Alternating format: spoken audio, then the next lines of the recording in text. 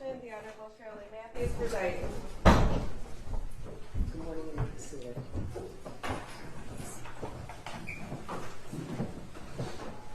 All right.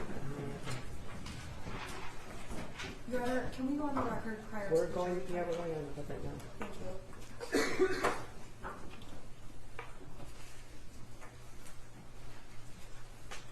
Your Honor, calling People v. Jennifer Crumbley, case number 222799990 FH.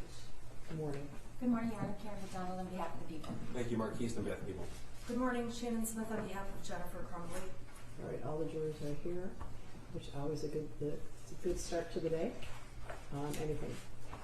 Yes, Your Honor. I included the court on some emails last night between myself and the prosecution. I have 3 specific witnesses that they subpoenaed that I've asked them to hold the subpoenas on. Okay. But the prosecution, I know that a trial is a moving part, has lots of moving parts. Okay. I need to know when the defense case is going to begin because I cannot coordinate with witnesses and have them sitting here all day, every day. Do you think it's going to be today or tomorrow? Judge, as I indicated in the email last night, there were 9. I read it at 4 o'clock this morning. Yeah. There are 9 potential prosecution witnesses left. Yeah. Counsel this morning indicated that she would like Wendy and Phil Sodden here, as well as Brian Maloche. They've been subpoenaed. Right. Mr. and Mrs. Sodden are her client's parents. They've been contacted and told to come sit in the court unless and until the defense counsel or the prosecution chooses not to call them. So I can't predict when the trial is going to end for the prosecution. Okay. I can tell the court, no, we have a potential of 9 witnesses left. Okay. As the evidence comes in, we may decide to call all 9, or we may not decide, as we do in every single case. Judge. Okay, so let's check in after lunch and about 3 or 4 o'clock. Right? I would appreciate that. Yeah. I am having a very difficult time because the prosecution is not extending professional courtesy to me to give me any information, and I'm dealing with my own witnesses. I'm in court doing this. I am a one-man show, and the very least that could happen is them telling me who's going to be called and who's not. This happens in every trial. This happens in every trial. Yesterday, the first witness was 2 hours late, so that impacts things, right? So the weather impacted things. So I don't think that they are not obligated to tell you in what order and who is next, but I think that they have been extending a professional courtesy. I understand your difficulty, and we're gonna do our best. It's also hard to predict how long the witness will be. Some witnesses, and there were witnesses where you had no questions, which is great, right? But there are witnesses that you spent some time on. There are witnesses they spent a long time on. So it's hard to predict. We're gonna check in several times today. I'm not going to tell you your witness isn't in the hallway, so you can't call them. I'm not going to do that. I understand. I guess my fear is that if we get to a point where suddenly they have no witnesses, and I don't have witnesses here because I had no heads up, I don't want this court to be mad at me that we're wasting time. I am trying my absolute best. That's what I want the court to know. This is the heads up. This is the heads up. I am aware. I have sat where you are sitting and had to coordinate witnesses, and I know how difficult it is. I am aware. So I understand that. All right. So don't worry about that. We will check in several times today and see how it's going. I mean, things happen. Things happen. Witnesses are quicker than we thought, or take longer than we thought. So I obviously am very interested in keeping the trial moving, which is what we're going to do right now. That's great, Judge. Okay, we indicated let's just have defense counsel's witnesses ready to go, as we have, and right. When? That's all I want to know. Like what day? I don't think they don't know. They don't know. It doesn't sound like it's going to be today. Well, that was my big concern. Last night I was emailing them because I didn't know if they would get through today. Okay, sometimes the witness is 10 minutes long. I understand. It might be today. It's not your first rodeo, Miss Smith. Which is why I've seen this unfold before, and when they said our case will be done by the end of the week, that's far, far sooner than we've ever expected, which is fine and great news. Yeah. So I'm just trying to plan. I understand. I've been there many, many, many times. So let's do it. Let's bring them in. Thanks, Jeff.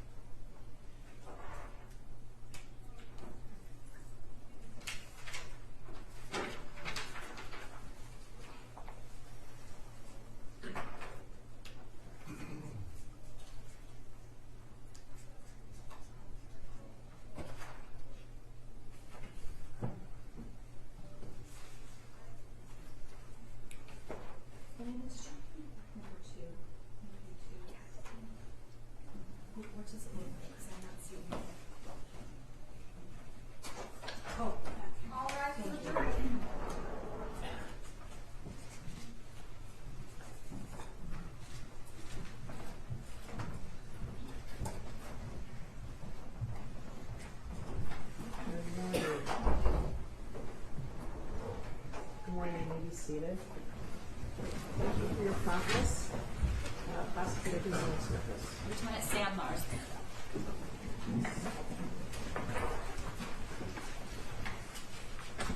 Good morning. Morning. Could you raise your right hand? Do you swear or affirm the testimony you're about to give is the truth to help you God? Yes, Your Honor. All right, could you step up and have a seat? And then would you state your name for the record and spell your first and last name? Sam Marsvan, first name's S-A-M, last name M-A-R-Z-B-A-N. Go ahead, prosecutor. Good morning, Lieutenant. Good morning. Can you tell the jury what your occupation is and how long you've been doing that? I'm a detective lieutenant with the Oakland County Sheriff's Office. It'll be 20 years in July. And as a lieutenant in your capacity right now, what are your duties? I'm the commander of the City of Pontiac Detective Bureau. And what does the City of Pontiac Detective Bureau do? What sort of investigation? We do investigations, everything from minor property offenses all the way up to homicide. All right, and in your over 20 years of experience, how many homicide investigations have you taken part in? Well over 100. Okay. I want to take you to November 30th, 2021. Do you remember that day? Yes. All right. At some point, were you informed that there was a school shooting at Oxford High School? Yes, I was in the Pontiac substation. I was informed there was an active shooter at Oxford High School. And what did you do? I grabbed my radio, went down to my car, and there were other detectives gearing up, loading up in unmarked cars, and we went lights and sirens to Oxford High School. Okay, and when you arrived, can you describe what you observed when you pulled into the complex? So we pulled in. There was a heavy presence on the north side of the building. So we moved around. We put our vehicles on the east side of the building, so there was some coverage there. And then we put our vests on, grabbed our rifles, and went in through the east side of the building. And if you know, do you know what time that was? It was probably shortly after 1 p.m. Okay, and at that point when you entered the building, and you said you grabbed your gear, can you describe what that means? A ballistic vest, rifle, handgun, and police radio. Okay. What information did you have when you entered the building? As we were pulling in, we could see ambulances were leaving. There were still ambulances on scene. We knew that there had been several casualties, both fatal and non-fatal. As we were getting ready to go in, we learned that there was one suspect in custody. Everything was there's so much information coming in. It wasn't clear yet at that point if there was another person involved or not. So it wasn't clear whether there was one shooter or more than one shooter? That information was evolving as we were basically getting ready to go in. Okay. When you entered the building, did you ever make contact with Lieutenant Willis, who's sitting next to you? Yes, after we were searching the building and we evacuated some students, I did make contact with Lieutenant Willis. Okay, so backing up, what was the first thing you did when you entered the building? The first thing we did is I had a team of probably 3 other detectives that were with me, and we conducted a systematic search, making sure there was no other victims, no other shooters inside. There were still students locked in classrooms, and once we made those areas safe where we could safely evacuate them, we brought those students out so that they can be taken to another location and be picked up by family. Once that was all done, we did a primary search of the entire school. That's when I went to the front office and I met with Lieutenant Willis and the other investigators. Can you describe to the jury what that experience of coming across a classroom where there are kids in it, how did you evacuate that classroom safely, and what were the difficulties in getting into the door? Well, the doors have been locked and barricaded, so we had to identify ourselves. I was not one of the people communicating. I was more in a supervisory role, trying to coordinate with the radio and other teams that were searching the schools, but we wanted to make sure that there was a safe path, that we weren't going to bring them out into harm's way, so we made sure that whatever route out of the building that they had, there was police presence there. Were there any other concerns evacuating kids other than their safety going through the hallways? Were you concerned about anything else? Yes, obviously we didn't want them to be exposed to areas of the school that were a crime scene. The area that I had searched, initially upon entry there was no victims in the hallways. Okay. What is it you do if you're trying to evacuate a classroom in a hallway where there are victims there? How did you shield those kids from that? Basically, you would set up a screen. It would be like a screen of law enforcement personnel shielding their view from seeing what occurred. Okay. About how long did it take you to direct these primary and secondary searches? I was only involved in the primary search. I would say it was probably about an hour. Okay. And you said at some point you went and met up with Lieutenant Willis or the command? Yes, I met with Lieutenant Willis and other investigators from the Special Investigations Unit. And I think sometimes we get lost about, we assume people know things. Talk to me about the ranking system at the sheriff's office. Lieutenant's a pretty high rank, is that right? Yes, it'd be a command officer. Right, and then, so who's above a lieutenant? A captain. Okay. And did you have any captains in the building that day? I believe Captain Hill was there. Okay. I could hear his voice on the radio. All right. Other than that, were there other lieutenants? Lieutenant Willis, I think there've been some promotions since. I can't recall anyone. Okay. Anyone else. So, what did you do when you were done with that? What was your responsibility? What were you assigned to, or what did you choose to do? I was requested to identify two of the deceased victims that were in the hallway. Okay. And you said you've been involved in a lot of homicide investigations. Yes. Did this feel different to you? Yes, it was kind of surreal with it being in a school, a place where kids are supposed to be safe. Most of them are, in houses that I've been involved in, or streets, or businesses. So it was different. Okay. Can you describe what you did? I met up with a school counselor, I believe, was Pamela Fine, and then Jim Rourke, who was a retired police officer and also school security. And we were tasked to identify two of the deceased victims. And how did you do that, Lieutenant? I went down to the south hallway where they were located. Is that the 200 hallway? Yes, it was. Okay. The first victim had a coat on her. There was covering basically her upper torso and her head. There was a backpack next to her. It wasn't on her. Deputy Freiberg was with me as well, and he looked through the backpack, found some school assignments. And at some point, were you able to determine who that girl was on the floor? Yes. And who was it? Hannah St. Juliana. Okay. And what did you do? We looked at the mobile phone that Jim O'Rourke had, and were able to identify her based on her school picture. Okay. And what was the purpose of doing this? So we could notify next of kin. Okay. And what did you do next? I went further east down that hallway. There was another female victim lying on the ground, again with a coat over her head, and she was wearing a backpack. She was still wearing it? She was still wearing a backpack. Do you know could you see where her injury was? She had a gunshot wound to the head. And what did you do? I went into that backpack. I found a wallet. I found a driver's license in that wallet with the name Madison Baldwin. I looked at the picture. I moved the coat off her head. She had blood and hair covering her face, so I ended up moving her hair out of her face to identify her from her driver's license. Okay. Was anyone with you at the time? Deputy Freiberg was with me. I believe Pam Fine was with me, and Jim Rourke, and there was other law enforcement personnel in the hallway. Okay, thank you.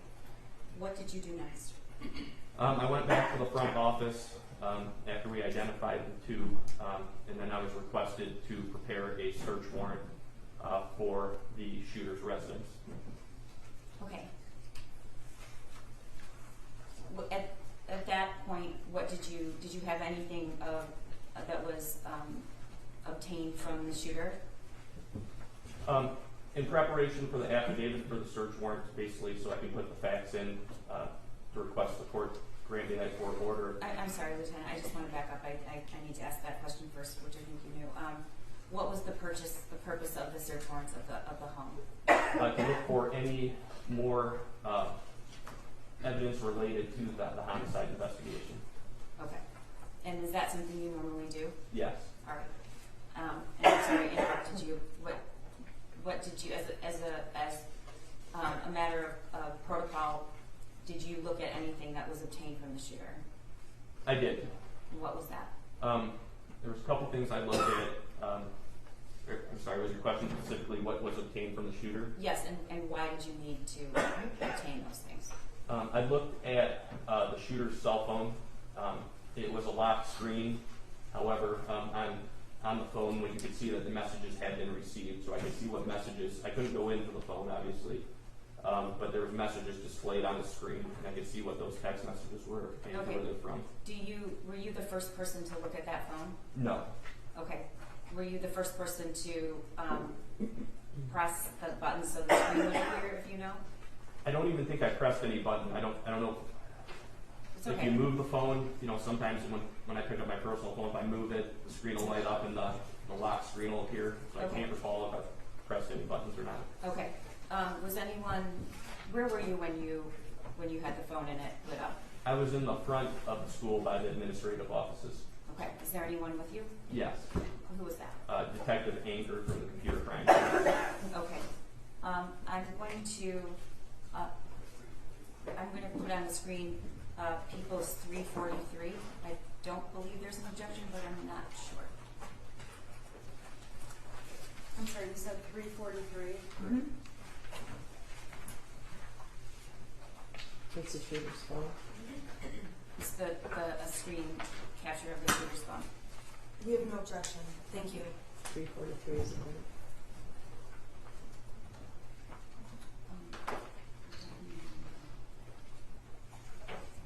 All right, Lieutenant, is that your hand? Yes. Okay. And what are we looking at? This was the cell phone that was recovered from the shooter. Okay. And we're going to try to magnify for a minute. The first message there, can you read what it says and who it's from? The message is from Mom, who was sent 1 hour prior. It says, "Ethan, don't do it."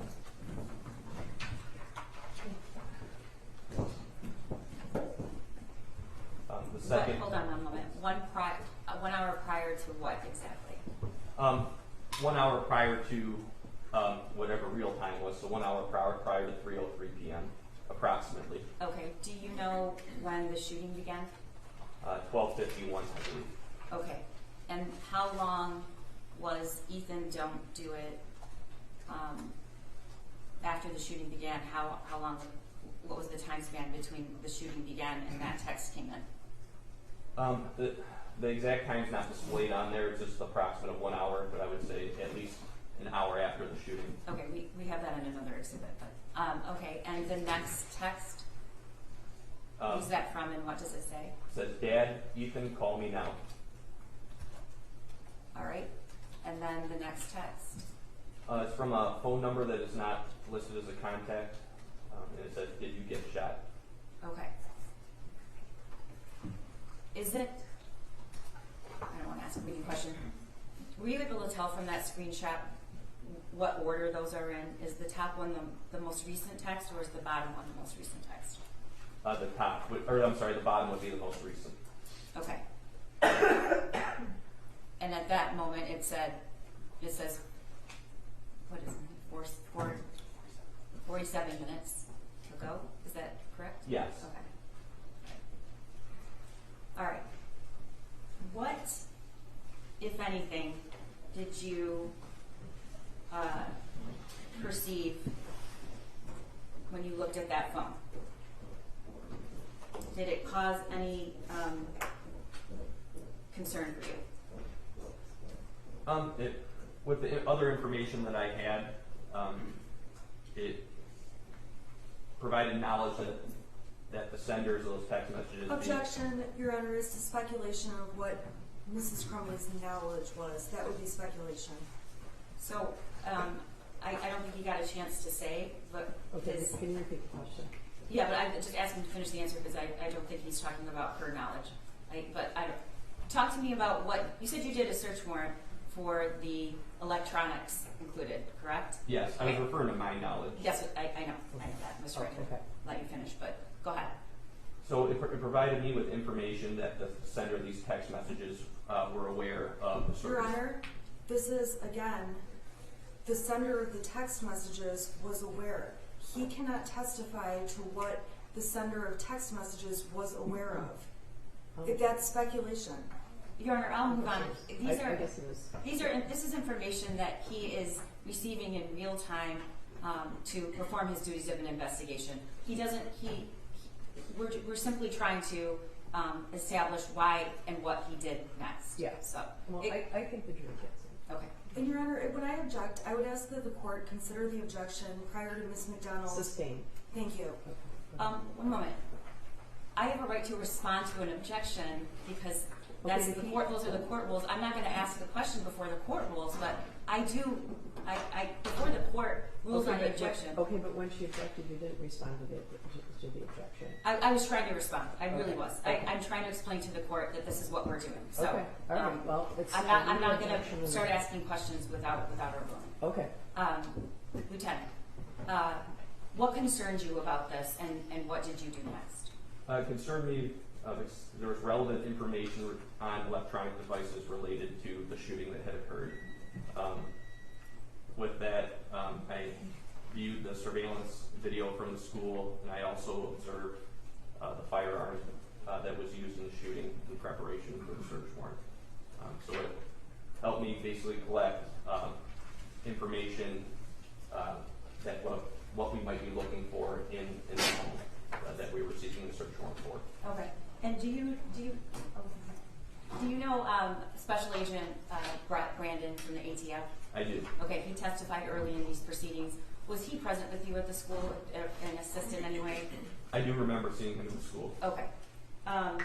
What did you do? Well, can you tell the jury what you requested in your affidavit for a search warrant and why? What I requested was any and all evidence related to the homicide investigation, which included firearms, ammunition, firearms accessories like holsters or magazines, notes, receipts, electronic devices to include tablets, computers, cell phones, because we know that in these types of investigations, messages could be sent to other individuals that might be witnesses or be a part of that investigation in addition to plans. So I guess that's the gist of it. At that point, were you informed or did you observe anything in the shooter's backpack that was found in one of the bathrooms? I did not look through his backpack. Okay. So what did you do next? I had to have my laptop, which I left quickly. I had to have my laptop brought to me to the school, and I sat there, I typed out a search warrant and swore to that search warrant from the school, and then once it was authorized, I let my detectives that had secured that residence, that the judge had signed the court order, and they could begin searching. Did you speak to any of the students in the school that day? I did. Who did you speak to? I believe his name was Keegan. And can you tell the court why you spoke to Keegan and where he was during the shooting? I spoke to him very briefly. He was, when I talked to him, he was in one of the counselor's offices, and in my role, I was in a supervisory role over the detective bureau, so I was trying to assist Lieutenant Willis, and I was directing my detectives basically to handle the interviews. And then I learned that Keegan had witnessed a homicide in the bathroom, and he was obviously very shaken up, and he was sitting in the counselor's office. Partly I didn't want him to be alone, so I directed Detective Stevens to stay with him and gather information from him. And do you know that victim's name? You're talking chilling, correct? Yes. Okay. And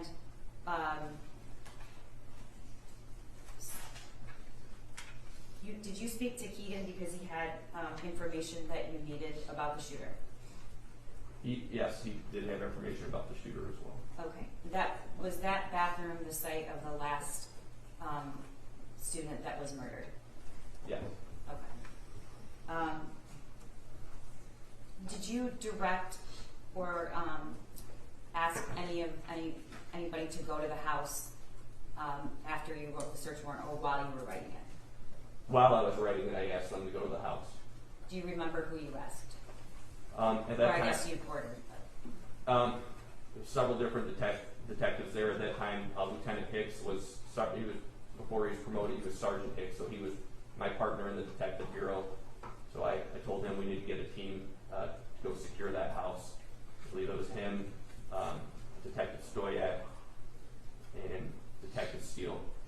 And what can you tell the jury what that means to secure the house? Basically, it's a protected suite, so your purpose isn't to search for evidence yet while you're waiting for that search warrant to be signed, but you want to make sure there is no one in that structure destroying any evidence before you can get that search warrant, because obviously it does take time to draft the document and get the judge to authorize it. So it was basically preventative from allowing stuff to be destroyed or taken out of the house. Prior to drafting the search warrant, did you watch any surveillance video? I did. Can you tell the jury what you viewed? I watched the surveillance video of that south hallway. I believe the 200 hallway shows the shooter going into the bathroom, coming out moments later, and then immediately the shooter began firing on students as he walked east down that hallway. Were you able to determine what weapon was used? Yes. How did you determine that? The weapon, by the time I saw that weapon, it was already brought to the front of the school. Crime lab specialist Rachel Grace had it in her possession. It was collected in an evidence box, and it was a SIG 9mm handgun. Okay. How long did it take for the search warrants to be signed and authorized by a judge? Probably it was under an hour, I would say. Okay. And what did you do once you obtained the search warrant? I called, I can't remember which detective I called, but one of the detectives on the scene, I told them that it had been authorized. When you say on scene, you mean? I'm sorry, on the scene, at the house. All right. And when you say the house, you're talking about 112 East Street in Oxford, correct? Correct. Okay. And just for the record, did you determine who lives there? I did. And who lives there? The shooter lived there, James and Jennifer Crumbley lived there as well. Had you met any of those three people before that day? No. Okay. Did you have an opportunity to meet Jennifer Crumbley? Yes. Do you see her in the courtroom today? I do. She's sitting at the defense table with glasses and a gray jacket on. All right. May the record reflect he's properly identified the defendant. The record will so reflect. Do you remember about what time that you arrived on scene at the house? I would say it was about 6:30 p.m. Okay. And what did you do? The detectives there were already searching the residence. I checked on them, making sure that. Okay, I want to back up because we can't assume. How did they know that the search warrant was authorized? I called and told one of them. Okay, and once you make that call, then you instruct them to start the search? Yes. Okay. How long do you think that they had been searching by the time you got there? Maybe an hour. Okay. What did you observe when you arrived? Was there anything going on outside, or was everybody inside? Everybody was inside. I think there was uniformed cars outside as security. Okay. Did you just have individuals from the Oakland County Sheriff's Office, or were there other law enforcement agencies? Brett Brandon from the ATF was there as well. Okay. Special Agent Brandon? Yes. All right. Did you have an opportunity to interact with Jennifer Crumbley? I did. Can you tell the jury how that came to be? They were not there when when I first arrived, they ended up showing up, I would say probably about 15 minutes later. Then by they, I mean James and Jennifer. Did someone ask them to return to the home? I believe so. And do you know who that was? I'm not 100% sure. Did you ask that they return to the home? I did not. I did not have contact with them prior. Okay. Did you want them to return to the home? Yes. Why? They had cell phones in their possession. Okay. In a typical homicide case, do you seize the parents' phones?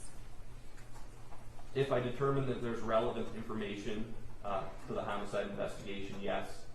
Okay. Can you tell the jury why you thought, I assume, were their phones, did you think they were relevant to the investigation? Yes. And can you tell the jury why? Based on the information I learned at the school, I learned that a parent had been there earlier in the day with the shooter regarding drawings that were made on an assignment that were disturbing. Also, I had observed the shooter's phone that had messages that were related to the shooting.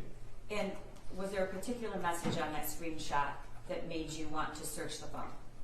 Yes. What was it? Ethan, don't do it. And who sent that text? Mom, Okay. Jennifer Crumbley. All right. Can you explain what happened when Jennifer and James Crumbley returned to the home? The search was still ongoing by detectives, so I had them sit in the front living room when they came in. I explained to them the process. James had asked for an itemized list of the items that were taken out of the home, and I explained to them that we have a copy of the search warrant, the court order authorizing what we were taking, and then we leave tabulations, basically a receipt, just documenting what items that we had taken. I instructed them that I did need both of their cell phones. And then how did Jennifer react to that? She was not happy about that. Okay, when you say she wasn't happy, what do you mean? Describe what that means. She did not want to give me her phone. She seemed irritated about it initially. She was not turning it over promptly. Did she say, I'm not giving it to you, or I don't want to give it to you, or did she say anything? I don't remember the exact language, but I believe it was that she did not want to give it to me. Okay, and then what happened? I explained to her that it's part of the court order, part of the search warrant, and it was necessary that we collect the cell phone. That's when James interrupted and basically explained to her he's going to get that cell phone one way or another, and might as well just turn it over to him. And then she did turn it over. And when you say she turned it over, what does that mean? She gave it to you? She handed it to me. Okay. And what did you do next?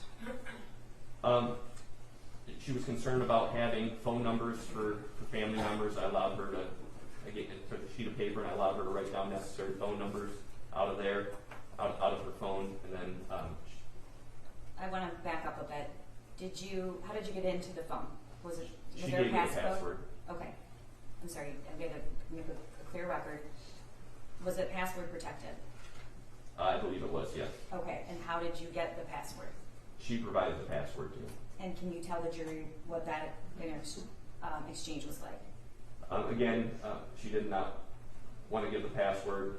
We have the capabilities, obviously, with our computer crimes unit. When we have a search warrant, we can bypass the security. Did you explain that to her? I believe I did. Okay. And did you tell her that that's what you were going to do if she didn't give the password? Yes. Okay. So did she finally give it to you? Yes. All right. And then you said you allowed her to write down some things. What did she write down? She wrote down some phone numbers from contacts out of her phone. All right. And did you instruct the defendants to do anything after you seized their phones? Yes. Can you tell the jury what that was? I told them they needed to contact, and they needed to get. She was concerned about being able to call people, so I instructed her she could go get a replacement, basically a prepaid phone from a local store, and that it was important that we had that number, that she was to contact either myself or Sergeant Joe Bryan. Did you ask her to do that in a timely way, or did you not mention when they should provide that? I don't recall specific language, but I believe it was important that we had that number that night. I don't remember what my wording was, but I would say timely, yes. Okay, are you aware if they did provide those new phone numbers? They did not provide it to me. I don't know if they provided it to Sergeant Bryan or not. Okay. What is the protocol when you seize a phone and there's a search warrant to search the information on a phone? First thing I do is I put it into airplane mode. That way it cannot be remotely wiped. So once we put it in airplane mode, it's basically, again, a preservation to prevent the destruction of information on that phone. Okay. The exchange about the seizing of the phones, what did you say in response to that resistance, if anything? I believe I just explained it wasn't an option not to take the phone. It was a court order. I'm trying to be professional about it and say we're going to take the phone, and I didn't want her to try and resist us taking the phone. Was there any discussion about the students who were injured or killed in that school by the defendant? Not by the defendant, no. Did you see anything about that? Yes. What did you say? I could tell she was kind of frustrated about the situation, the phone, things like that, and I explained to her. Your objection to hearsay as to what this officer said. His statements are what is your objection? About what she said to my your client, objection- what said to your client? About what he said to my client. My client's statements are clearly not hearsay. I'm objecting to what he said to my client as hearsay. He's the declarant. It's not an out of court statement. He's the actual person testifying. And additionally, this is giving context to the exchange at the house with the defendant. Your Honor, there is no I said it exception to hearsay, so even though he's the declarant, there's no I said it exception where he can still testify to hearsay. That's true. Your Honor, I believe that his statements about what he did during the investigation, which I've elicited several times while he's been on the stand, are relevant to show what he did and why he did it. Just because there have been things that I have not objected to doesn't mean that I couldn't have objected Okay. to. But Okay. I'm objecting at this point. It's not legally correct. Okay, so I guess one question is whether they're being offered for the truth of the matter asserted. Can I respond to that? Yeah, well, let me back up a little bit. Mrs. Crumbley did not ask you a question about that, about No. what happened, if there are fatalities at the school. Correct. Okay. Okay, go ahead. His statement to Mrs. Crumbley about what happened at the school is not being offered to prove what happened at the school. We've proven that 100 different ways, unfortunately. It's being offered to show what he did and the response of the defendant. Yeah, I'm going to allow it. It's not being offered for the truth of the matter asserted, right? Thank you. Okay. What did you say to the defendant? I told her that there were several dead kids and kids that were shot in the school, and this was significant incidents and was already on the national news, and even the president had addressed it. How did you know that?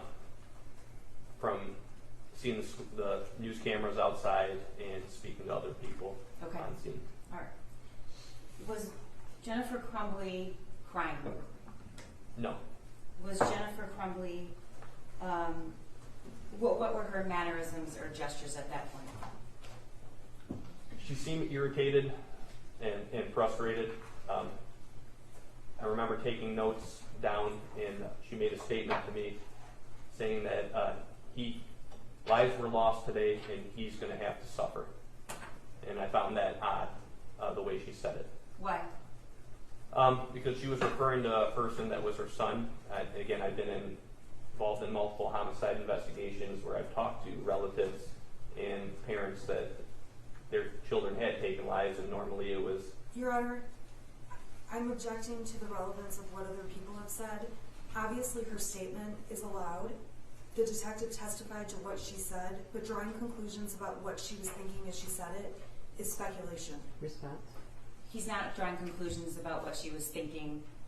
He's drawing conclusions about what he was thinking. He said he found it odd, and I'm asking him why. And I think in the course of this investigation, an officer's perceptions about the defendant's statements, and they're being odd compared to what he sees in over 100 different homicide investigations, are absolutely relevant. In addition, we are proving, our burden as the court instructed the jury is to prove gross negligence and what a person using ordinary care would have to do to prevent injury or death to somebody else. And her statements and how they compare to any person, reasonable ordinary person, are definitely relevant. Your Honor, I'm sorry, I have to continue, I have to argue based on this argument. This detective, who is very experienced, has never investigated a mass shooting at a school. So he does not have awareness of how parents of mass shooters typically respond, because this is a first. I don't think he said that. I think he has interviewed or had contact with parents whose children have killed people before.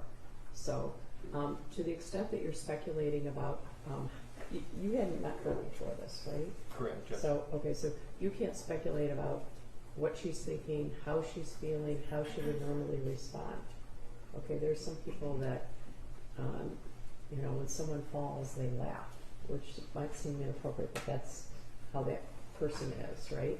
But you can testify about your experience, why you thought it was odd based on your experience in interacting with other parents who had children who had killed people.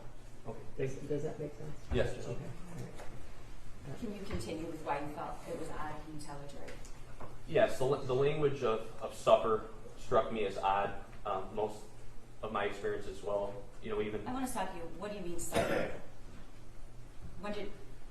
Explain to me what you mean the language of suffer. Said he's going to have to suffer. Okay, I'm sorry. Go ahead. Most of my experience as well, there's going to be consequences, or we understand the severity of the situation. That the choice of words "suffer" was odd to me. Okay. All right. Nothing further. Thank you. Detective, when you testified about the giving Mrs. Crumbley the search warrant for the phone, it's fair to say, at least to your knowledge, Mrs. Crumbley has never had a search warrant to take her phone away from her, correct? I don't have any knowledge of that. And when she was expressing concerns to you about not having her cell phone, one of those concerns was that she would not have phone numbers to people on her contact list. Is that true? Yes, that's why I allowed her to copy her contact list.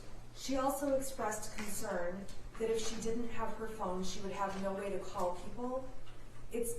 I guess what I'm saying is that was the only phone of Mrs. Crumbley that you were taking with the search warrant, correct? I'm sorry, you said that was the only phone? You took one phone for Mrs. Crumbley. Yes. You don't believe she had other cell phones at that time? I did. I would not know if she did or not. So when you were taking that cell phone, if that was her only phone, it would be fair to say she wouldn't have a phone to use after that. Yes, that's why I suggested she go purchase another phone from a store that was open. You suggested she go and purchase what some people refer to as burner phones or track phones? A prepaid phone, yes. So you can go to a store, buy a prepaid phone, and it'll have a different phone number, correct? Yes. And you advised the Crumbleys, in order to have phones, go ahead and buy these phones. I suggested, yes, you should buy another phone and provide that number to us. You did allow Mrs. Crumbley to sit down and write contact numbers out so that she could put them in whatever phone she bought? Yes. And you're aware that by that night, the Crumbleys did purchase track phones? And if you're not aware, just let me know. I learned later in the investigation, but I wasn't involved in that part of it. Okay, fair enough.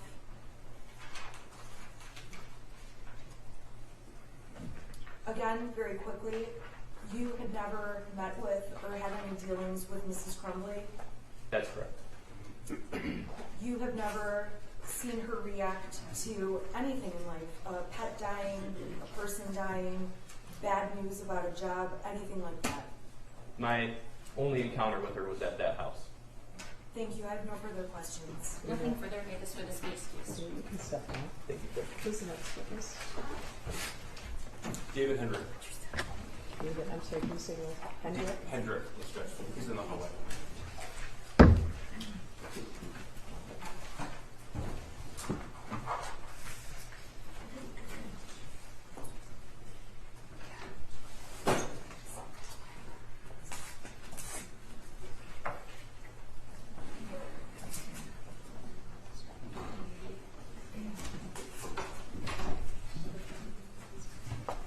Good morning. Could you raise your right hand? Do you swear or affirm the testimony you're about to give is the truth so help you God? Yes, ma'am. Okay, please be seated and you state your name for the record and spell your first and last name. David Hendrick, D-A-V-I-D-H-E-N-D-R-I-C-K. Go ahead, prosecutor. Thank you. Sir, are you currently a member with the Oakland County Sheriff's Office? I am not. Okay. And were you at one point? I was. How long did you work with the Sheriff's Office? 34 years. Okay. And you recently retired? I did. Congratulations. Thank you. I would like to direct your attention to the days around November the 30th, 2021. Okay. When you retired, what was your rank? Detective Sergeant, In what unit were you assigned to? the Fugitive Apprehension Team. If you could, sir, please tell the jury what is the Fugitive Apprehension Team? It is a team made up of a handful of sheriff's detectives that go out and look for people wanted for felony warrants. We either felony warrants that are issued by the Sheriff's Department or Sheriff's Department cases or other law enforcement agencies in the county that have requested our assistance in locating those individuals. Okay. And as of November of 2021, how long have you been assigned to the Fugitive Apprehension Team? 4 years, I believe. Okay. And did you retire out of that unit? I did. So all told, how long did you spend as a detective sergeant in the Fugitive Apprehension Team? A little over 6. 6 years? Okay. Now, what roles did you have with the Oakland County Sheriff's Office before you were in the Fugitive Team? Prior to that, I was assigned to our Special Investigations Unit for approximately 10 years. And that's the unit that Lieutenant Willis heads up right now? That is correct. Okay. And what about before that? Prior to that, I was assigned to our Auto Theft Unit for a period of time. All those as sergeants. I was also assigned into our Auto Theft Unit as a deputy prior to getting promoted to sergeant. And as a patrol investigator, which is a substation detective prior to that Okay. for a few years. And then prior to that, were you on the road as a patrol deputy? I was. In your 6 years working with the Fugitive Apprehension Team, could you put a number on how many fugitives you've sought? Hundreds. Okay. Several hundred. And that's probably a conservative number? Yes. Now, are you trained to locate someone who does not want to be found? Yes. All right. Now, what are some things that a person might do if they don't want to be located? Leave their residence. They often will stop communicating with family, friends, things of that nature. Okay. What about funds? Yes, a lot of times they will try to rely on cash. Why is that? I think it's harder to track any type of financial transaction if you're using cash. Okay. Now, as a detective sergeant in the Fugitive Apprehension Team, would it be fair to say that one of the first places you look for someone is at a home of a friend or family? Yes. Okay. So then would it be wise to not go somewhere where everybody knows who you are? Sure. Now, specifically to the days after the, well, first of all, do you recall the Oxford High School shooting on November the 30th of 2021? I did. Okay. And were you working at that point? I was not working that day. Okay. So you didn't respond to the shooting scene itself, would that be right? That is correct. But you were with the Fugitive Apprehension Team then? Yes. Okay. Now, in the days the day or days after the shooting, were you asked to locate James and Jennifer Crumbley? Yes, And do you recall who tasked you with that assignment? I believe Lieutenant Willis. Okay. Tim Willis right here at the table? Yes. Okay. Do you recall when you were given that assignment? I believe, not 100% positive, I believe it was like the 2nd of December. Okay. So the shooting was Tuesday the 30th, Wednesday the 1st would be the following day, then Thursday the 2nd. You think around that day? I believe it was that day. Okay. Now, what information did you have at your disposal when you were tasked with this assignment? We had their basic information and their address, things of that, vehicles that they drove, things of that nature. Okay. So, were you aware that their personal cell phones have been seized? I believe we were, yes. Okay. Were you aware that they had obtained track phones? I don't recall if I was aware of that initially. I believe we were, yes. Okay, that's fair. So, what's the first thing you do when what is the first thing you did when you were tasked with this assignment? Assigned the different members of my team to go out and check addresses, start looking for vehicles, start checking local hotels, things of that nature. Okay, so when you say check addresses, what sort of addresses? Family addresses, friends, Okay. the home address. Now, did you or a member of your team, were you able to uncover information that they stayed at a hotel November the 30th, 2021?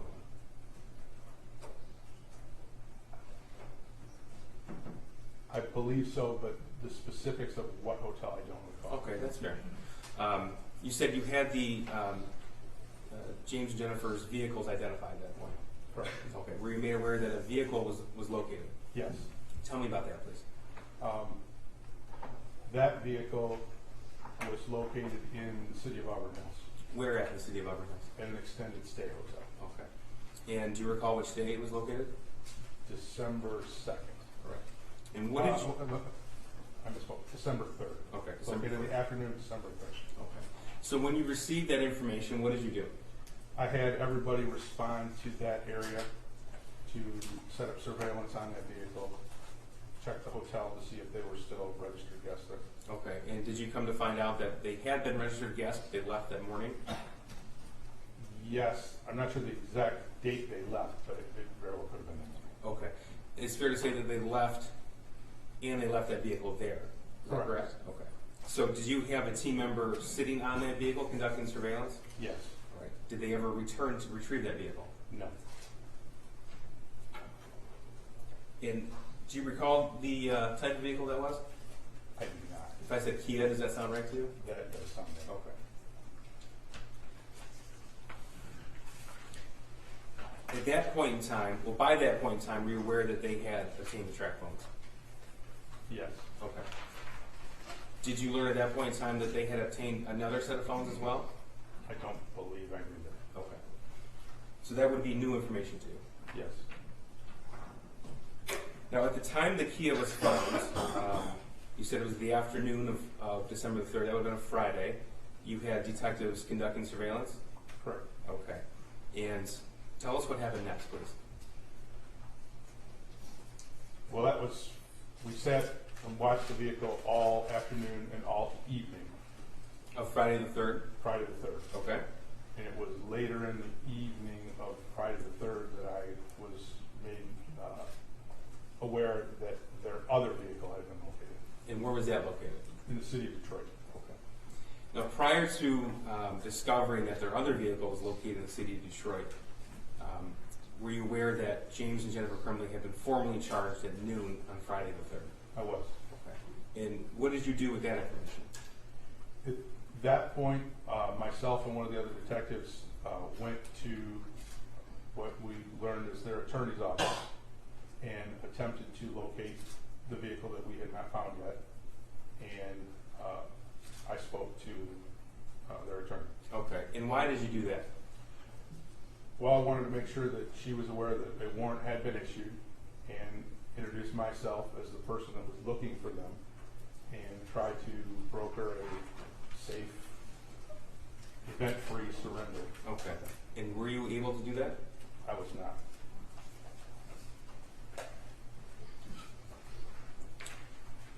Did the defendant or her husband ever show up at that office? Not the time we were there, no. Okay. And that was Friday, December the 3rd. Do you recall approximately what time you went there? Midday, noonish, around shortly after noon. And how long was that meeting at Jennifer Crumbley's attorney's office? 10 minutes. We weren't there very long. All right. What happened next? We continued to do surveillance in the area in the event that they did show up back at the office. And then once the car was located, we responded to the first car being located. Okay. So I take it that the fugitive apprehension team doesn't just sit and wait when somebody doesn't show up at their attorney's office. So were other steps being taken? Yes. Tell me about that, please. I had several other members of the team checking different addresses, checking hotels, all the things that we would normally do, continually looking. Okay. And were you working with other law enforcement agencies at this point in time? There were other law enforcement agencies that were offering their help, and they were actively looking in their areas as well. Okay. And what agencies were those? I believe the U.S. Marshals, the Border Patrol. I have received calls from the ATF. I know I believe the state police were looking, the Detroit police were looking. Everybody in that general area was looking for the vehicle that was still unaccounted for. Okay. And is that something that typically happens in a fugitive situation? Depends on the case. One of this magnitude, yes, that information would have been put out as be on the lookout for that vehicle. Okay. So as the detective sergeant in the fugitive team, you were the one fielding these offers for assistance? Yes. Okay.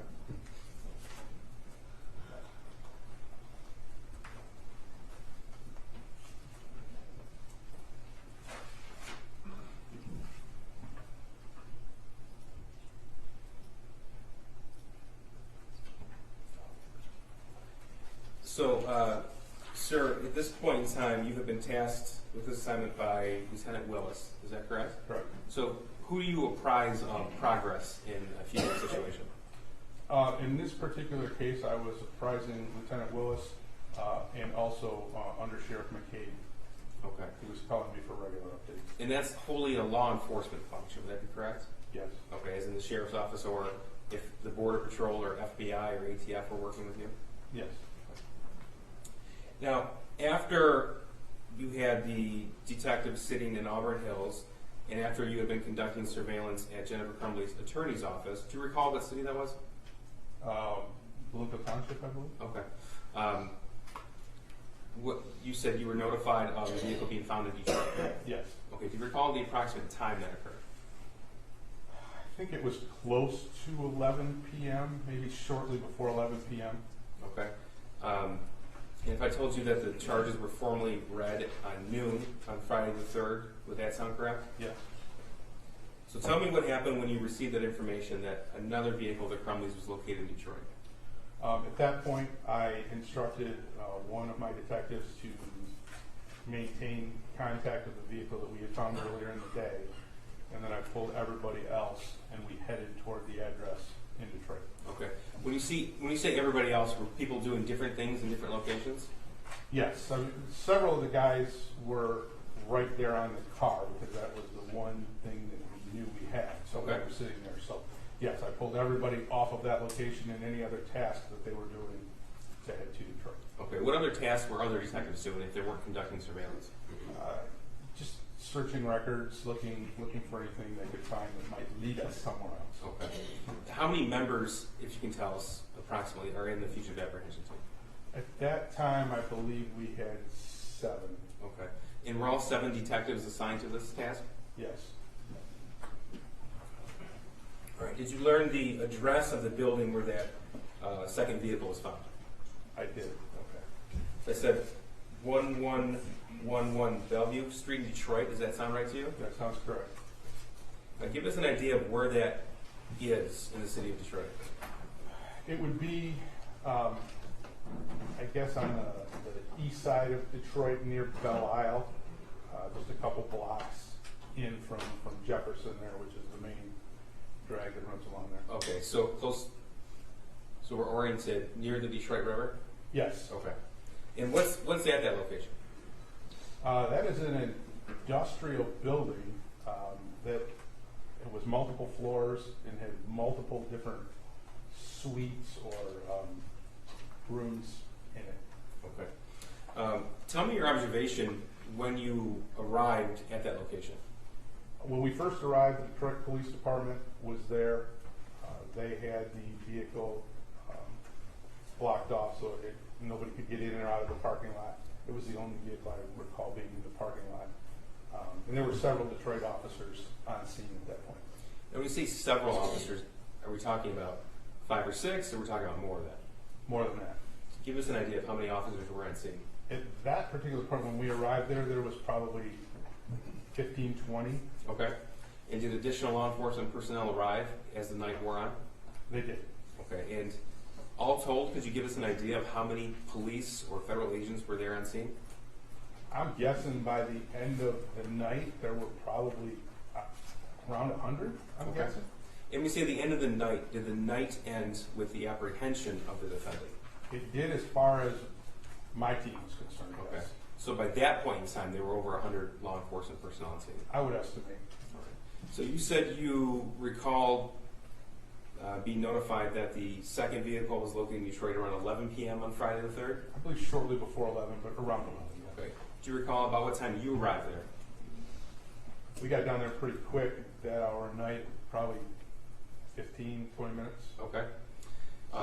And so we're talking about 11:10, 11:15-ish, and I don't want to guess, so just tell me if that sounds right. Or a little bit earlier. Or a little bit early, okay. And there were already about 15 or so, at least, officers on scene? Yes. All right. So, once you arrived on scene, did you coordinate with other officers? Yes, I talked to whoever was in charge, the sergeant or the lieutenant, I'm not sure what his rank was, of the Okay. Detroit Police Department that's there. And then was a plan formed to search that industrial building? Yes. Tell me about that.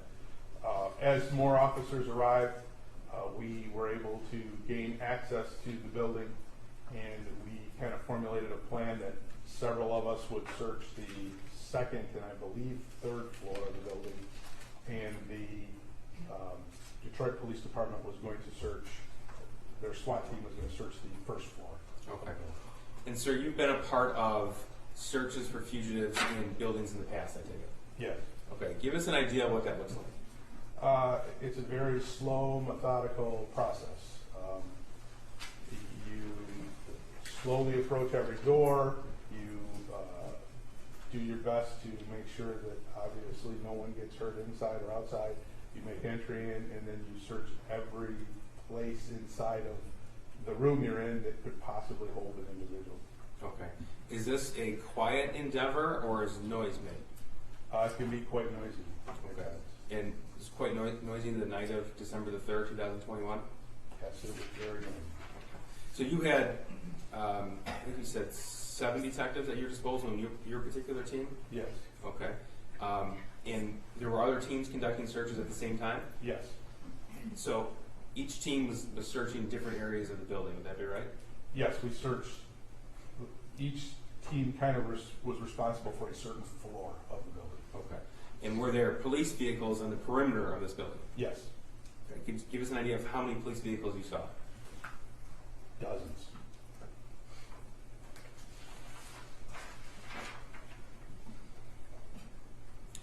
Now, sir, did you subsequently learn that an acquaintance of the defendant, Jennifer Crumbley, had a studio in that industrial building? I learned that at some point, yes. Okay. So you weren't involved in the actual apprehension of the defendant or her husband, is that right? That is correct. Okay. And tell us, if you know, how the apprehension occurred. I believe that when the Detroit Police SWAT team searched that room, they were located inside of that room. Okay. And do you recall the time that occurred where they were found? Approximately 1 o'clock in the morning, I would think. Okay, so Somewhere that'd in be Saturday, December the 4th? there. Yes. After they were apprehended, were they turned over to you? Yes. Okay, and then what happened? We myself and two other officers transported them directly back to the sheriff's office. They were in each of their vehicles and I was following. Okay. And just so the record is clear, do you see Jennifer Crumbley in court today? I do. Can you please point her, describe something she's wearing today? It's great. Blazer. Would the record reflect identification of the defendant, Judge? Record will reflect the correct identification of the defendant. I have nothing further. Thank you. Good morning, afternoon, good morning. You have obviously a lot of experience with law enforcement, correct? Yes, ma'am. In addition to your position where you're tasked with tracking down fugitives, you also have additional experience as a police officer who has arrested people in the past, correct? Yes.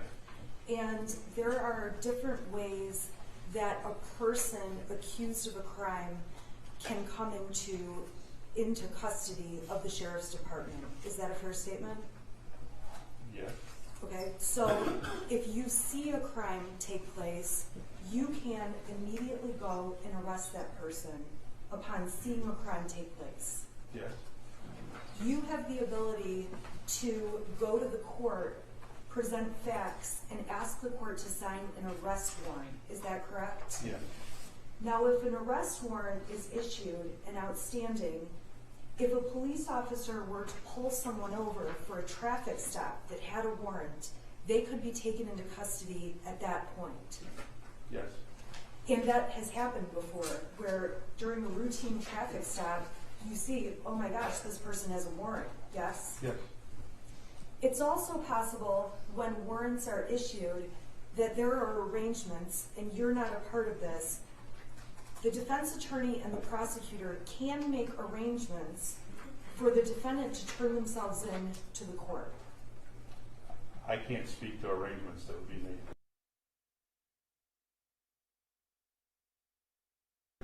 I would have possibly, yes.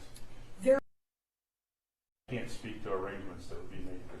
I would have possibly, yes. Possibly, yes.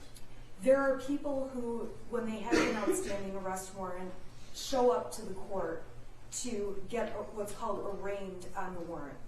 Yes. Now,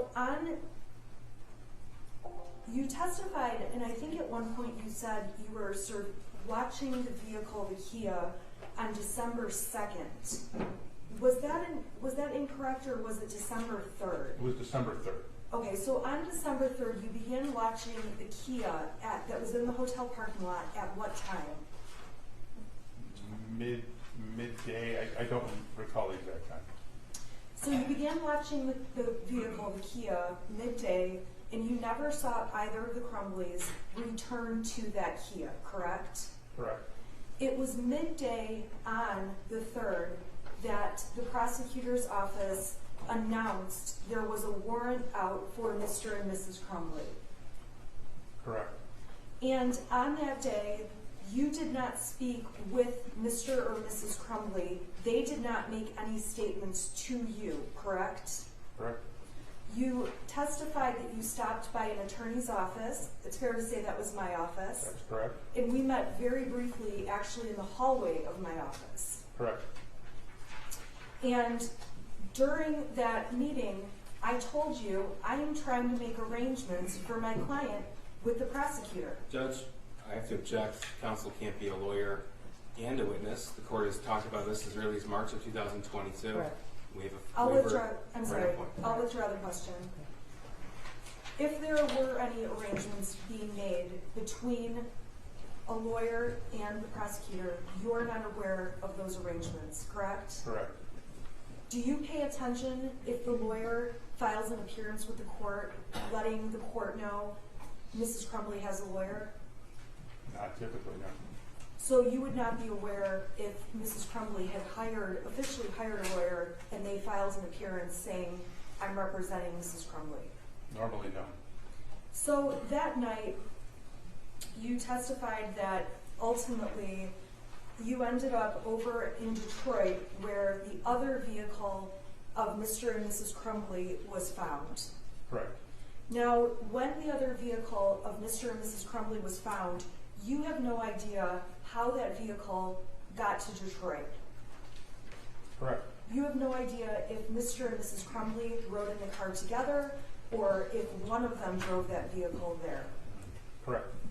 You also have no idea why they may have left a vehicle at the hotel in Auburn Hills, correct? Correct. And knowing that they stayed at a hotel in Auburn Hills, we can agree that Auburn Hills is close to this courthouse. Correct. Auburn Hills is located in between essentially this courthouse and Oxford. Is that a fair statement? And I don't know the geography real well, even though I live there. You could say that. Okay, so we know that one of their vehicles is local in Auburn Hills, correct? Correct. And the location in Detroit is less than an hour from here. Correct. Now, when you went to that building where Mr. and Mrs. Crumbley were ultimately found, that building you described as an industrial building, correct? Yes. You testified that there are multiple suites within the building. Yes. And it's fair to say there are several businesses that operate out of that building. Yes. It is not an abandoned building. No. It is not an abandoned warehouse. No. So if there were ever comments made that Mrs. Crumbley was found in an abandoned warehouse, that was simply incorrect. It was not an abandoned warehouse. Correct. Your testimony was that at approximately 1 o'clock a.m. on the 4th, so later that night, that was specifically when Mr. and Mrs. Crumbley were located in that building, correct? Correct. And to your knowledge, they were found in an art studio where a business had an operating art studio. I'm not sure what actually was in the studio. I never actually entered the studio. The portion of the building that Mr. and Mrs. Crumbley were in was not some abandoned, barred up area of the building that was vacant. Correct. So there was a business or something going on in that studio. I just want to make it clear that it wasn't something that was abandoned, where no one was going or using over time prior to that day. But I don't know what took place in that studio. I never entered that studio, but I do not believe it was an abandoned studio. So they were ultimately apprehended around 1 o'clock in the morning. Correct. And do you have knowledge, and if you're not, of what Mr. and Mrs. Crumbley were doing when they were apprehended at 1 o'clock in the morning? I have no idea. I was Thank not you. in the room. Okay, thank you. Find the fugitive, would that be right? That's correct. Okay. And this is a law enforcement function. Yes. Okay, and you were given your directives by Lieutenant Tim Willis of the Special Investigative Unit. Yes, sir. He's the officer in charge of this investigation. Yes. Okay. Now, the rooms that you cleared, they weren't homes, apartments, or lofts, correct? No. Okay. No. Thank you. Nothing further. All right, you may step down in your excuse. Can you have a quick bathroom break? Sure.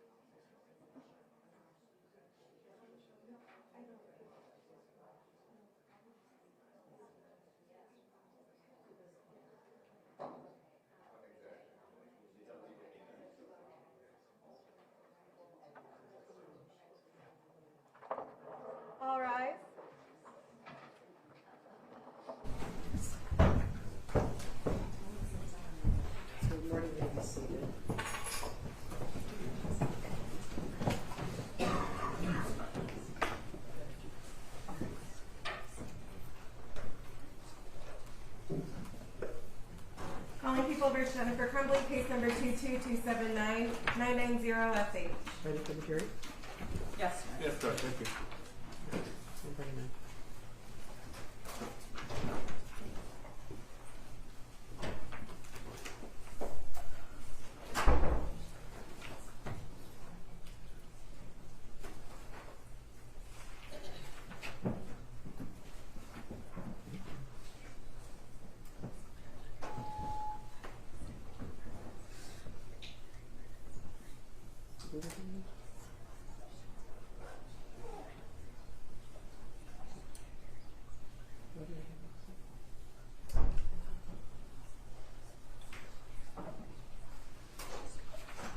All rise for the jury.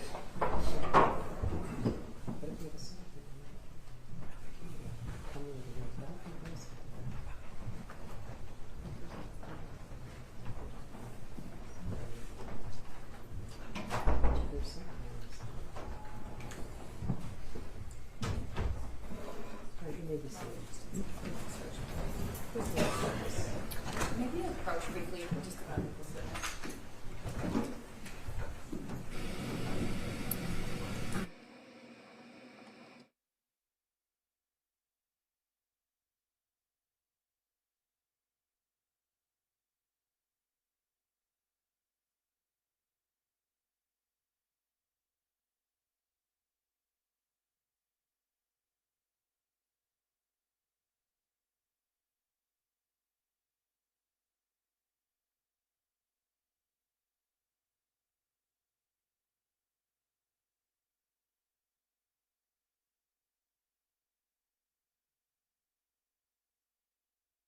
All right.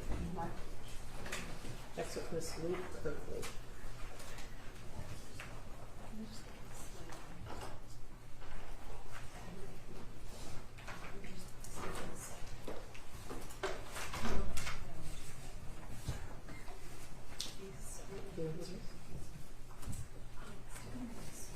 Oh, yeah.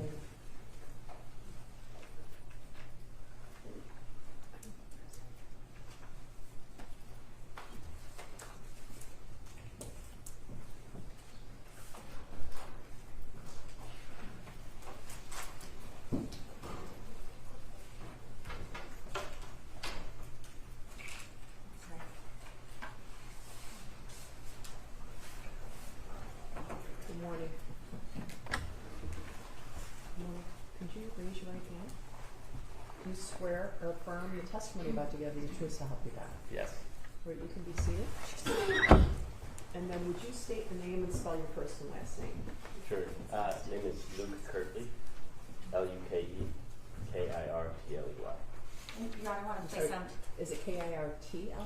Okay, go ahead. I want to place on the record that Mr. Kirtley doesn't mean any disrespect. He has sensitivity to his eyes, so he's been given permission to have his, to wear his, hat. Yeah, that's fine. So the jury doesn't think he's being disrespectful. Okay. May I call you Luke? Yes. Okay. Good morning. How are you? Good. How are you? Luke, can you tell the jury what your occupation is? What do you do for a living? Sure. I own a company called Coffee House in Detroit, and so we manufacture and roast coffee and supply coffee to restaurants, hotels, and own a couple of cafes as well. All right. And when did you start that business? So I registered the business in about 2017, moved into Bellevue, I would say about 2 years after that. In our current spot, we were there since 2020. Okay. Just briefly, what do you need space for in your business? What are you doing in your actual brick and mortar? Sure. So as of current, we have two spaces in the building. One space is on the first floor, which is where we manufacture the coffee. So we import it, we bring it in on trucks. We do all the roasting there, and packaging, everything like that. And our offices are down there as well. And then on the third floor, we just have storage. All right. And the address of that building is what? 1111 Bellevue Street. All right. How long have you been a tenant there? So I've been in the current space since 2020. Maybe a year before that, I was in another space on the third floor. All right. Are Are there any conditions in your lease about what you can do with that building in terms of what you can use it for?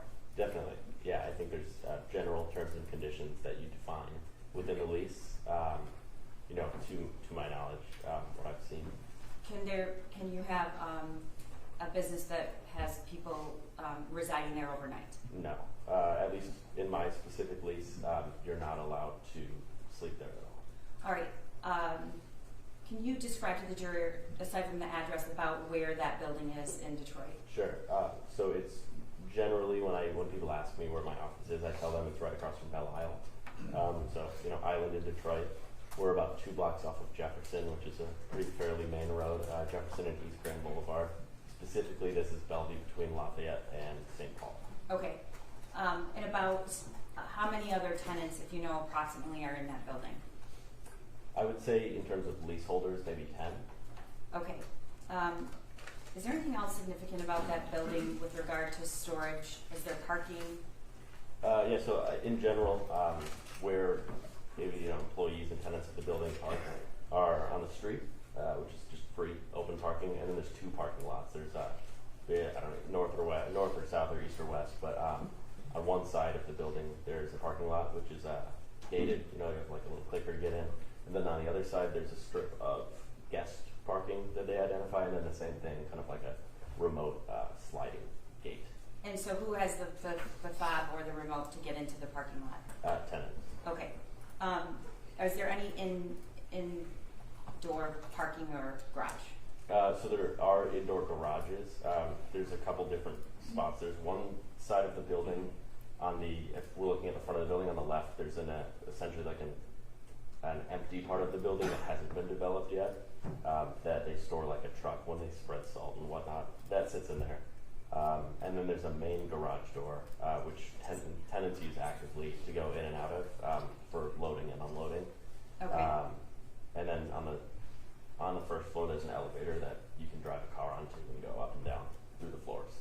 Okay. And what would be the reason you need a car elevator? So the building was for like car manufacturing in the 20s. Okay. It was there. It's the original elevator from when the building was built.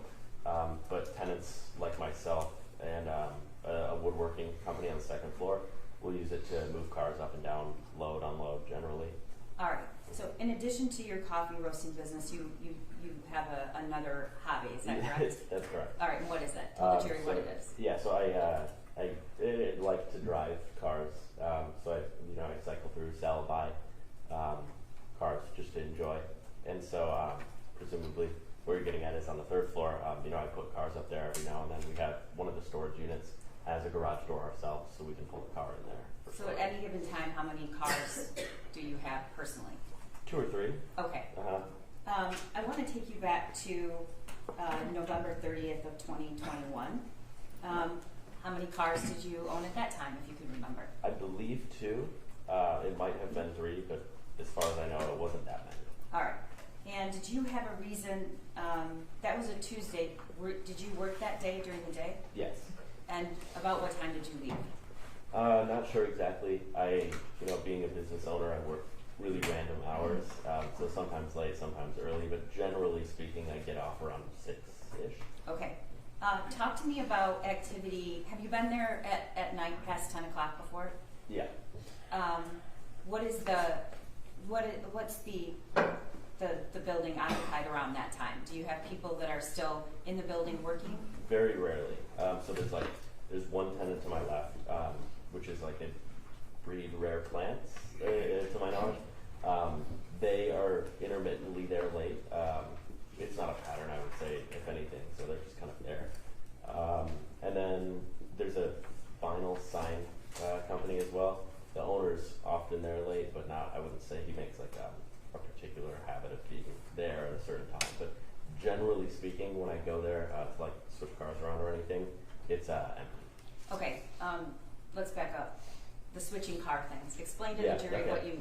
So at the time, I lived down the street, more or less, less than a mile away, and where I would park my car, I found it as a liability to park one of the cars there because it was like a nicer, lower mile car, because my other one had its mirror taken off on the street that I park on. So when I have when people refer to it as like a daily driver, that's what I let sit at the building while I, went and enjoyed my other car. Mm-hmm. And then I mean, when I it was can't time- personally relate to that, but I understand. when it was time to put it away, I went and got my worst car generally, and went to go park down the street. And so I A took the car. beater, you have a beater? Yes, I a don't- beater. Would you really call Exactly it a right. You beater? should have seen the oil that came out of that thing. Anyways, so yeah, I had a beater, you could say. And then the other one was a little nicer, and I had plans to sell it, so I put it at the office to avoid, something like that happening. Okay, so you decided to go take that car and basically switch cars. That's correct. And you did that at what time, if you remember? Around 10 p.m., I would say. Okay. Did you live with anybody at the time? My girlfriend. Okay. So now fiance.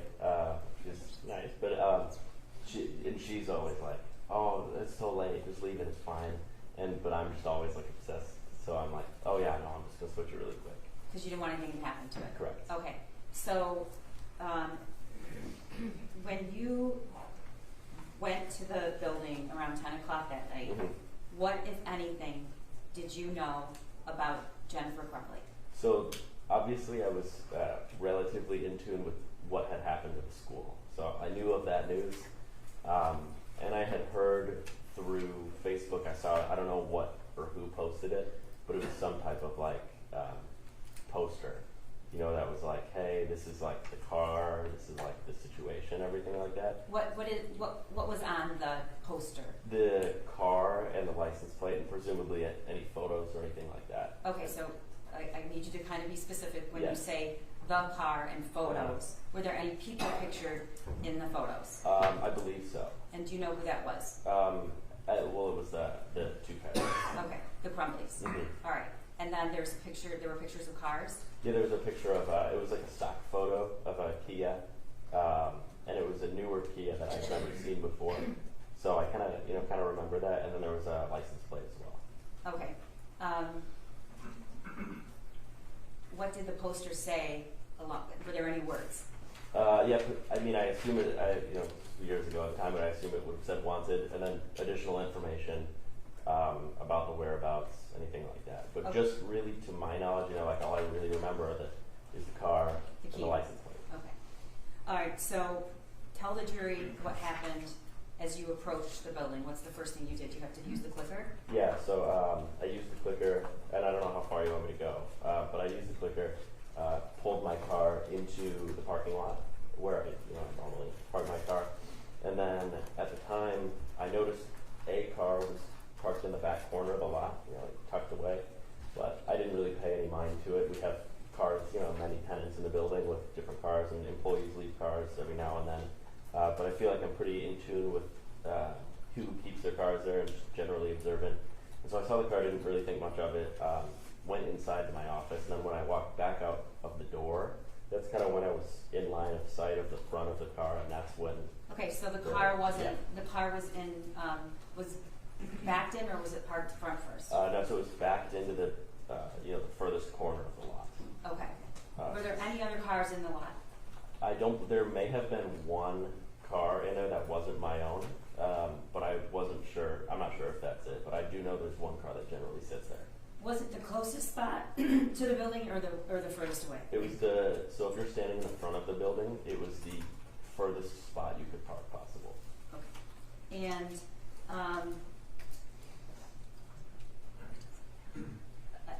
I'm sorry, I said November 30th, and I apologize. It wasn't November 30th. I was asking, did you know what happened on November 30th? Yes. Okay. Uh-huh.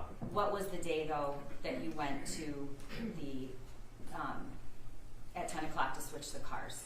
I'm not sure off the top of my head. Whatever day. Was it a Friday? I'm not. Okay, 100% positive. if I told you it was December 3rd, do you have reason to believe that was incorrect? Not particularly. Okay. I remember it being very cold out. Okay. So. Okay. Thank you, Mr. Keys, for reminding me of that. So you came back out, and you saw. Did you say you saw the car again? Yeah. So when I opened the door, the side door of the building, and walked out, I was met more in the line of sight with the front of the car since it was backed into the spot. And what What did you think, if anything? Really, I just thought it looked a little familiar, and it rung a bell. It was the car that I saw on the poster. How soon in time to the wanted poster, as you describe it, did you see that car? It was the same day. Okay. All right. So what did you do next? So I saw the car, but obviously it was back in, so I didn't see the plate, which I thought was peculiar, just because it was a newer car and I hadn't seen it before. So I pulled up on my phone the poster I found it. Hold on. And I think you're hearing people next door. Oh, okay. I'm sorry. Yeah, they're- Okay, so you pulled up the poster on your phone. so I found the poster, and I was doing this as I was walking to the car.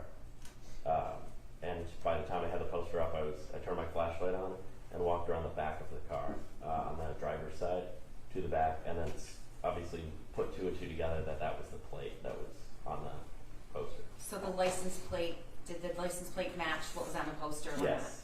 Mm-hmm. not? Okay, and then what happened? And then so I looked over and saw somebody sitting next to the car on a curb. So there's like a general curb.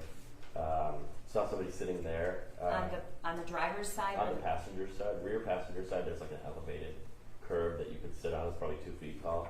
Okay. And somebody was sitting there, put up in like a blue plaid hoodie. And I wasn't like, Did you say anything? I didn't say anything. As you approach the car and it's facing you, correct, the front of it, Mm-hmm. did you see any figure on the passenger side wheel? Okay. No, it was also dark. Okay. Was there a line of sight? For instance, when you turned around and you, from the back of the passenger, could you see in front of you, or was there something obstructing that? No, it was pretty clear, straight shot. As to whether or not we would have been able to make eye contact in theory, I'm not 100% positive, Okay. just based off of like the angle of where the door in the car is. But Would it be, if you were standing where that person was sitting, would you have been able to see somebody approaching the car? if I was standing, then yes. If I was sitting, I'm not 100% positive. Okay. So, did that figure in the hoodie move? No. Did that individual turn around and respond to your flashlight? No. Did that individual say anything? No. Did you notice anything else? Do you know what the individual was doing? No. Okay. What did you do next? Turned my flashlight off and very calmly walked back into the building as if I didn't see anybody. Why did you do that? Because I assumed after connecting that it was the plate, that it was somebody related to the incident. Okay. And how are you feeling in that moment? Quite tense. I remember specifically putting the plate 2 and 2 together. It's like that's a feeling you've never felt before. Okay. But so then I walked back into my office. And I locked all the doors, and then. Were you afraid? I would say so. Yeah, I wasn't aware of. I mean, it was a lot of emotions were going on at the time. Okay.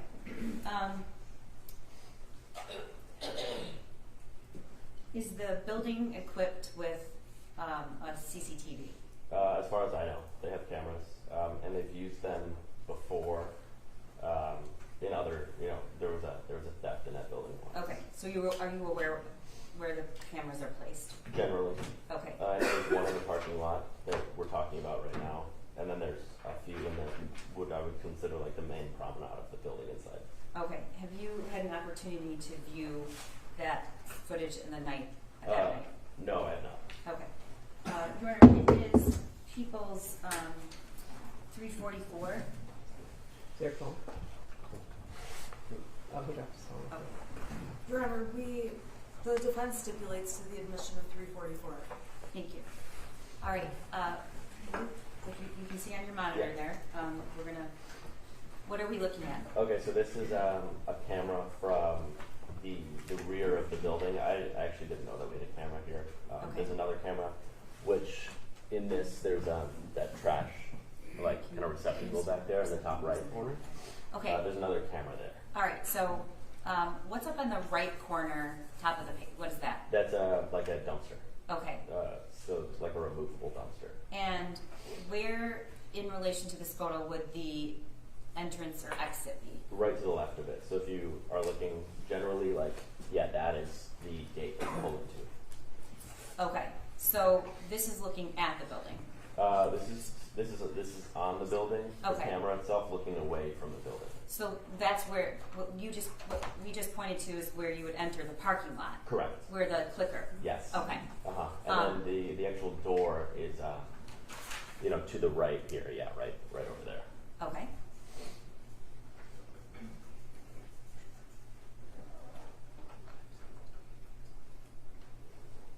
Okay, for the record, Your Honor, the timestamp is 22 minutes off. It seems to be a running theme with all surveillance. So that would be what time would? One more, Your Honor.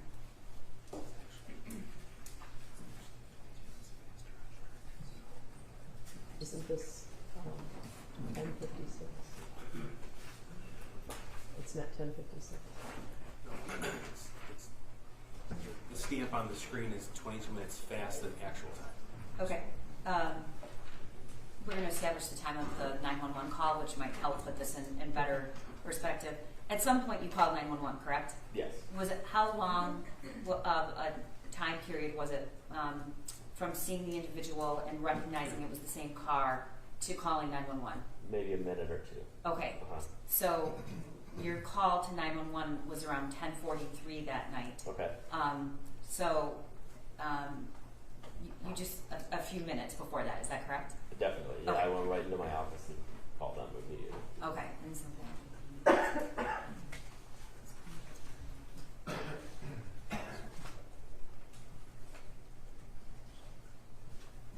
okay. So I believe that's around 10:34 that this footage is from, but we can clear that up, and we're going to play that.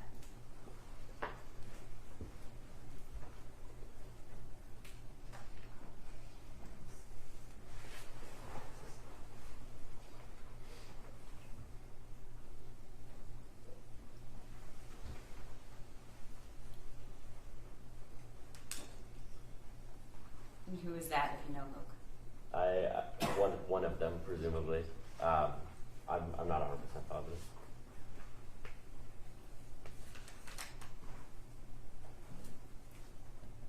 Is that your car at the top? I believe so. That would make sense. All right. Well, we'll wait till Yeah, you're. we'll wait until I pull it in, and I'll definitely be able to know.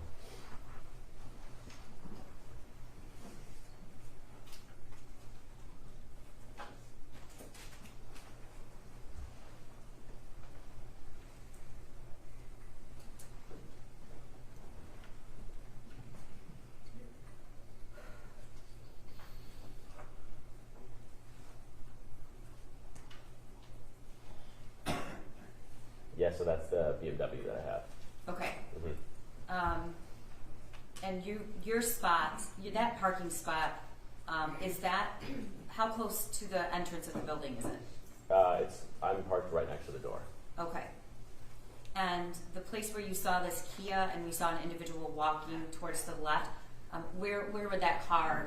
We can't see it, but where would it be parked in relation to this screen? So where is their car? Yes. In the bottom left, right there. Okay. So at the top, do you see can you tell the jury what you're doing? Going into the building, looks like. Okay. You can see me look over at the car too, right there for the first time. Also, just for the record, I don't know if this is my BMW or the Volkswagen, but I know I had those two at the time. And they both have roof racks, unfortunately. Okay.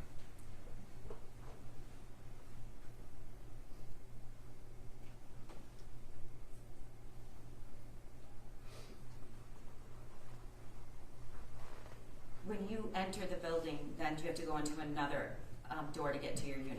Yeah, I have to go through my main office door. Okay, so can you tell the jury what you're doing right there? So this is where I'm walking over to check that plate. And what do you have in your hand? My phone.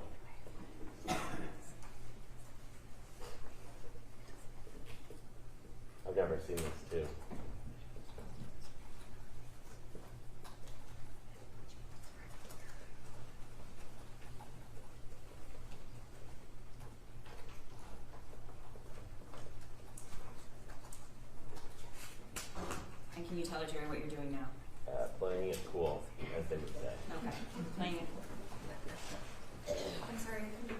said he was playing it cool. And what do you see there? So this obviously I didn't know of or see at the time, but the person that I saw going into the building looks like Almost right after you. directly after, yeah. Did you see that person when I must have been in my unit at the time because I did not know anybody came into the building after. Okay. Did you know until now that happened? I did know that I put it together that they got into the building somehow. Okay.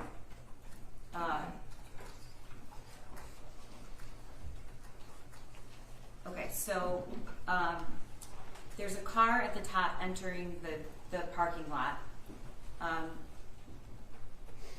How long did you stay in your unit? Until they arrived, and then I came out of the front of the building.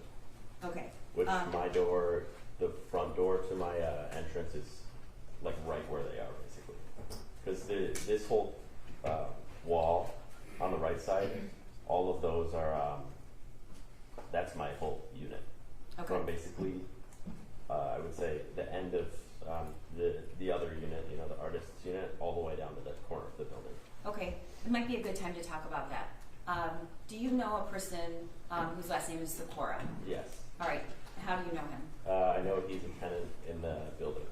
Have you ever spent time talking to him? Are you friends?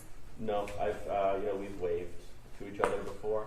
Okay. But more than that, nothing. I didn't know anything about him, and that was the extent of our relationship. Okay, and did you ever, around this time, was there anything significant about the hallway on the first floor? Was there anything left there? Well, so tenants will leave things every now and then. At the time, there was in the central promenade, which is like generally where people pull into the elevator and whatnot. There was a mattress sitting there. Can you describe the mattress? It was a white mattress. I think it had like an orange stripe on it. Not positive, but I think it was a Tempur-Pedic as well. Okay. Was that normal to have a mattress just hanging out in the promenade? Okay. How long was it there? A few days, maybe a week. Could have been there longer. I know it was there long enough for somebody to put a note on it and to ask if it was like being thrown out, and if they could buy it or use it or something. But somebody put a note on it at some point. All right. And when you walked back into the building that night, at some point did you notice that that mattress was no longer in that promenade area? I probably didn't pay any particular mind to it, but it wasn't there. The next day? Yeah. Did you notice that, or that night, or? Well, I assume I could have noticed at the time, but I don't recall if I particularly remember if the mattress was there. Obviously, my mind was on something else at this point. Right. Okay. All right. I'm going to play for you. At some point, you called 911. You Yes. said. Okay. Mm-hmm.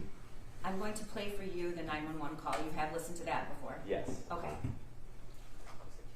It's Exhibit 345. I'm not sure if there's an objection to it. I'm sorry, we stipulate to the admission of 345. Thank you. 45 submitted. Thank you. Okay, we're going to play. Call on Friday, December 3rd, 2021, 10:43 and 14 seconds p.m. District 911, what is the address of the emergency? 1111 Bellevue Street. Repeat the address of your station. 1111 Bellevue Street. What's the car across street? Lafayette and Bellevue. Tell me exactly what happened. The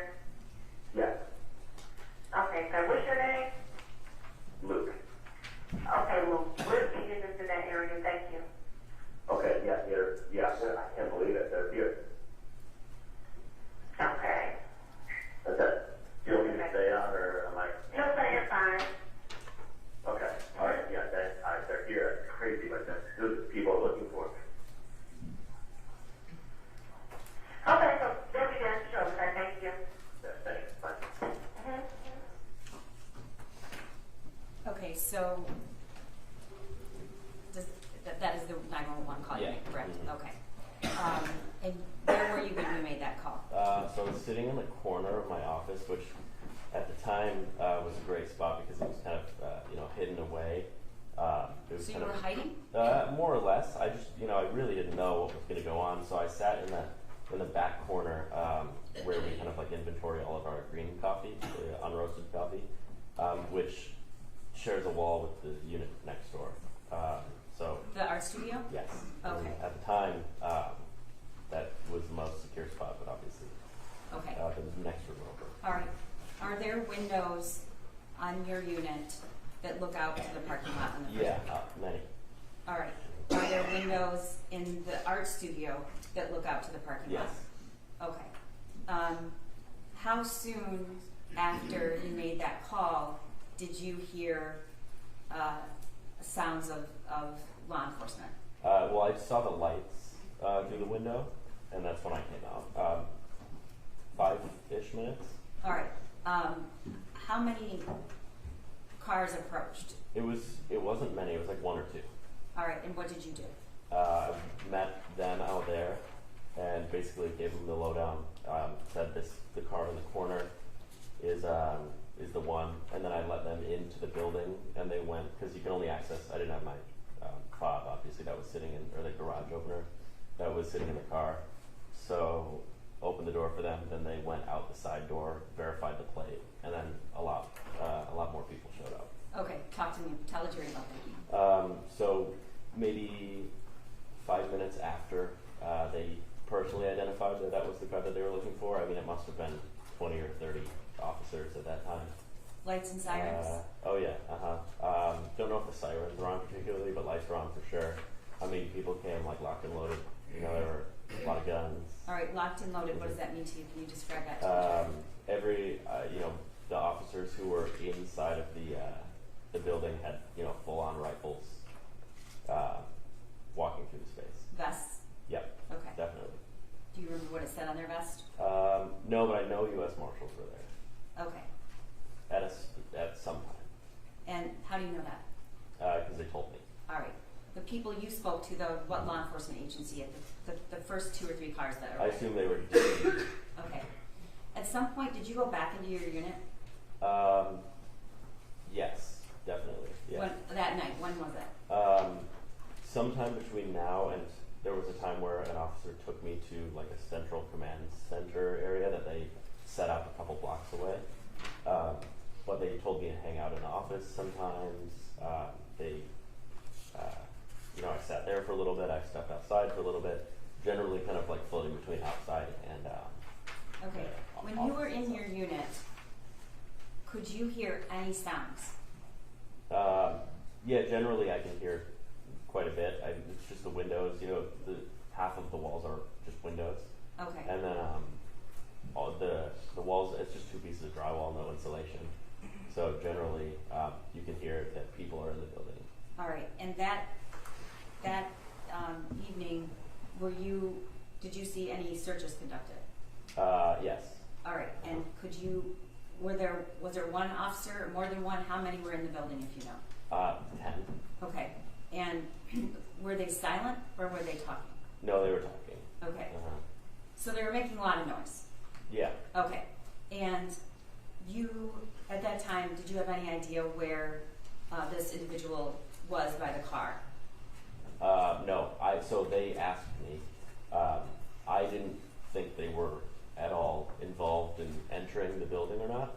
I would have thought that they, because they just asked me what I think, and I was like, they definitely would have taken off. Okay.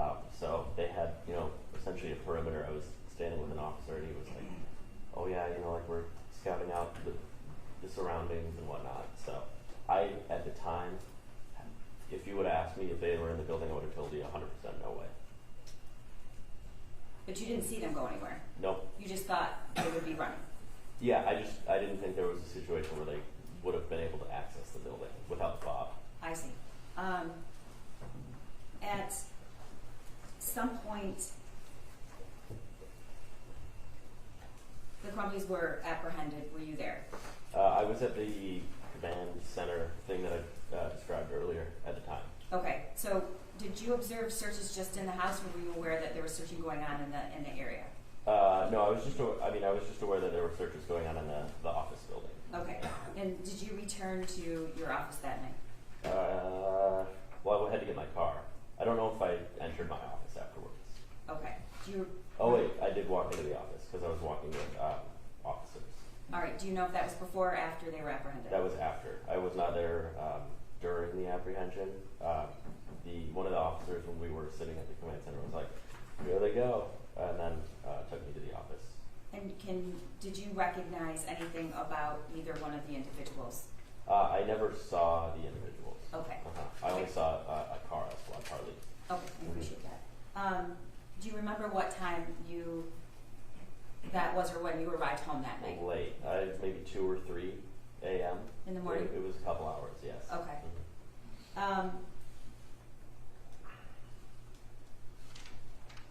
At some point, did that mattress reappear? Yes.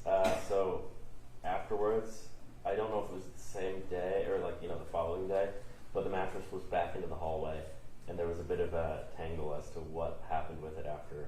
Somebody had placed it in front of the artist's door at a time, and then it got moved back to the center and kind of went back and forth because I don't know whose it was, but I assumed they didn't want it after what had happened. So I don't know where it is now, but it was generally floating around the office building for a couple days afterwards.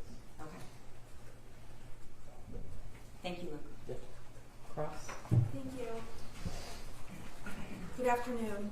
Good afternoon. My name is Shannon. I'm going to ask you some questions. If I confuse you in any way or ask a bad question, can you please let me know? Sure.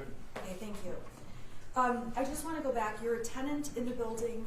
Your business is in that building, is that correct? That's correct. And there are other businesses in that building. Yes. It is not in any way, shape, or form an abandoned building. That's correct. Now, you were testifying about how you have cars that you store in the building. Is that correct? Mm-hmm. Is that a yes? Yes. And I'm sorry, the court has to make a clear record of yes Sure. or no, so they can't record mm-hms, but Okay. I knew it. Yes. Okay, so you have cars that you don't want people to see that occasionally you have over at your place of business, correct? That's correct. So at night, if you have a nice car, you actually put it into the building so that people out in the parking lot can't just see it out and about. Yes, though I would say I'm very particular about my cars. I would say that generally people don't think like that. Okay, but if you're thinking like that and you want to make sure people don't see your cars, Mm-hmm. you know if you put them in the building, they're safer. That's correct. It's in my my unit specifically, so I have a garaged unit that I pull the car into because technically it's still in public view by the other tenants if I were to just park the car. And we aren't allowed to park our car in this space generally. I only use it for my specific unit. Okay, I see. And on that date, it's fair to say no one asked you, hey, can somebody put their car in your private space in the building, correct? Correct. Now, you testified that when you saw the person out in the parking lot, they were sitting outside of their car. Is that correct? Yes. And when you even walked over with your flashlight, Mm-hmm. that person didn't get up and run away, anything like that, correct? Correct. Could you tell what that person was doing? No. Just If sitting. If I told you they were smoking cigarettes, do you recall seeing that? No. So they stayed sitting even when they saw you with the flashlight out there. That's correct.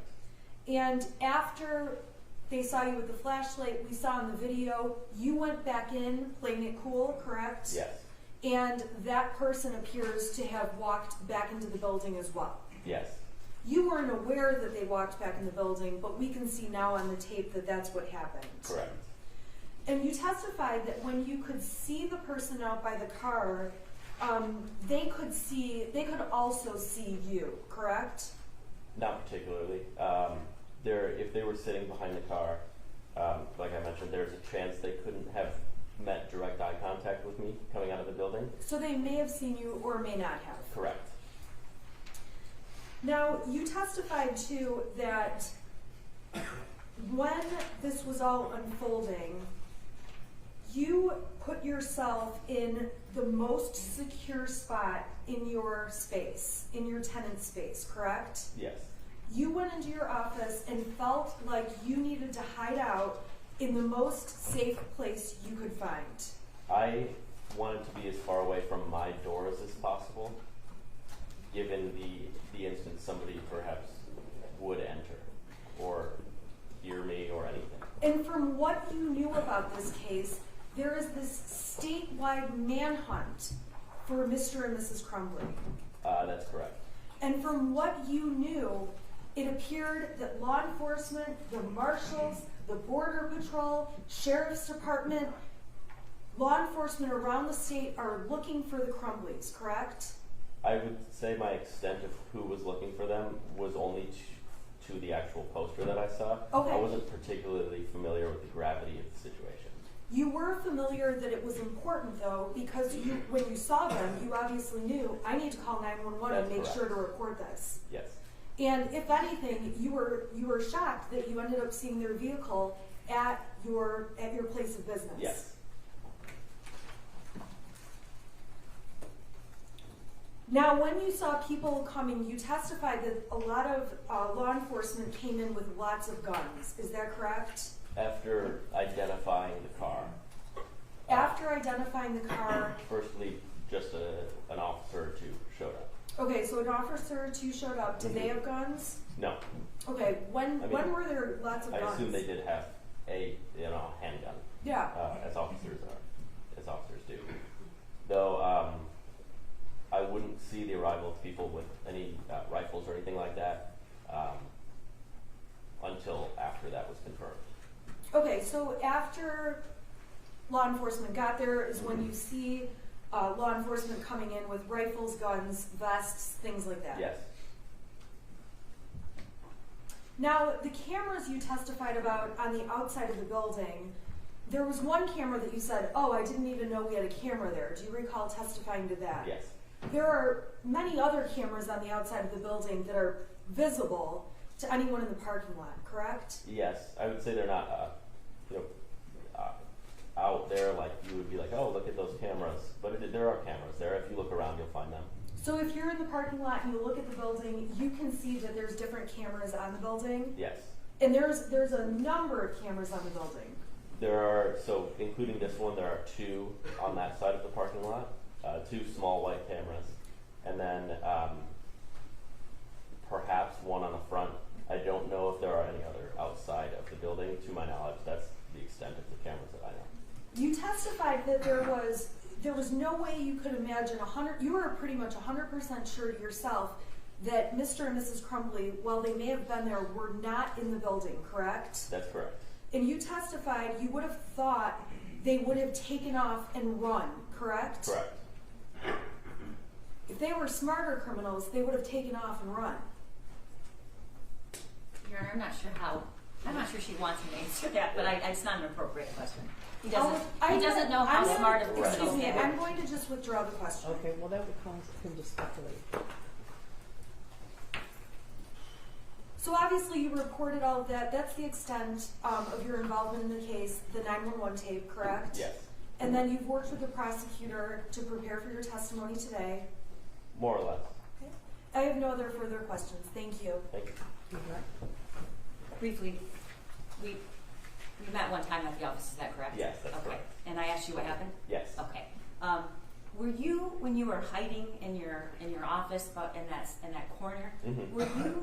were you hiding from law enforcement? No. Who were you hiding from? Well, so I sat in that corner specifically because I thought it was the most far away from the windows.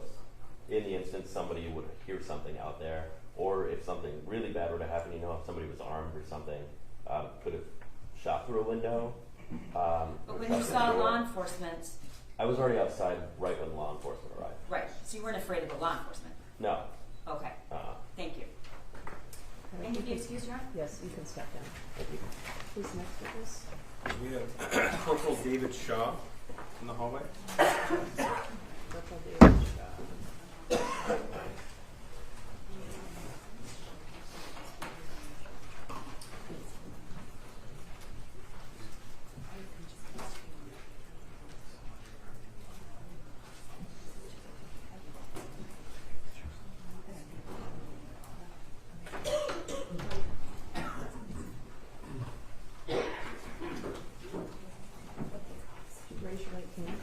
Do you swear or affirm the testimony about you is the truth, so help you God? Yes, ma'am. Would you please step up and have a seat?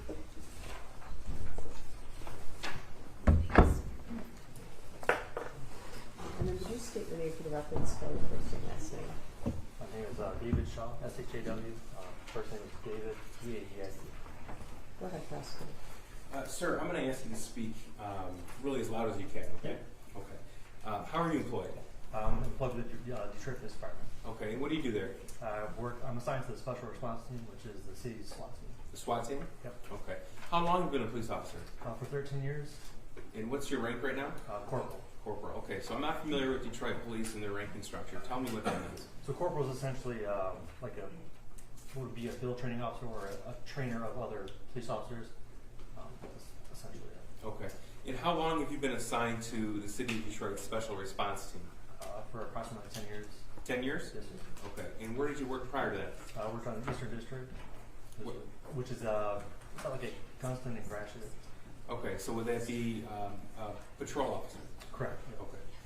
So tell the jury, please, what are some of the responsibilities of a member of the Detroit Police Special Response Team? The Special Response Team serves high-risk search warrants, usually for homicide suspects or dangerous people, and then we also do barricaded gunmen, so get domestic violence and someone barricaded in the house. They don't want to come out. Police officers will call us and we respond to that scene. Okay. So you've had specific training when it comes to executing search warrants and arrest warrants? Correct. Okay. So how many, we would call this a raid. Would that be right? Fair? That's fair. Okay. I don't want to put words in your mouth, but I just want to make sure we're talking about the same thing. Yep. Okay. So how many times have you executed either a search warrant or an arrest warrant? I don't know the number off the top of my head. I mean, Give us a ballpark if you can. probably hundreds. I know I have 173 barricaded gunmen incidents I've dealt with. 173 barricaded gunmen alone? Correct. Okay. So, and then on top of that, the search warrants, I don't keep track of that off the top of my head, but I would say more than 200. easily. Okay. So you've been doing this for about a decade? Correct. And is this the routine practice of the Detroit Police Special Response Team? Oh, yeah. Okay. Now I want to direct your attention to Friday, December the 3rd, 2021, approximately 11:30 p.m. Okay. Do you recall that date and time? I do. Okay. And did you have occasion to be recalled to 1111 Bellevue in the city of Detroit? Yep. Got recalled for a search for a wanted fugitive. That was the recall we got. So that was the only information I got prior to getting there. Okay. Now, when I say recall, what does that mean? So our commander will call our lieutenant, who then texts our sergeants, and they send out a text message to our whole team that says, "Come back to the base," or respond to this particular address. In this case, it was respond to this area. And once I got there, it was given more information at that time. Okay. So I take it 11:30 at night on that Friday night, you weren't in the office itself. Would that be correct? Yeah, that was at home. Okay. So when you're recalled, you're always on call, but you're called to duty? Correct. Okay. So as a member of the special response team, is it fair to say that you're always on call? Always on call. Yeah. Always on call. Okay. So approximately what time did you arrive at that location? I'm usually pretty quick. That's roughly 20 minutes from my house, with maybe 25 minutes before I got to that scene. Okay. So if you got the message about 11:30, would it be fair to say you arrived before midnight? Oh, yeah. Okay. Now what type of building is at that location? There's a large, I want to call it maybe an industrial type building. If I showed you some pictures, would that help? Yeah. So we have people's 348, 349, and 351 for this witness. 348 through 351. 349 and 351. We have no objection to those. Right, 348. So 348, 349, And 351. 351, not 350. Correct. That's who this witness.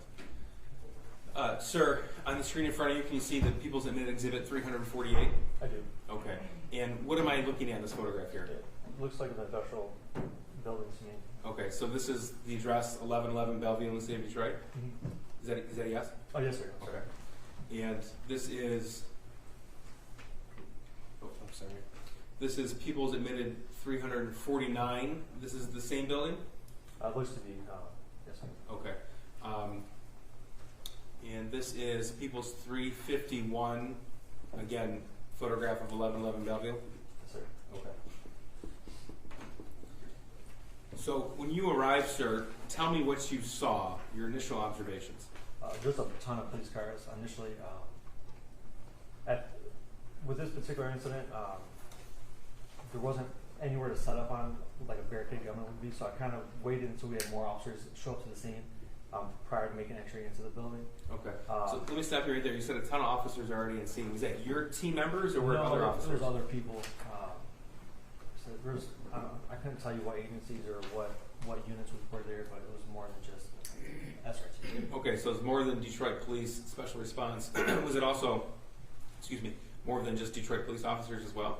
To be honest, I couldn't tell you. I didn't see any other city cars, but there was a lot of Detroit police cars, and as we started showing up, this was prior to making entry. Once we were in the building, there was multiple agencies, multiple tactical teams, or at least one other tactical team that we ended up running into while we were clearing. Okay. So, sir, tell me, you arrived a little before midnight, you said, Yep. and at that point, were your team members already there? No, I was the first one there. I talked with I believe it was a commander or a lieutenant that was on the scene already. He kind of gave me a rundown of what was going on, and we kind of formed a plan and waited for all the guys to get there before he made entry to the building. So you were recalled from your home, you said? Correct. Okay. Were you wearing the uniform you're wearing today? No, sir. Tell me what you were wearing. It's essentially an unmarked uniform, but it's a black tactical shirt, which allows me to apply patches to each shoulder, so I'm able to identify myself as a Detroit police officer. Then I have a heavy vest on that says police across the chest. Heavy vest is what? It's a bulletproof ballistic vest. Okay. With heavy plates on the inside for protection from firearms. Helmet, usually a mask, but this time it's pretty cold, so I usually do wear a face covering. Also have my badge on, my rig that I use for my gun belt, and that's essentially it. Everything's all black though, except for the police and white lettering across the Okay. chest. And that's the standard uniform of the Detroit Police Special Response Team? Yes, sir. Okay. So once you met with the other team members and a plan was organized, what happened next? We actually made entry into this building where there was a ton of officers there already. Give us an idea of how many. On the main floor, when we first went through the front door, there was, say, roughly 20 people in there, just in the initial spot. Just in the main entryway? Yeah. Okay. And there were officers that were dressed kind of plain clothes. Some guys that maybe they're dressed like DFAT, which would be like jeans and a shirt, but a vest that identifies them as police. What's DFAT? It's the Detroit's Fugitive Apprehension Team. Okay. And there was other, like I said, other officers there that looked to be like a tactical team. Okay. So you weren't the only special response team on the scene? I wouldn't say no. All right. And we've already heard testimony that this building had 3 floors to it. Is that accurate? Yep. Okay. So tell us, sir, what is the first thing that the Detroit Police Department Special Response Team did? So after making entry, we started searching the main floor kind of slowly. I know we did breach 1 or 2 doors on the initial entry. There's a room right to our right when we went into the door. We had to breach a double door. We breached that one, and Let me stop you right there. Breach, what does that mean? we used a ram, and a manual breach is you're breaking the door open, you're defeating the locking mechanism. Okay. And that's what we did. So that was on the first floor of this building? Yes, sir. Okay, so who used the ram? Was it you or another member? It was another member. Okay. So describe to us what happens when you use the breach to defeat a locking mechanism. You're essentially banging a 35-pound metal ram against the door until it opens. Until it opens? Okay. Yeah. And were you able to breach that door in this particular instance? Yes. Okay. And what was found in that room, if you recall? Nothing. It actually ended up wrapping around to another door. We ended up going out that door and back into the hallway that we were in, but we had cleared that room and the conjoining room before we went back out to the hallway. Okay. Now, at some point, was Detroit Police Department's Special Response Team coordinating with other tactical units on scene? I believe my commander was, or my sergeant. I was not personally. That's fair. But I couldn't. I would assume they were. Okay. So just walk us through then where your particular team went that evening. We started on the main floor, and we were given information that the 2 wanted fugitives went up to the second floor and never returned back downstairs. So that kind of forced our way. That kind of pushed us to the second floor. Were other officers on the second floor already? Correct. Yes, and that's when we ran into that second tactical team who said they had cleared the second floor. They cleared all the open doors. Okay. So we ended up clearing the closed doors as much as we could. At some point, somebody gained access to a ring of keys, and we were opening the closed door, locked doors with the keys. Okay.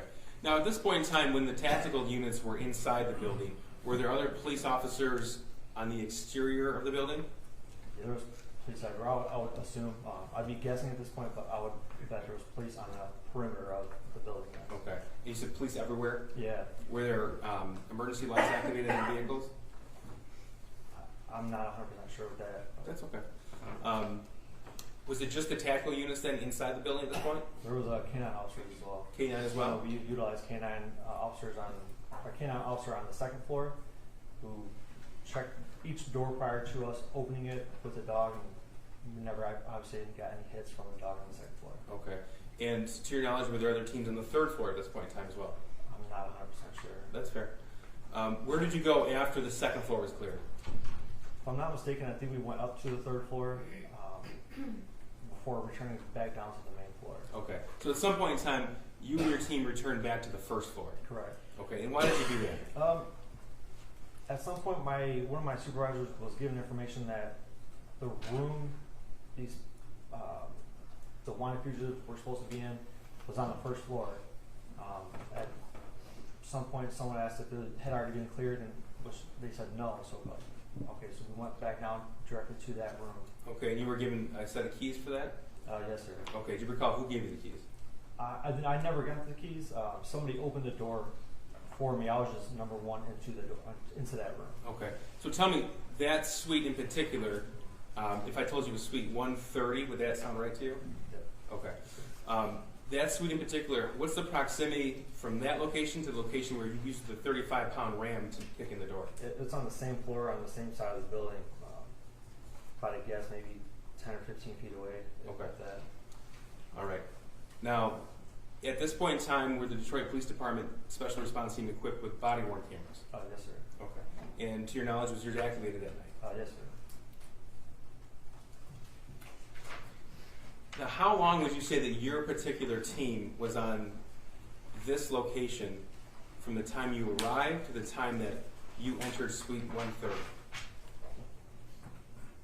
I guess maybe an hour, hour and a half. Okay. 2 hours tops, but I'd be guessing at this point. That's okay. Just an estimate, that's all we're asking. And during that hour, hour and a half, up to 2 hours, were other tactical teams also clearing other rooms? Yes, sir.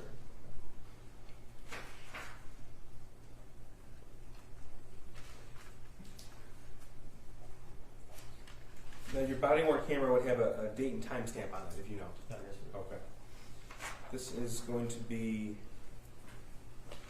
People's 347. I don't believe there's an objection. No, there's not. We stipulate to the admission. 347 is admitted.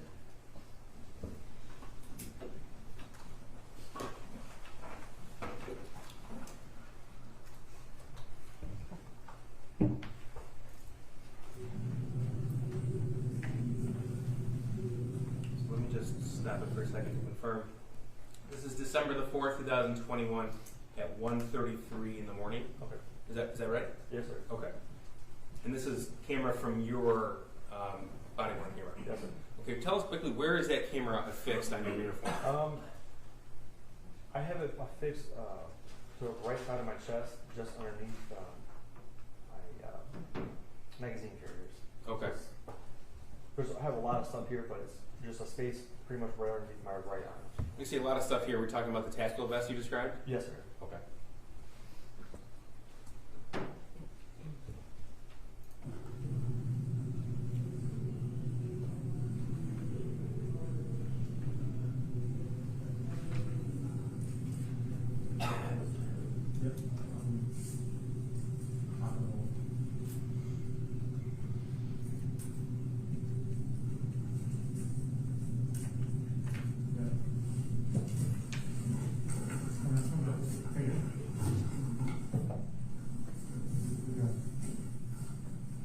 Let me see those hands.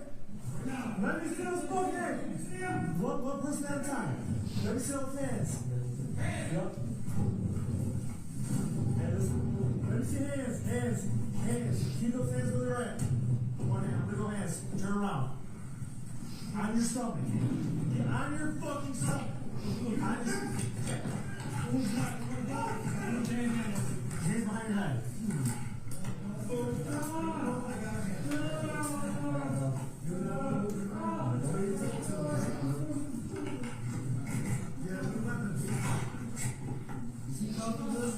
Good.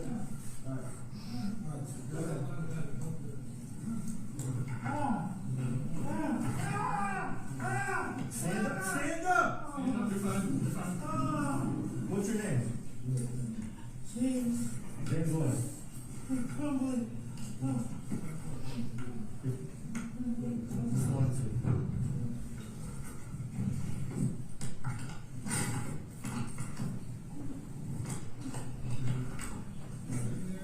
Yep. Stay there. Let's walk up. Oh, yep. Can I move? I'm gonna rub this back. Ready?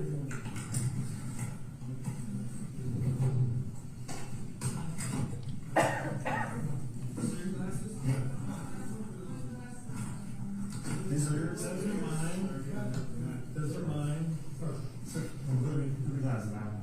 Look at him. Very almost.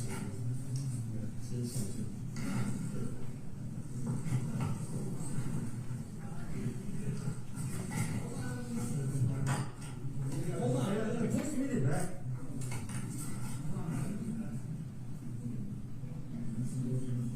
No, I'm good. Double it. Kind of double it. This is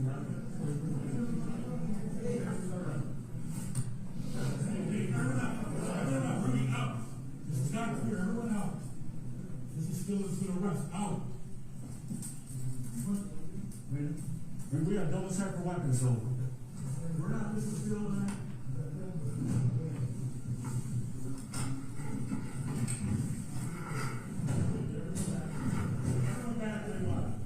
And sir, we overheard an officer say with the double check for weapons, it's not the special response team's function to actually search for evidentiary items just for weapons?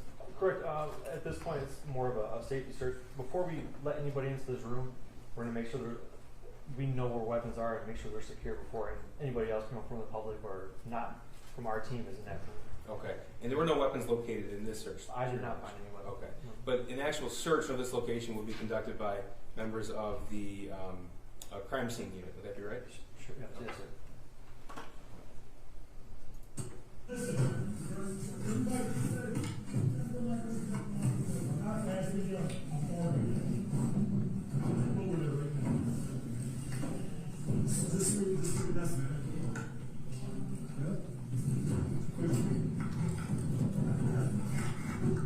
Listen.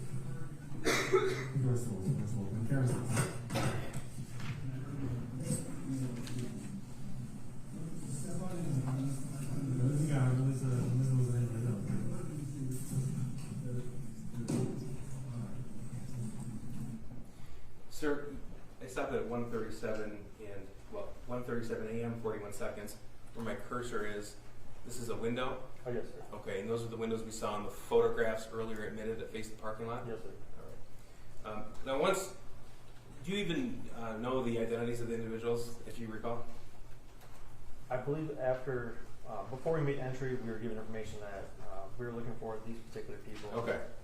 So it's James and Jennifer Crumbley? Yes, sir. Okay, fair to say it wasn't a Detroit Police Department law enforcement investigation? Yes, sir. Okay, so you were given the information that the fugitives could have been there? Yes, sir. Once James and Jennifer Crumbley were taken from this location, were they turned over to members of Oakland County? Turned over to, I believe, our DFAT unit right at the door to this room. Okay. And that was that's when we as a team released custody to those. All right, but that wouldn't have been your function. What happened with them after? Right now. Okay. Now, from the video, it depicts that they were found on a mattress on the floor of this suite. Is that correct? Yes, sir. Okay. You have testified that you used a ram to breach a door about 10 or 15 feet away from the entry door to this suite? Yes, sir. Okay. And that was before that you made entry into this particular room? That was initially when we first made entry into this building, maybe an hour prior to that. Okay. And then this arrest occurred after teams, other tactical units, had already searched floors 2 and 3 as well as other rooms in floor 1? Yes, sir. Okay. And this is after all of those officers were on scene? Yes, sir. Now, in your experience in 10 years with special response, you said you've executed, if you could even ballpark, hundreds of arrest warrants. Was that right? Yes, sir. Okay. In your experience, have you caught anyone asleep before? Yes, sir. Okay. Now, what was your impression if James and Jennifer Crumbley were asleep or not when you entered the room? Your Honor, I would object. This calls for speculation. The video speaks for itself, and really the appropriate person to ask is Mrs. Crumbley if she was asleep. Okay. Judge, I think the foundation's been laid that he's been on hundreds of these executions. He hasn't seen Mr. and Mrs. Crumbley sleep 100 times. Okay, well, I think he can describe exactly what he saw. Sure, I mean, if I close my eyes right now, I don't know if you'd know if I'm asleep or not. I mean, I probably am, but, you know. Go ahead, sir. But you don't know if someone's asleep just because their eyes are closed. I'm just asking his impression. Are his eyes closed? Were their eyes closed? Were they moving or not moving? Like, you know, you can ask those types of questions. Give us paint the picture for us what you perceived. As I made entry, I see two people laying on a mattress. If I'm not mistaken, they were facing each other, not moving, not making a sound. Okay. And that's after your entire team entered the suite? Correct. Okay. And after the door was breached 15 feet away? Yes, sir. I have nothing further. Cross. Thank you.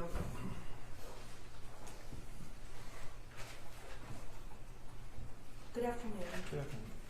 In the video, after you guys find the people on the mattress, there's a person that's making yelling noises. Are you aware of who is yelling? It would be Mr. James Crumbley. And did you see or observe Mrs. Crumbley making any noises? I did not. There's a little bit of conversation we hear on the video about eyeglasses. Mm-hmm. Yes, ma'am. And that was Mrs. Crumbley asking if she could please have her eyeglasses. Okay. Is that fair? To be honest, looking back at it, watching the video, I thought it was Mr. Crumbley saying that was his glasses on the mattress when I just watched the video. So I may be mistaken. Okay, I have no further questions. Thank you. Redirect. No. Okay, you can step down and you're excused. The jurors' lunches are here. So unless you had someone super short.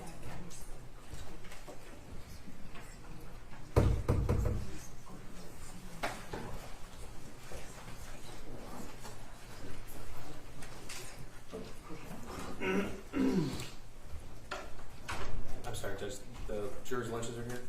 Yeah, if you had a super short witness, we'd take it now. If not, can you tell me who the witness next No, witness is? but we could rest today, Judge. So Okay. we are going to meet with the remaining witnesses we have. We'll decide how many more we need to put on. So counsel has requested to know, and I believe she should be prepared to begin her case today if she chooses to present one. Your Honor, I am going to present one, but I am not prepared as I've emailed Okay. the court a Okay, million you could be times. prepared to present your case, if any, tomorrow morning. If the prosecution rests, I want to reiterate that the defense doesn't have to do anything. Mrs. Smith and Mrs. Crumbley can sit here and play chess if they'd like, all right? They don't have to do anything, but if they choose to do so, you can do it tomorrow morning. Thank you. Pardon me, Your Honor. He left his phone. Oh, okay, all Uh-oh. right. Okay, so, I'm gonna have you come back at 1:45. Okay, your lunches are here. Please don't discuss the case with anyone, with each other. Don't Google anything, don't go on the phone, don't post anything, don't read any news, and don't look at any TV about the case, all right? All rise for the jury.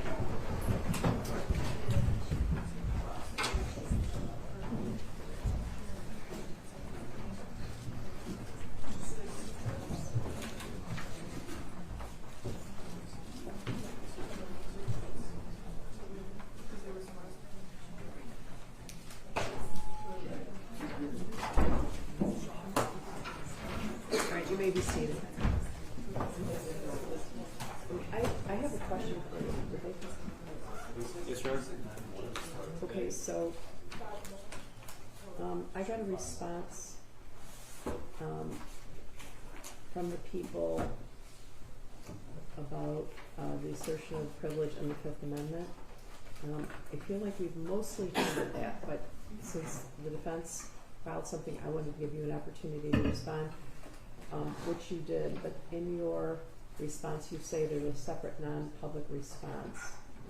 Yes, Judge. Because the information is covered by the protective order, we wanted to make sure not to put anything in the public domain. Sure. So if that has not been sent probably to the court, I'll confirm with her. Oh, okay. That was my question. Of course, we don't want it to be made public, but your response references another response that we don't have yet. It might be there by now. Your Honor, I have not, and it might be in my email right now. It probably is. Was that filed today? Just today. Within like an hour ago. Okay, so I need to review their response in whatever private document they submitted. I want to make sure the court received, there was a private document I submitted as well as a public one. Okay, I have that. thank you. In fact, I would be happy to give you my copy.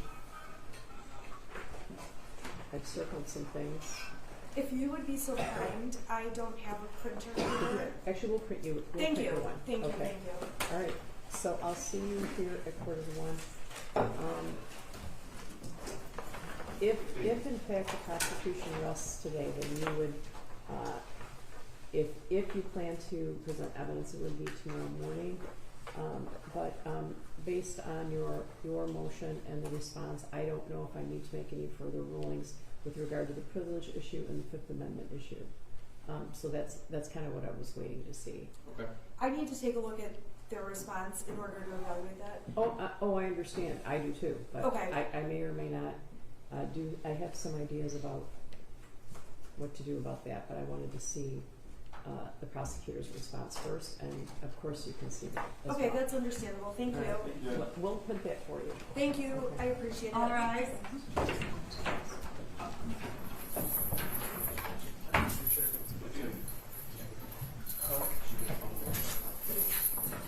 You may be seated.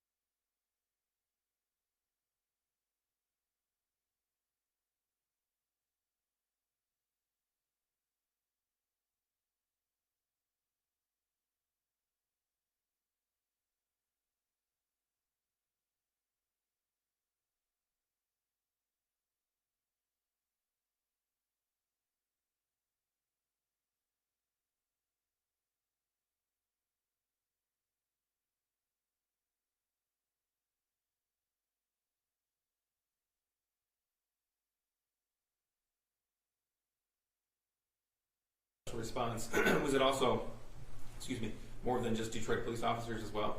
To be honest, I couldn't tell you. I didn't see any other city cars, but there was a lot of Detroit police cars, and then as we started showing up, this was prior to making entry. Once we were in the building, there was multiple agencies, multiple tactical teams, or at least one other tactical team that we ended up running into while we were clearing. Okay. So, sir, tell me, you arrived a little before midnight, you said, and at that point, were your team members already there?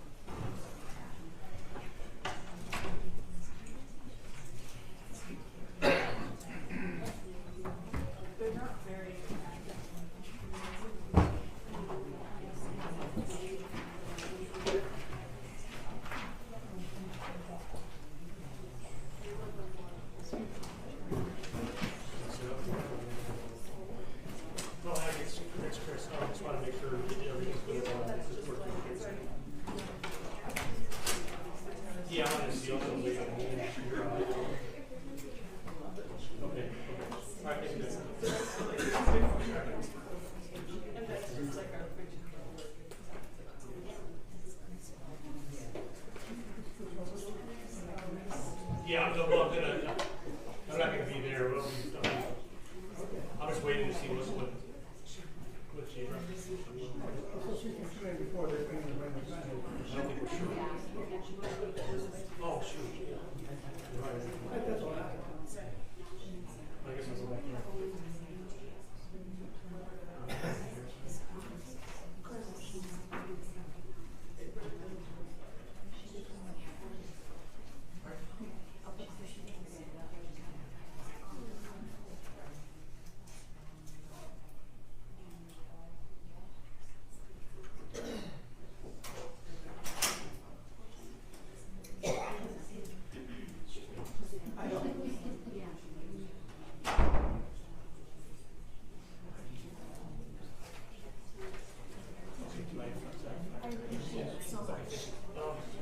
Can I put the camera over there? Go ahead, in the back row next time. I've got to move real quick. Okay, thank you. Let me just send out a text and we'll get on the full. Absolutely.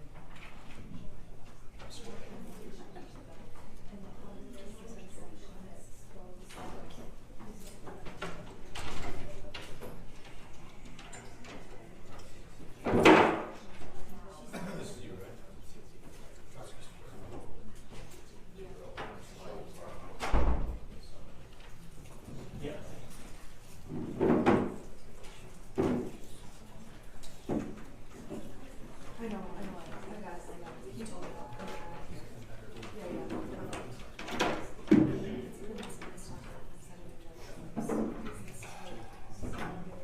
I'm gonna talk to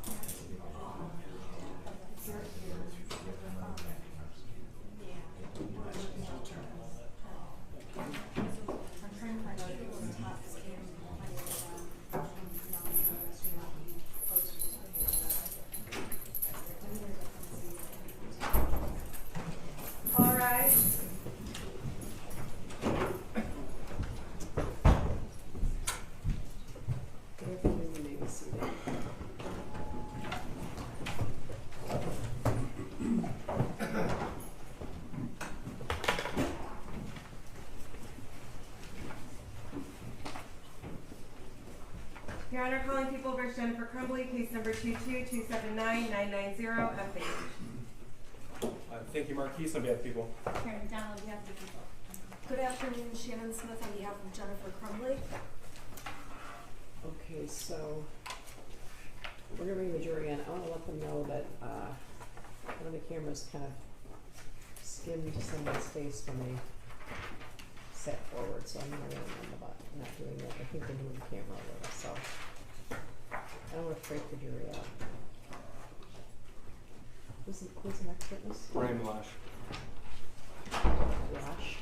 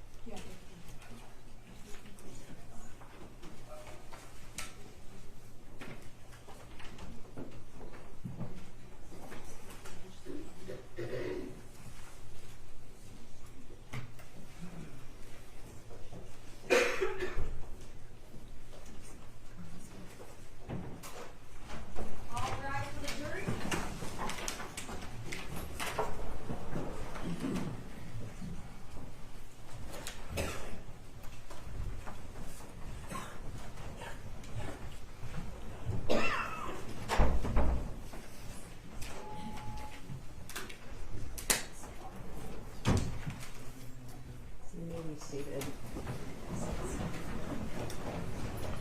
I wanted to let you know that I think one of the video cameras got a quick look of someone of one of the jurors as they pulled forward in their chair. So I guess I'd ask you not to lean forward, but we move the camera too, so. Right. The name of the next witness? Brian Malash. Oh, Brian Malash, okay. Could you step forward? Could you raise your right hand? Do you swear or affirm the testimony about to give is the truth so help you God? Yes. Okay, could you step up and have a seat? And would you state your full name and spell your first and last name, please? Brian Joseph Malash, Brianmelocage. Okay, so just keep your voice up. Okay. Sir, you're a little soft-spoken, so I want you as loud as you can. Pretend like I'm in the bathroom. Okay. All right. And sir, how are you employed? I'm full-time, my job. Yes. What do you do? I'm a full-time firefighter captain. Okay. Now, sir, do you know James and Jennifer Crumbley? Yes. Not through your profession as a firefighter, but personally. Yes. Okay. Is Jennifer Crumbley in court today? Yes. Can you point to and describe something she's wearing today? Yes, the gray blazer. Okay. Would the record reflect identification of defendant? The record will slowly reflect. And again, please, nice and loud. I'm even having trouble hearing you. Sorry. Okay. When did you first meet Jennifer Crumbley? High school. High school? Okay, Yes. so you went to high school together? Yes, sir. When did you first meet James Crumbley? When they moved back to Michigan. Okay. So in between the time you knew Jennifer Crumbley in high school from the time that they left the state and came back to Michigan, did you stay in touch with her?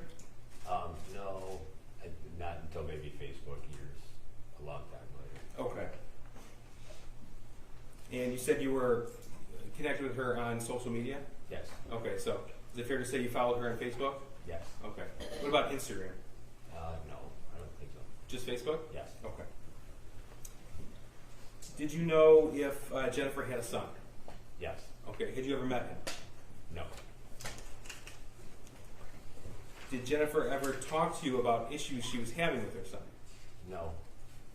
Did she ever tell you about a friend of her son's? Yes. Okay. And tell me what she told you about that friend. It was his friend, and then he went away. He died.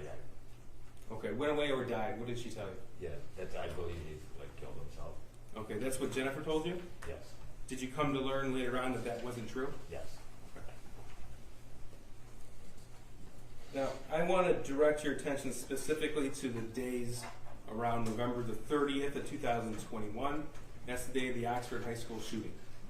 Okay, do you recall that event? Yes. Okay. Is it fair to say that from the time period that Jennifer moved back to Michigan up until November the 30th, 2021, you two would communicate on a regular basis with each other? Yes. Okay. In what method would you communicate? Would that be in person, text message, messaging app, or all three? All three. Okay. Did you save any of those messages between Jennifer Crumbley and yourself? No. Now, the morning of November the 30th, 2021, do you recall receiving a message from Jennifer Crumbley? Yes. Tell me about that, please. It was, I don't know how it started at the beginning of the messages, but it ended up that she had to go to a meeting at the school. Jennifer, she had to go to a meeting at Yes. school? Okay. And what happened? Tell me what happened next in the conversation. It was that something with Ethan. And, Her son? Yes. Okay. And was worried he was going to do something dumb. Who was worried? Jennifer. Jennifer's worried. Okay. And she sent you that message before she had gone to the school? Yes. Okay.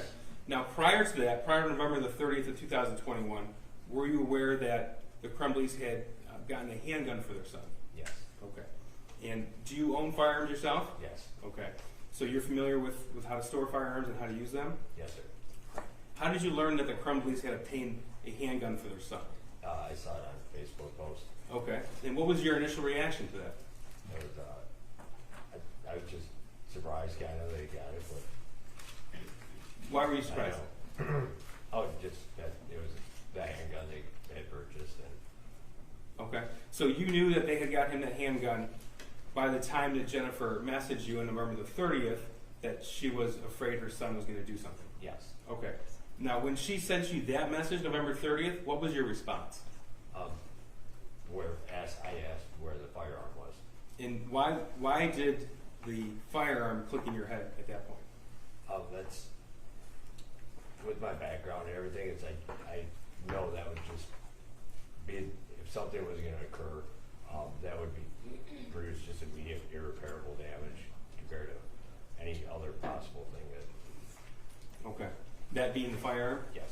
All right. Did Jennifer respond to you? Let's back up. I want to make sure we have the chronology correct. So November the 30th, 2021, that's a Tuesday. She indicated that she had to go to her son's school. Is that right? Yes.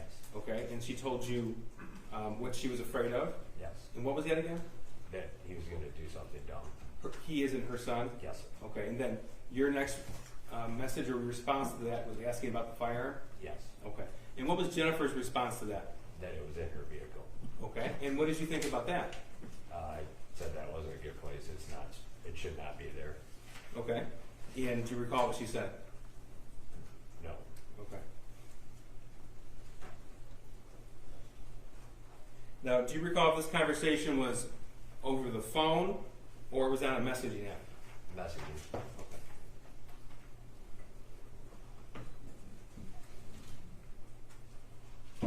Now, later that day, November the 30th, 2021, did you learn what had happened at the Oxford High School? Yes. Do you recall how you found out about that? Through social media and the news. Now, after that shooting, did you continue to communicate with Jennifer? Yes. Okay. Now, we have already introduced evidence through an expert in computer forensics about how messages are saved and if one person deletes and one person doesn't. You told us that you had deleted those messages with Jennifer? Yes. The Facebook messages? Yes. Yes? Okay.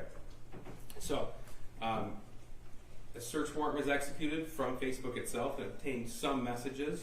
And Your Honor, we have already introduced some of these messages through Edward Wogowski. The people are going to seek to omit the remaining Facebook messages between Mr. Maloche and Jennifer Crumbley as a new exhibit. That's 426.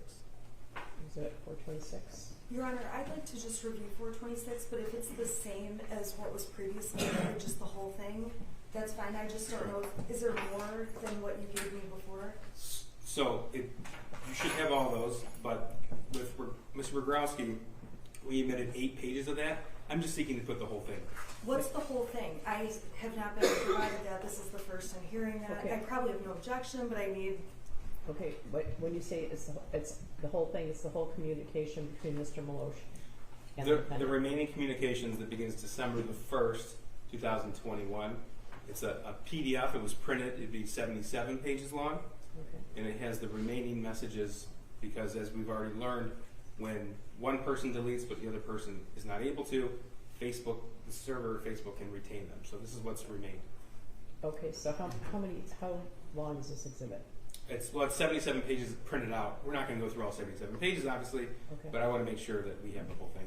I would just like the record to establish that when I was provided the proposed exhibits, I was provided 8 pages of them. Now, I understand that in discovery, through the 30 discovery dumps I got, I have these. Okay. And likely as we go through, there won't be objections. However, Okay, I'm going to ask him to show it to you. okay, Yes, please, Yeah, sure. yes. And Your Honor, I need printed out extra copies. There you go. Okay, Your Honor, I'm going to need a moment. This is okay, 77 minus 8 more pages than I was told. okay. Well, yeah, I mean, there's a lot of discovery, and she didn't specifically know.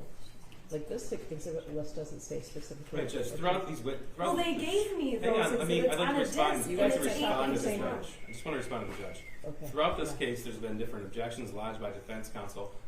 When we've displayed a portion of a Facebook thread or a portion of a chat, I don't want to have to go through that. I want to just give the entire exhibit to the jury. Okay. And counsel has had this for approximately 2 years. Okay. And Correct. But, Your Honor, okay, I know what you're going to say. The Okay? disc You they have- gave you me have- of the exhibits there's doesn't mountains. match. There's mountains Right. of information. There's mountains of information. He's trying to admit a portion of the Facebook communication via Exhibit 426. You are not exactly clear what is in 426. You have the right to review that exhibit prior to it being admitted and determine whether you object or you do not object. May I please have some time? I apologize. Yes. In Yes. all fairness, I understand there's mountains of discovery. I've read it all, but I 2 know. years ago. Yes, I know. I was given actual copies of what the prosecution intended to use at trial, and it was 8 pages long. Today they're walking in with 77 pages. They actually gave me it on a hard drive. That's a different exhibit, right? Judge, these are Okay, conversations it is, from but- court client. Or But court client in statements. addition, Okay, well, someone might have to type this someday. Okay, so there was another exhibit that was Facebook communication that might have been 8 pages long that was a different exhibit. Is that correct? Correct. Okay, what exhibit number is that? That is it's Exhibit 151. 151. Okay. All right. And, So Your Honor, this is, yeah, I'm going to let you look at it. I'm sorry, the point I'm making though is that they identified the 8 pages, they gave me those 8 pages, and as new exhibits have been added onto the exhibit list, they have been providing them to me in advance of a witness getting on the stand. This is last minute craziness, so I apologize. I have to take the jury's time now to review something that they could have handed me. Judge, this is wholly inappropriate, especially in front of the jury. Okay, wait. I've already explained why Okay, we're doing wait. this. You said specifically in Exhibit 151, there's an order about exchanging exhibits.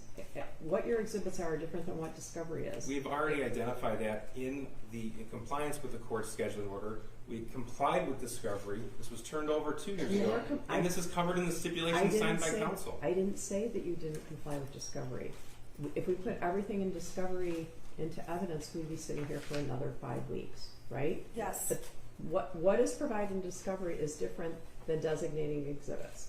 You designated Exhibit 151 as Facebook messages from Jennifer Crumbley to Brian Meloche, and those are pages 51 through 58, correct? So that's been admitted as 151. Right. There's not a description of that exhibit, right? So in what way would she know exactly what that exhibit was comprised of? If she wants more time, we have no objection to reviewing this. Okay. Your Honor, the answer is they gave me a hard drive with each exhibit on it. Okay. I had a hard time opening some of those exhibits, but what's on the hard drive they gave me is the 8 pages in Exhibit 151. They did not include 77 pages. Okay. Did you designate which exhibit it was? Did you? Yes. 151 is a portion of the Facebook thread. I We did know this it with exhibits through Edward Wodrowski. That's why we admitted 423. We went through the whole Okay, well, process on the I record. have a list of exhibits, and it doesn't say what that one is. Again, I'm just trying to give full context, Judge. We've gone through this with multiple witnesses. Okay. This isn't a surprise. This evidence has been with defense. We have the witness who is the declarant, and then her client is the other. Your Honor, this is a surprise. Okay, And so to say this is not a surprise, it is a surprise. Okay, it's not. And this is a repeated Okay, done. pattern. Okay, I get it. You guys are repeating yourselves, all right? All of this information has been provided, but there's a lot of information. If someone wants to admit an exhibit, they have an exhibit, and the other side gets to review what the exhibit is and decide whether they object or not. Ms. Smith has objected to almost no exhibits here. They've all mostly been admitted, right? But the defense has a right to review what the prosecutor wants to present as an exhibit. It's not that they didn't have, everybody's had everything. There are boxes and boxes of things. But she has a right to review the exhibit. And rather have you sit here, I'm going to have you go back and eat licorice and donuts and what else do we have back there? Cookies. I'm going to let you do that for 10 minutes while she reviews the exhibit. Okay? All right. All right, for the jury. I'm sorry. Your Honor, I can just review it. Hold on. That's fine. Hold on. She has a received exhibit. She can stay here and look at the exhibit. She can stay here? I think she can. She needs to show her the exhibit. Is that right? Your Honor, the biggest fear I have though is that the microphone picks up, and I've been told multiple times that it picks up between myself and Mrs. Crumbley. Yeah, my Can husband we have it turned continues off? to tell me that you can be heard. Can we turn off the camera and everything right now, just so they can review the exhibit?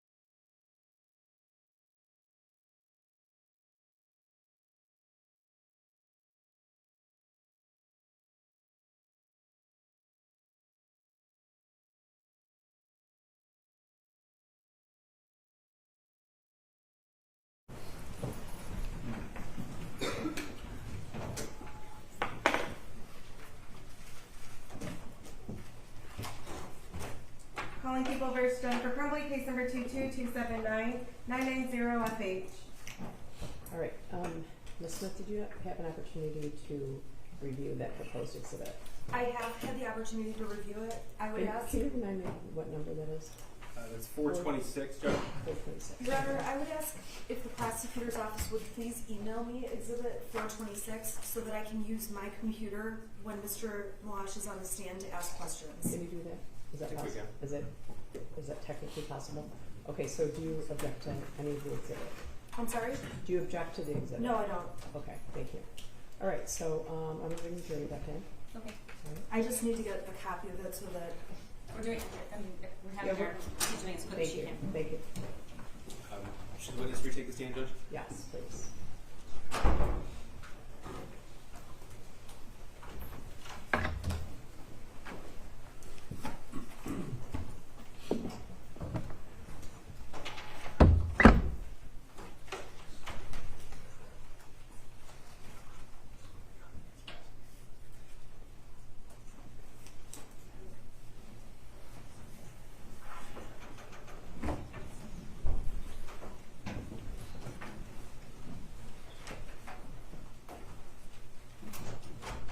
All rise for the jury.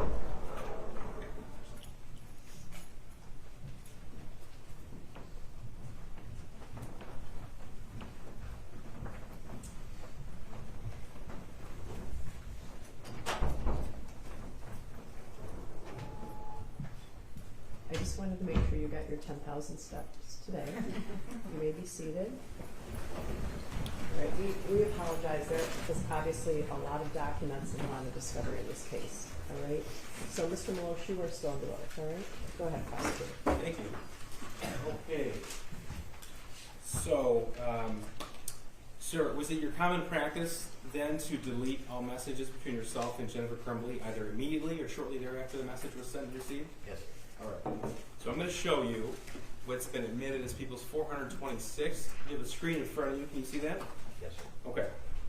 Now, this is information received from Facebook through a search warrant. If printed out, it would be 77 pages. And we have a conversation participants between yourself and J.C. Rumbley. That's the defendant, Jennifer Crumbley. Is that right? You have to say yes or no. Yes. Okay. The green, so we know, that's Jennifer Crumbley, correct? Yes. Okay, and then the blue would be you, Yes. Brian Lush. Okay. Now I'm going to go through some of these with you. We'll start with page 16 here. And I guess first, these begin from what was recovered via search warrant from Facebook on December the 1st, 2021. And we have heard evidence already, so you're aware. See, it says UTC +0. Do you see that right there? Yes. Okay. So that actually means it's 5 hours earlier than the time on that text message, so you know. So the first message here would actually be November the 30th in the late evening hours. Thank you. Now, prior to this message here, did you have any other contact with Jennifer Crumbley from the time she expressed concern about her son to these messages coming to you? Yes. Okay, tell me about that, please. That was, Louder, oh, I'm please. sorry. I apologize. It was after the shooting occurred, and it was that the gun was missing. Which gun? The 9mm. Okay. And I said to call 911. You told her to call 911? Yes, sir. Okay, and you told her before that you're a firefighter? Yes. So why was it important to you to tell her to call 911? Just to allow the first responders, the police, and whatever, to identify that there's potential what's going on. If Okay. we're missing it and something's going on. All right. Now it's fair to say that the first message we have here that says 12/1/21 at 2:56 a.m. UTC 0. That's not the first message exchange between the two of you, correct? Correct. Okay. So just everything before that would have been deleted by both yourself and Jennifer Crumbley. Correct. All right. So again, I'm going to refer to a handful of these pages. And just so you know, this is everything that was recovered from Facebook. Okay, so this is page 16, Exhibit 426. Your Honor, I apologize. Does the court have Wi-Fi? Because the file's so large, my hotspot's not going fast enough, and they just emailed it over to me, and I can't open it on my computer. Do you know if there's a password or if there's a... That is so not my department. Yeah, mine either. Mine either, thanks. I appreciate it, though, that the court is helping. Do I go to OCS? Judge, Ms. Nellett sent it again with a reduced file size. Oh, okay. I'll try that. Thank you. Okay. I'm sorry, I just can't get it open. Yeah, okay. Go ahead. Okay, in the blue here, this is 12/1/21. So this is shortly before midnight on November the 30th, 2021. And what did you write to her? I can't even keep up. None are threatening. Facebook pulls those down instantly. Okay, and that was in response to what? Sending screenshots showing what was going on and everybody that was commenting through their stuff or regarding them. Okay. That's page 16. I'm going to go to page 33. Jennifer Crumbley wrote what at just after midnight on December the 1st, 2021. Agreed. I failed as a parent. I failed miserably. And your response was? You didn't do this. Okay. Now, is it fair to say at that point in time your information was received regarding the shooting from Jennifer Crumbley? At that point. Did you know all the facts? I'm sorry. Did you know all the facts? No. Okay.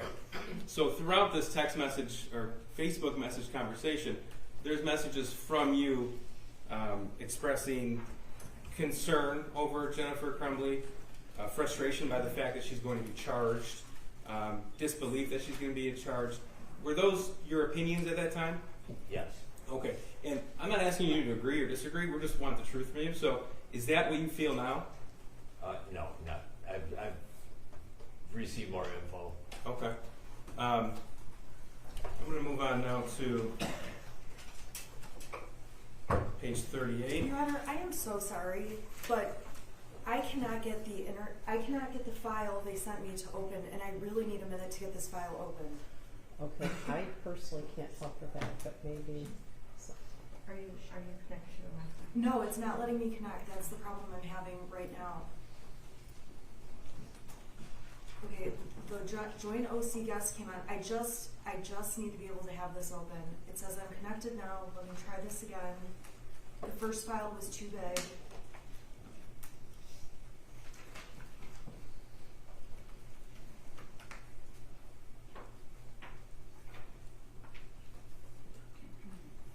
Do we need Brandon?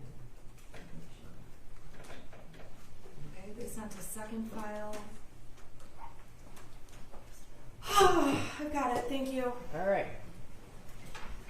Moving on. All right, ready? Sure. Okay. This is page 38 of Exhibit 426.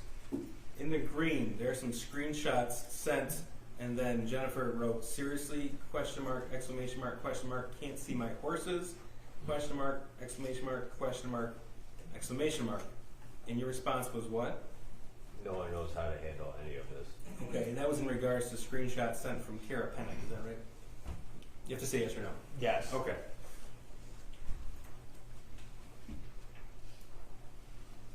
Now moving on to page 42. Your Honor, I'd ask the prosecution to stop leading the witness. I haven't objected, but we've been doing a lot of leading. Assisting. Okay, that's fine. I'll make sure that I don't ask anything that suggests anything.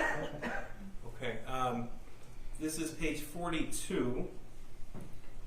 The top text bubble here in green. What did the defendant write? Social media. We heard we may get charged too. Okay, and your response? I did hear that. That was mentioned on one of the news stations. I don't know how both of you could be charged. I can only assume they will charge James with the handgun not being secure. Okay. And she wrote this December 1st, 2021, 11:10 p.m. UTC plus 0. So that is actually 5 hours sooner than that. So that would be in the evening hours of Wednesday, December the 1st, 2021. Is that right? Okay. Yes.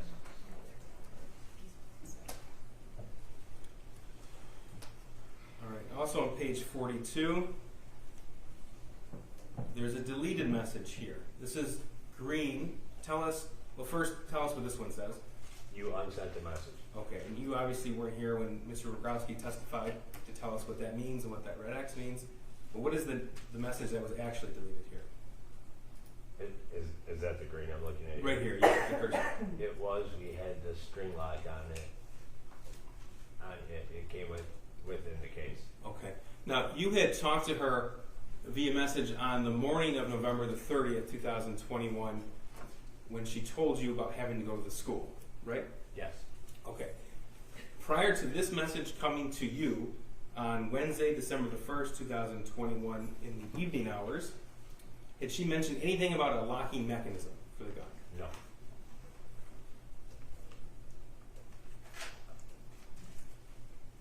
Moving on to page 43. Okay.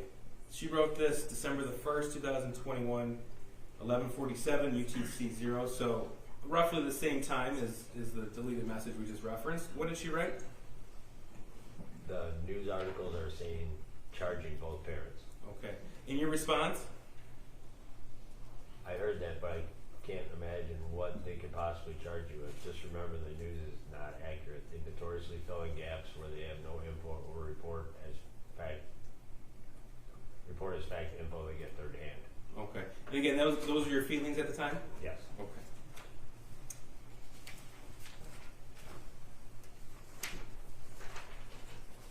On page, well, what is the, finish this page here for us. So after they get info third hand, what were the responses in green? It's coming from the prosecuting attorney. I need to retain a lawyer's stat. Okay. And now we're in page 44. Again, this was Wednesday, December the 1st, 2021, the evening hours. That's the day after the shooting, correct? Yes. Okay. All right. Now we have already admitted this portion of your Facebook message thread. Again, a deleted message. Can you read it for us? The unsent a message, the one below that. Both. Well, both. You just give us the. You unsent a message. Okay. And then what did she write that was actually deleted? Everything was secured, not loaded. Bullets stored away separately. OMG, OMG, OMG. Okay. And again, this is the conversation, the first time I ever heard Jennifer Crumbley tell you anything about the firearm being secured. Yes. I'm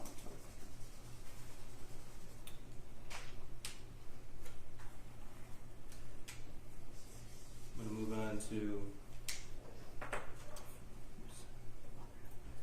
page 46.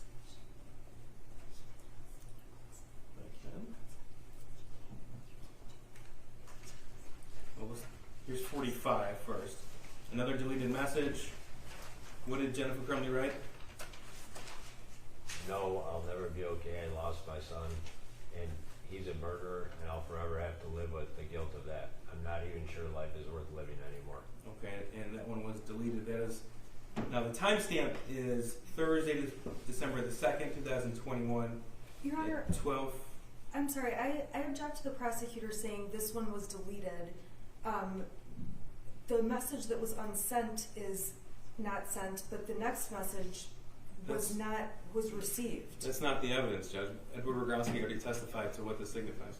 Yeah, he said, and you can both correct me if I'm wrong, that if you unsend a message, it can be retrieved. And so the message below that is at the same time, 12:42:32. Yes, So Judge. the message below the you unsent a message is the retrieved message. That's deleted. Edward Rogowski testified that with the red X, this return, it signified it was. No, he it was testified. deleted. It was deleted, but retrieved from the extraction report, or from the server itself.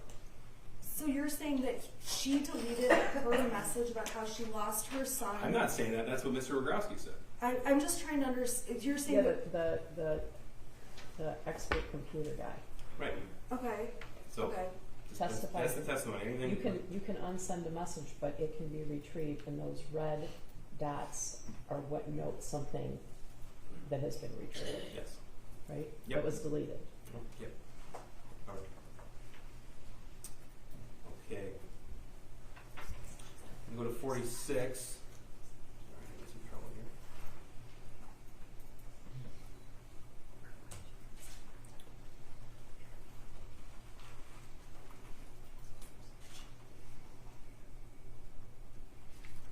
All right. What did she say here on Thursday, December the 2nd, 2021, 12:51 p.m.? My mom won't talk to me.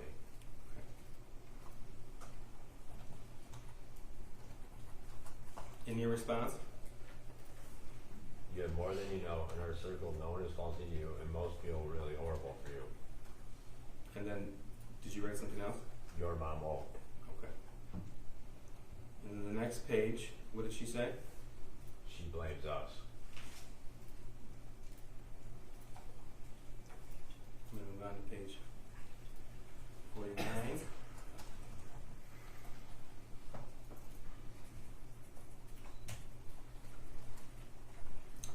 Okay, tell us what she wrote here. The top. Yeah, go from the top. And we will never be the same. In your response? Never, ever. And she wrote what to that? It's like mourning the death of my child.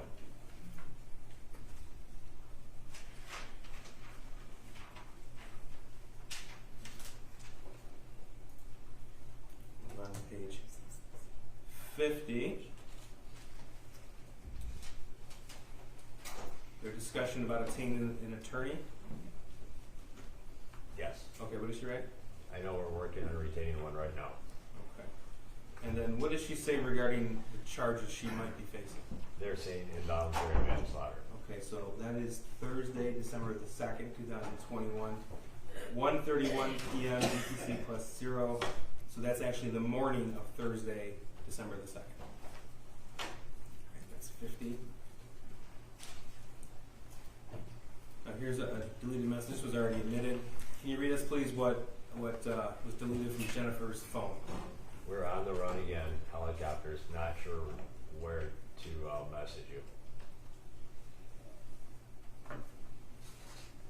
We'll move on to page 53. And she wrote something to you right here at December the 2nd, 2021, 4:40 p.m. plus 0, so that's 11:40 a.m. on December the 2nd. What did she write to you? We just bought new phones with old numbers to take care of all of this shit. Okay. And the next message? Clear your cash. Okay. And then what was your response? Good move. What did you take that clear your cache to mean? What does that mean? Just clear messages off, I guess. Off of a device? Yes.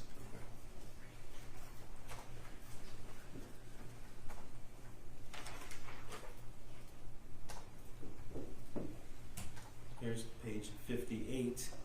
This was also previously admitted. Tell us, read us this deleted message. We were fucked. And she said that to you Thursday, December the 2nd, 2021 at 2 p.m.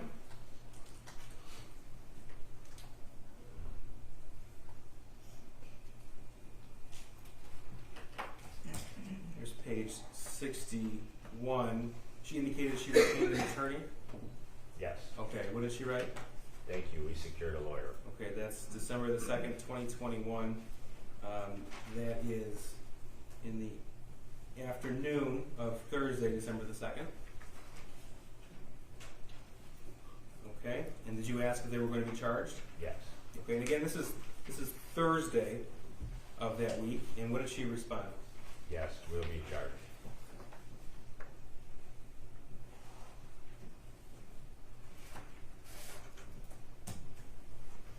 Now, this is page 64. There are some photographs here that she sent to you. Have you seen these photographs before? Yes. Okay, and do you recall what they depict? Yes. Tell us about that. There's a gun and a person bleeding, and the thoughts won't stop, and I can't recall about Okay. it or other. But that you recall that? Yes. Okay, and what did you think of that? Disturbing. Okay. And she sent that to you, and then what did she say in the message right after she sent you that picture? this is what they found, a non-threat. Okay, she was referring, who did you think she was referring to? A school. The school, okay. And let's go through this conversation. What did you write? And never even notified a liaison officer. That was your question to her? Yes, sir. And what was her response? But the paper they showed had all these things scratched out. Okay, now, did you know that she was actually sent the paper without things scratched out? No.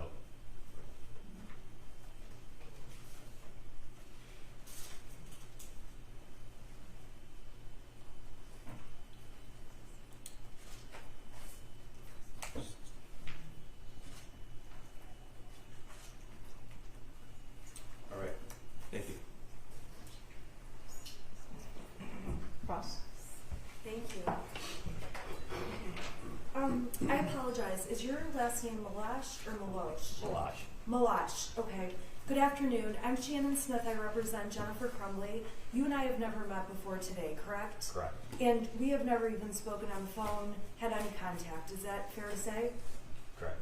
Okay. I want to go back and explain to the jury, have you explain how you became involved in this case.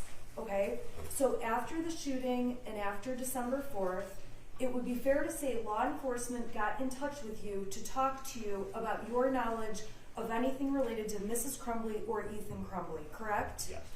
Now, on that day and time, the first interview you did was with law enforcement. You met with somebody from the Oakland Sheriff's Department, correct? Correct. Now, the first time you met with them, you were interviewed for 1 hour and 42 minutes, correct? Correct. A long interview. Is that fair to say? Yes. And in February of 2022, you did a second interview with law enforcement that was about 1 hour long, correct? Correct. And then recently, so within the past couple of months, okay, in December of 2023, law enforcement did a third interview of you, correct? Correct. And that interview was almost 3 hours long. Is that a yes? Yes. So you were interviewed once at the very beginning of the case, right after the shooting, correct? Correct. You were interviewed a second time months later in February for about 1 hour. Correct. And recently, within the last couple of months in December, you did this 3-hour interview. Correct. It's fair to say that throughout all 3 interviews, you tell law enforcement repeatedly that you have memory problems, correct? Correct. You do not have a good memory. Correct. I am not trying to be mean to you, but you have repeatedly said you don't have a good memory. Is that correct? Correct. Now, when you initially talked to law enforcement, they told you they would like you to write a statement, correct? Yes. And you did, in fact, write a statement. You typed one out, correct? Yes. Now, the date you typed one out, did you do this on the date you were first interviewed? It was the morning after. Okay, so the morning after, so it says you were interviewed Friday, December 10th, 2021, correct? Correct. So the statement that you actually typed out and wrote would have been done on December 11th of 21. Yes. Now, it's fair to say that in the statement, you gave law enforcement and police as much information as you could remember, right? Yes. And this time when you wrote your statement, this was way closer in time to the shooting than we are today, correct? Correct. Now, when you wrote your statement to police, a lot of the new information you're sharing was not in your original statement, correct? Correct. And you would agree with me that during the hours of interviews you've had with law enforcement, they have given you different pieces of information against Jennifer Crumbley, correct? Correct. And you have not had the opportunity to take all this new information you're getting against Jennifer Crumbley and talk to her about it, correct? Correct. The last time you talked to Jennifer Crumbley was December 4th of 2021. Is that a yes? It's fair to say that police they have asked you the same questions over and over and over. Is that correct? Yes. And when they ask you the same questions over and over and over, you can tell sometimes they don't like the answers they're getting from you. You can tell that. Is that a yes? Yes. Okay. I need you to be loud. Sorry. Okay? Thank you. Apologize. So when you can tell they don't like the answers, you keep talking to them, correct? Correct. And when they've been interviewing you, they have started to talk to you about things like your job and your benefits, correct? Correct. And they have said things to you like, if you're helping Jennifer Crumbley, you could lose your job as a firefighter, correct? Correct. They have said things to you like, if you're helping Jennifer Crumbley, you're going to lose all the benefits, your pension, things like that, correct? Correct. It's fair to say that when you've talked to law enforcement, they have said things that make you feel like you're going to be in trouble because of your friendship with Jennifer Crumbley. Correct.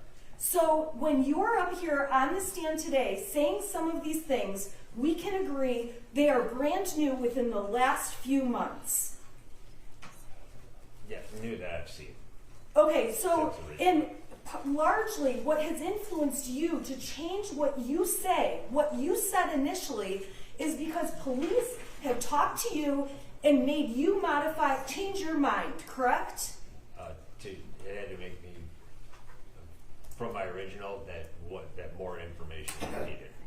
Right, so my point is, you talked to them at first, back in December, right after the shooting happened, right? Yes. And then law enforcement met with you 2 more times and gave you information, right?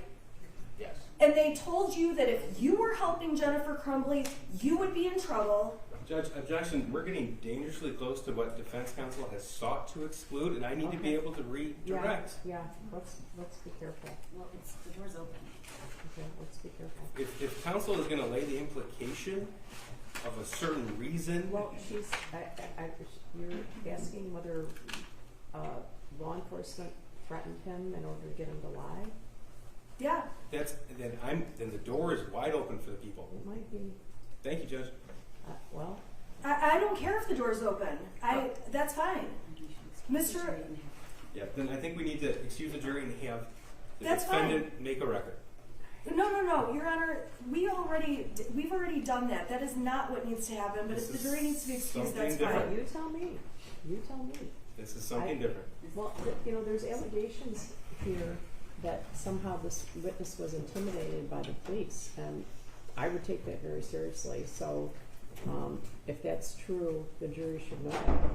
So, that's a serious implication. So, Judge, we can't allow counsel to say those line of questioning and prevent the people from having the witness give the whole story. I'm not trying to keep the whole story.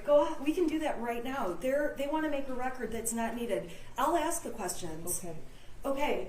Mr. Maloche, For proper purposes, we need a record made, Judge. okay. All right, 10 minutes, guys. Maybe 5.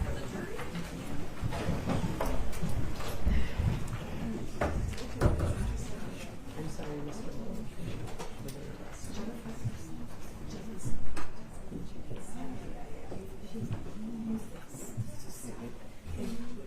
Okay. Okay, everybody be seated. Actually, I think I might ask you to step into the hallway just for a minute, okay? We'll be right with you. I know it's not a very comfortable position to be in. We're doing our best. Okay. You may be seated. Okay, so we had a motion to eliminate, when was that? November, March, when was it? 2022.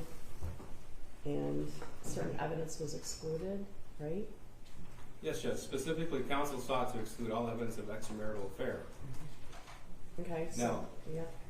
as an offer of proof, this witness, when asked, will testify that he didn't want that information out in the public domain. Now, I didn't ask him any of that information. Counsel is choosing to cross-examine him in a fashion which makes it appear that he has either been intimidated or willfully lied about statements made. He has a reason why certain statements have changed, Judge, and if counsel is going to be allowed to introduce us to the jury, we have to be allowed to rehabilitate him and show what actually happened.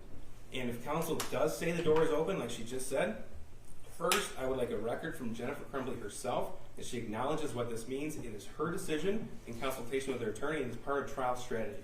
Well, credibility of a witness is always at issue, and so is a motive of a witness. And I did exclude that evidence at your request, subject to later information that if indeed something having to do with their relationship lent itself to gross negligence or dereliction of duty, right?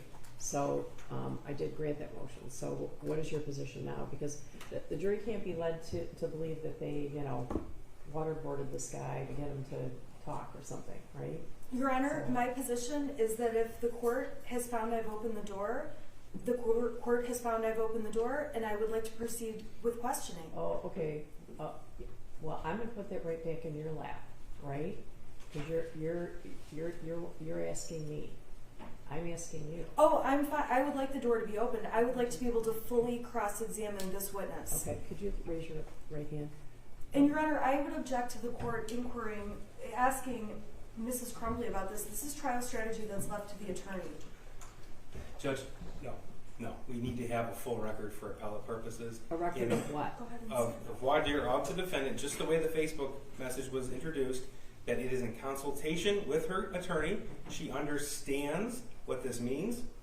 She understands that counsel cannot use that prior ruling to her advantage. She understands that at her behalf, counsel has sought to exclude certain things and was successful. But now, counsel is adamantly requesting that ruling not be put in place, allowing the prosecution to cross-examine this witness, and when the defendant testifies as well, that's all out in front of the jury. So that's now fair game for when the defendant takes a stand, for which she's indicated she is going to do. Okay, well, I guess I would say if the defendant takes the stand, it is fair game to the extent it's relevant. Of course. Right? It's always to the extent it's relevant. Right. I can certainly envision a possibility how it might be. Your Honor, I suppose the first thing I need is a ruling if I've opened the door and if this evidence is now relevant about the affair. Because I still think it's relevant that police threatened and made Mr. Maloche say things that were inaccurate, irrespective of the affair. Okay, well, I don't know what happened. Did they interview him for 3 hours and then threaten to call his wife? I don't know. I don't know what happened. No, they threatened him like I asked him about his job, his pension, losing those things. That's counsel's characterization of something that is certainly not evidence. A question is not evidence, and that is certainly that we're going to explore now. Well, I guess the prosecution is saying he initially had a motive, perhaps not to be completely truthful to the police because he didn't want his private relationship with the defendant revealed, which, I guess is understandable, but it sounds like maybe he wasn't completely open and honest with them as a result of that. And now all prior, I didn't mean to interrupt, but now all prior consistent statements would be admissible under MRA 801.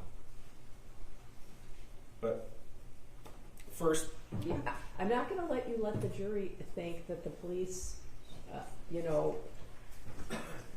threatened him or did something to make him say something he didn't mean just to avoid repercussions to him, whether it's employment-wise or personally. That's fine. Your Honor, I have opened the door, and I want that door opened, and I want to fully examine this with this witness. again, voir dire I'm from the gonna defendant. ask her. Okay, can you raise your right hand? Do you swear or affirm the testimony about to give is the truth, so help you God? I do. Okay, you can put your hand down. Mrs. Crumbley, I want to make sure, this has been kind of fast and furious here, right? Okay, so I want to make sure you know what was going on. A year and a half ago, there were some motions that were filed about keeping some evidence out. Correct. I guess I would suggest that now that we're here 2 years later and there's more information about the case, I can't even tell you if I'd rule in the same way, knowing everything I know now. But that being said, I want to make sure you understand what your lawyer said, which is that I previously ruled that in and of itself, the fact that you were having a romantic relationship with this man, to me was not evidence in and of itself of gross negligence or dereliction of duty. Therefore, I granted your attorney's motion to keep that information out of the trial. You understand that, right? Okay, but now this gentleman is being questioned about why he did or didn't make certain statements to the police, and your attorney has indicated in front of the jury that he might have some motives, or maybe he's been threatened by the police, and she has said to me that she wishes to pursue that line of questioning, and I want to make sure that you are supportive of that. I trust her, so yes. Okay, so you understand that then we're gonna crumple my order up about that and throw it in the trash and go forward. I do. You understand that? I do. And you agree? I guess, yes. Okay. Do anything? Judge, I think I should make a record so the defendant and perhaps counsel knows for sure. It's not just an affair with one man that was uncovered. There's web searches now. There's trips during work hours. There's when she was on actual work trips with other individuals. It's not just this person. It changes the tenor of the entire trial. I don't think that that's appropriate. You're asking why this Judge, witness... counsel has alleged that 2 investigators with 30 years of experience have committed basically a crime by intimidating a witness and lying to a witness, and that it requires a strong and accurate response. This changes the entire case, Judge. I can't let that comment go without being corrected. Okay, well, I don't know any of this information. You're going to ask him, this witness, why he was protecting her, or why he didn't give full information to the police. We're not going to go off into Never Never Land and talk about trips or trips with him, though. Trips with him when she said she was at work or using her son as an excuse to go somewhere. Trips with him in particular, Judge, that goes to the heart of gross negligence and failure to adhere to your parental duty. That is a part of the case that we moved past when the court issued the ruling. About that. Your Honor, lots of people have It was affairs excluded. and don't have children that shoot up a school. That's not true.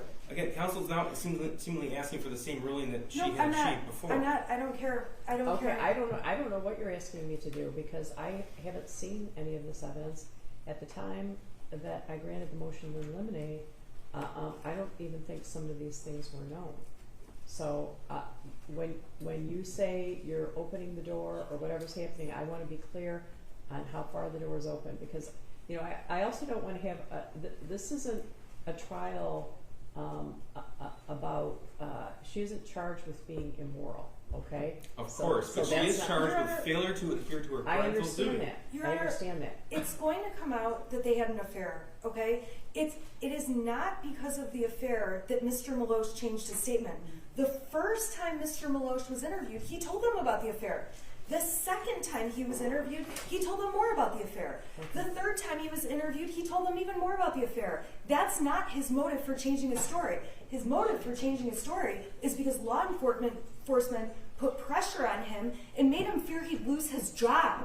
All right. It is completely inaccurate. Again, okay. Now we have to introduce witnesses. Okay, I'm not addressing that right now. I'm addressing the now we're going to put in all this information about affairs and all kinds of things that she was spending time with him instead of her son. How far are we taking this? That's what I want to know. I guess it depends on the questioning. Okay, well.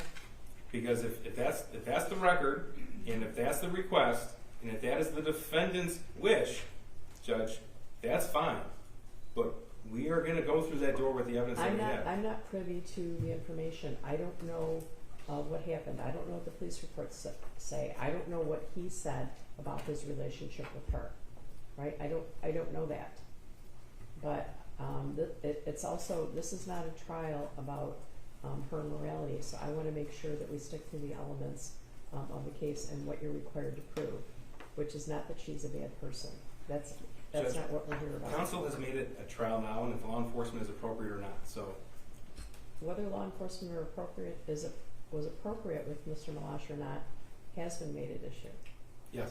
But are we going to have another week of trial about how terrible Mrs. Crumbley is? And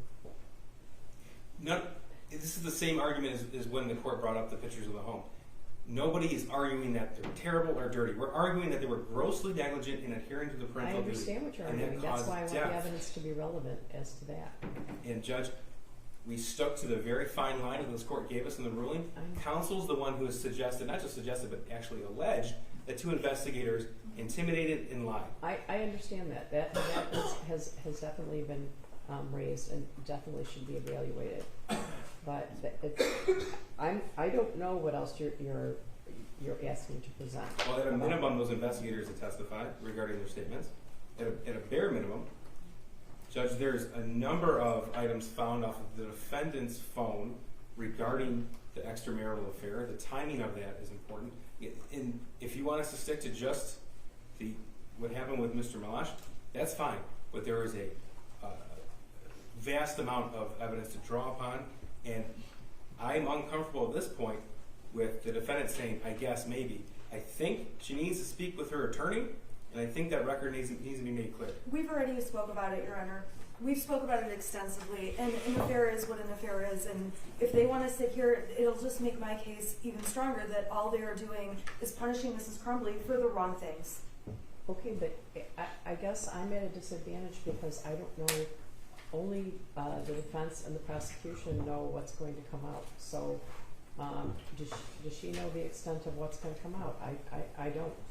So she knows the extent of what happened, and what's going to come out is going to be the truth about what happened.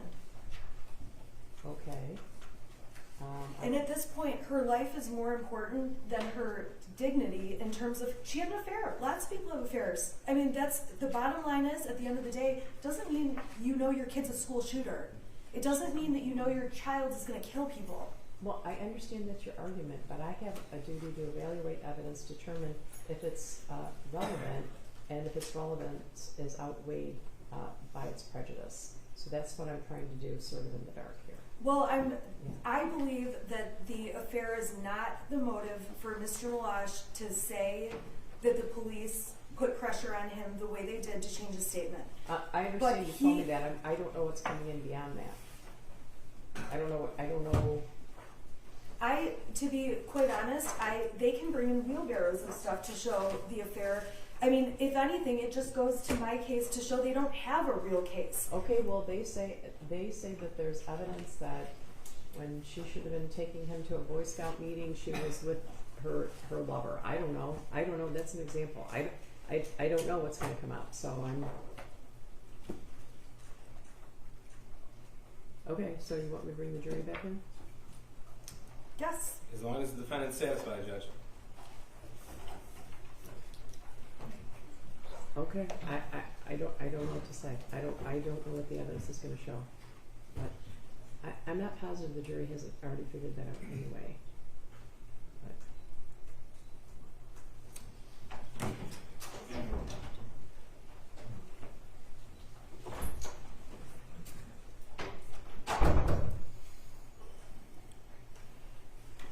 You ready for the jury?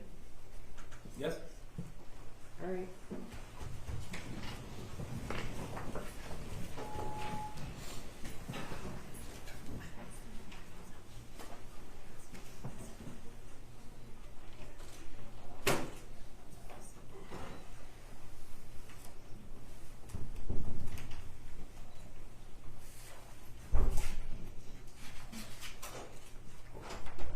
All rise for the jury.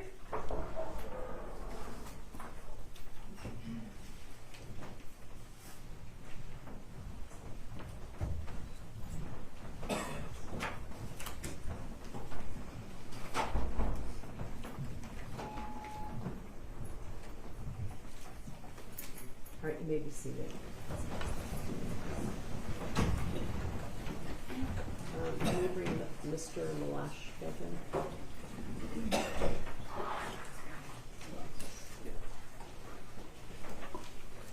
Please walk this way, sir.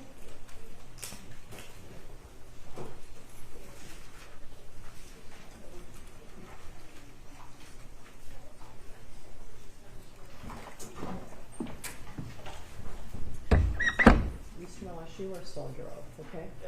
Okay, go ahead. Okay, thank you. Mr. Malash, we were talking about the 3 different times that you spoke to the police, Yeah. correct? Yeah. it's fair that from the very beginning, the first time you talked to police, you told police that you and Mrs. Crumbley had had an extramarital affair, correct? Correct. You told police from the very beginning your relationship with Mrs. Crumbley involved a sexual relationship, correct? And so when you're in here testifying, it's fair to say that law enforcement talked to you about the affair right after the shooting. You told them all about it, right? I'm sorry, I need Yes. Judge, I think counsel needs to be specific. She's saying law enforcement and using general terms, and she needs to be specific when asking this witness question. Well, there's a lot of different law enforcement, so it probably would be good to be specific. The first detective that you had an interview with, you told him that you and Mrs. Crumbley had a sexual relationship. Yes. Right, again, identify who she was speaking to. Do you recall who was the first, which officer are you talking about? Which one am I talking about? Yeah, the first, you're asking him Sure. about the first one who interviewed him. I'm assuming you know who that is. There's lots of law enforcement. I know, which is why I have the name, but Okay. Do you remember who it was initially, Mr. Malash? Okay. it appears to be Lieutenant Weir. Does that sound correct? Oh no, I'm sorry. You talked to Brian Joseph the first time, correct? I don't know. Okay. Okay, does it sound right if I said you spoke to Brian I'm saying your name. Okay, on 12/10, you went to the Oakland County Sheriff's Office, the Brandon Township substation, correct? Correct. You were interviewed at approximately 15:30 hours, so that would have been, what, 3:30 in the afternoon. Correct. Okay, and on that day, I'm having a difficult time telling which detective it was that did that interview. It was during that interview, though, that you gave them a copy of your Facebook Messenger thread, correct? Correct. You gave it to them on a thumb drive? Yes. And you specifically did turn that drive over to Sergeant Brian. Do you recall that? I don't know. If I said the person that you handed the thumb drive over to, was that the same person who did the interview with you? Yes, they used the thumb drive on the computer. Okay, I'm just checking. If the police report says you gave the thumb drive to Detective Joe Bryan, does that sound right? I had no possession of the thumb drive. We were on a computer at the substation. So he asked you for access to your messenger. Correct. You gave him access. Correct. And Detective Joe Bryan was the one who downloaded the messages. I don't know the detective's name. I think Joe Bryan was a different interview. Okay, so you don't know the name, but you know it was a detective at the substation from the Oakland Sheriff's Department. Correct. Okay. And on the report, I also see source Lieutenant Weir. I'm just having a hard time identifying which police officer it was. You're sure it was a police officer or a detective that you met with, correct? Yes. And you're aware that that interview was video recorded, correct? At the substation? Yes. I was not aware. And it was the interview that took place that was a little bit less than 2 hours. Okay. Okay, the day after that interview is when you were... I understand it's cross-examination, but counsel can't just make a statement with the word correct at the end, and then the witness clearly not understand, and then just move on as if that's the truth. Okay, We have to be specific. Give him a second to think about it and answer the question. Okay, and I'm sorry, I don't remember my last question. I think I was just establishing a time frame. You did the interview on Friday, December 10th, 2021. That was the first time. Is that true? Correct. Yes. Okay, and that was 1 week after the last time you had contact with Jennifer Crumbley. Yes. The first time when you spoke with the officer at the substation, you disclosed to them that you had knowledge about Jennifer Crumbley. Yes. And you said that you told them right away that you had had a sexual relationship with her. Yes. And the fact that you and Jennifer Crumbley had a sexual relationship is certainly something you did not want to be public, correct? Correct. You talked to police again, we talked about in February for an hour. Was that also at a substation? The second interview? Yes. No, ma'am, that was at a building over here, part of the county complex. So you met them at the county complex and you had the second interview, which was just under an hour long. Correct.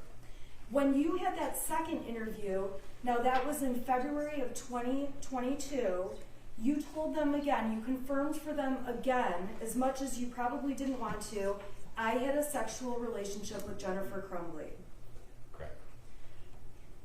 In the third interview, back in December, just a couple months ago, they asked you again for more information and you told them again you had a sexual relationship with Jennifer Crumbley. Correct. Now, the prosecution may ask you a lot of questions. Objection in the form of the question doesn't matter, but I ask him now, Judge. I haven't even asked my question. Okay, what's the question? My question is, when you talked to law enforcement and you changed... Again, I'm sorry, Okay. Specifics matter. Okay, so if counsel is going to request this kind of question from the witness, she has to be specific. I can't even get my question out. Okay, well, he needs to know because there were 3 different times, so that would help him too. Thank you, Judge. Okay. Over the course of the investigation, you testified earlier that your answers to certain questions have changed. Correct? Yes, I've added. You've added, okay. But one thing you have not changed, it's not the statements about your sexual relationship with Jennifer Crumbley. You've always said you had a sexual relationship. Correct. As police came and talked to you a second and a third time, they wanted more details about where you had sex and other details about those experiences, correct? Correct. Now, when I was asking you if you felt like you were threatened in any way, that had to do with feeling threatened that your job was at issue or that your benefits could be lost, Judge, correct? I'm going to object again. Form of the question, she needs to be specific. She's going to have something like threats. That needs to be specific. Okay, then I'll go to the third interview. I'm sorry. Yeah, be specific. Okay, I'm going to be very specific. In the third interview, when you talked to them in December, they specifically said to you, talked to you about your job employment as a firefighter, correct? Correct. They specifically talked to you about the details of your benefits, including your pension, correct? Correct. They made you feel like if you didn't give answers they wanted... Objection in the form of the question, they made you feel. How could he possibly testify to what somebody else's intent was? That would be speculation. I'll ask how he felt. Okay. When you were in that third interview, you were scared at the thought of losing your job or benefits. No, I was not. You do not want to lose your job or benefits. No, I don't. And when you were in that conversation with them, it was during that third interview that they asked you the same questions you had been asked many times before, correct? Correct. And they were saying very negative things about Jennifer Crumbley to you during that third interview. Judge, specific. Yeah. Objection in the form of the question. Yeah, negative like what?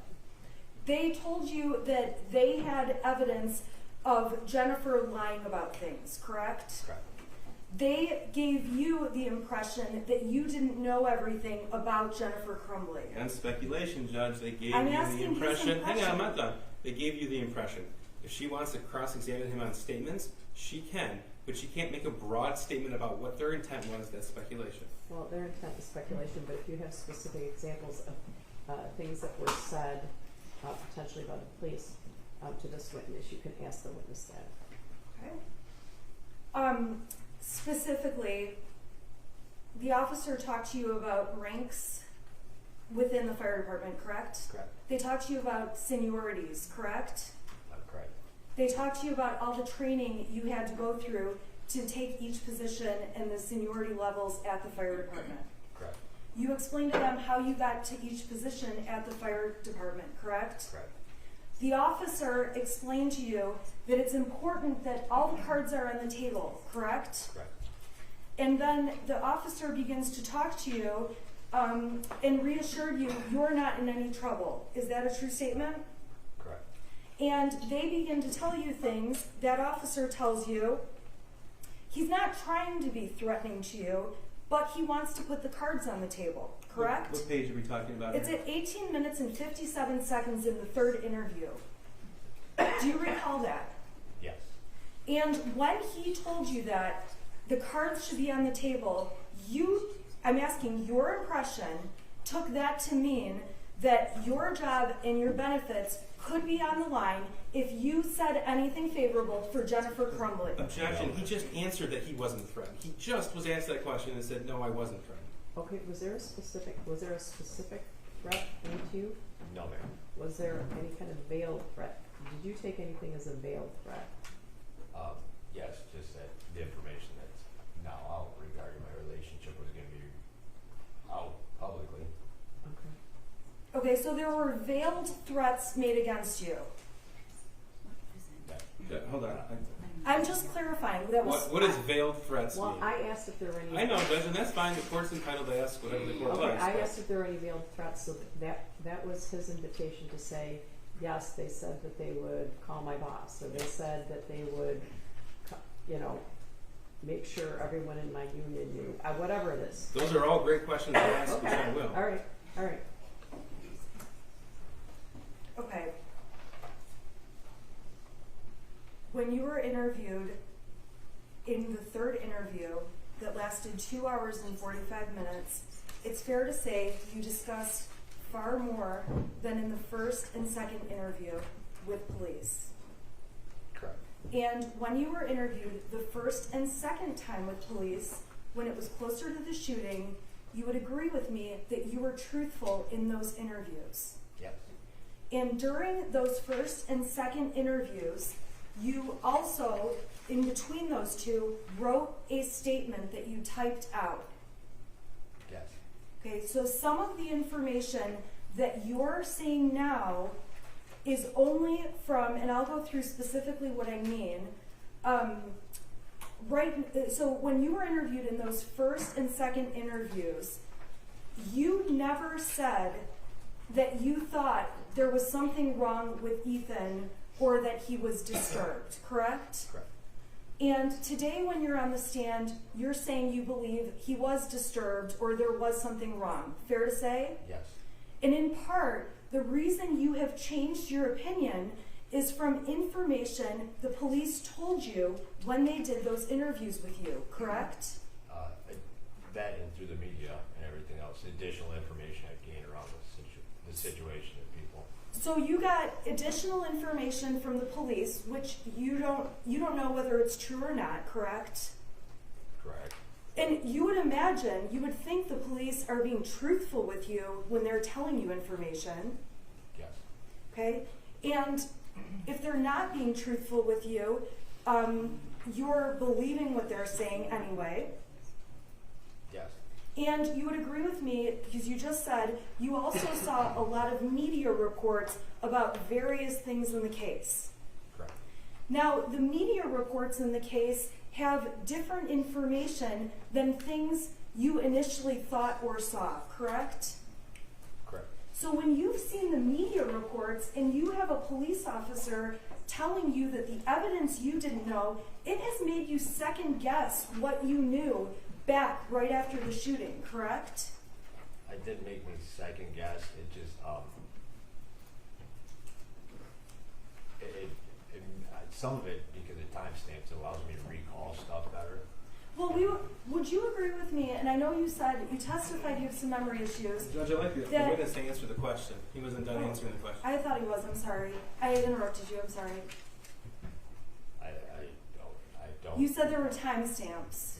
Yeah, when it helps if someone enlightens me, like if we go through messages, then I can actually I remember things. I can remember if you request specific information, I can give it. If someone just asks for something, I'll put out information not knowing what they're looking for. The more more specific something gets, the more accurately I can answer the question, or the more appropriately. I'm sorry. Oh, I'm sorry. I'm sorry if I'm not wording that correctly. No, you're totally fine. I'm going to put your messages up on the screen. Oh. Can you please turn this on?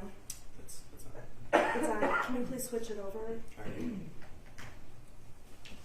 I might have to turn it on. I have to get this. Is the screen on up there?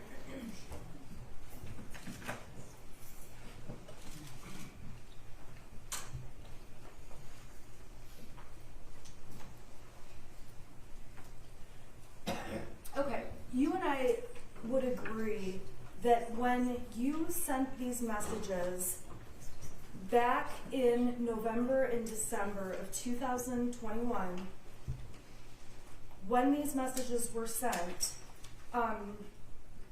at that point you thought differently about the case than you do now. Correct. But the information you had at the time was information that you had personal knowledge about because you had just talked to Jennifer Crumbley and had just exchanged all these messages, correct? Correct. You would also agree with me that when somebody in the courtroom shows you one message without the context around it, sometimes it's difficult to remember all of what you were talking about, correct? It can be. So for example, the prosecution asked you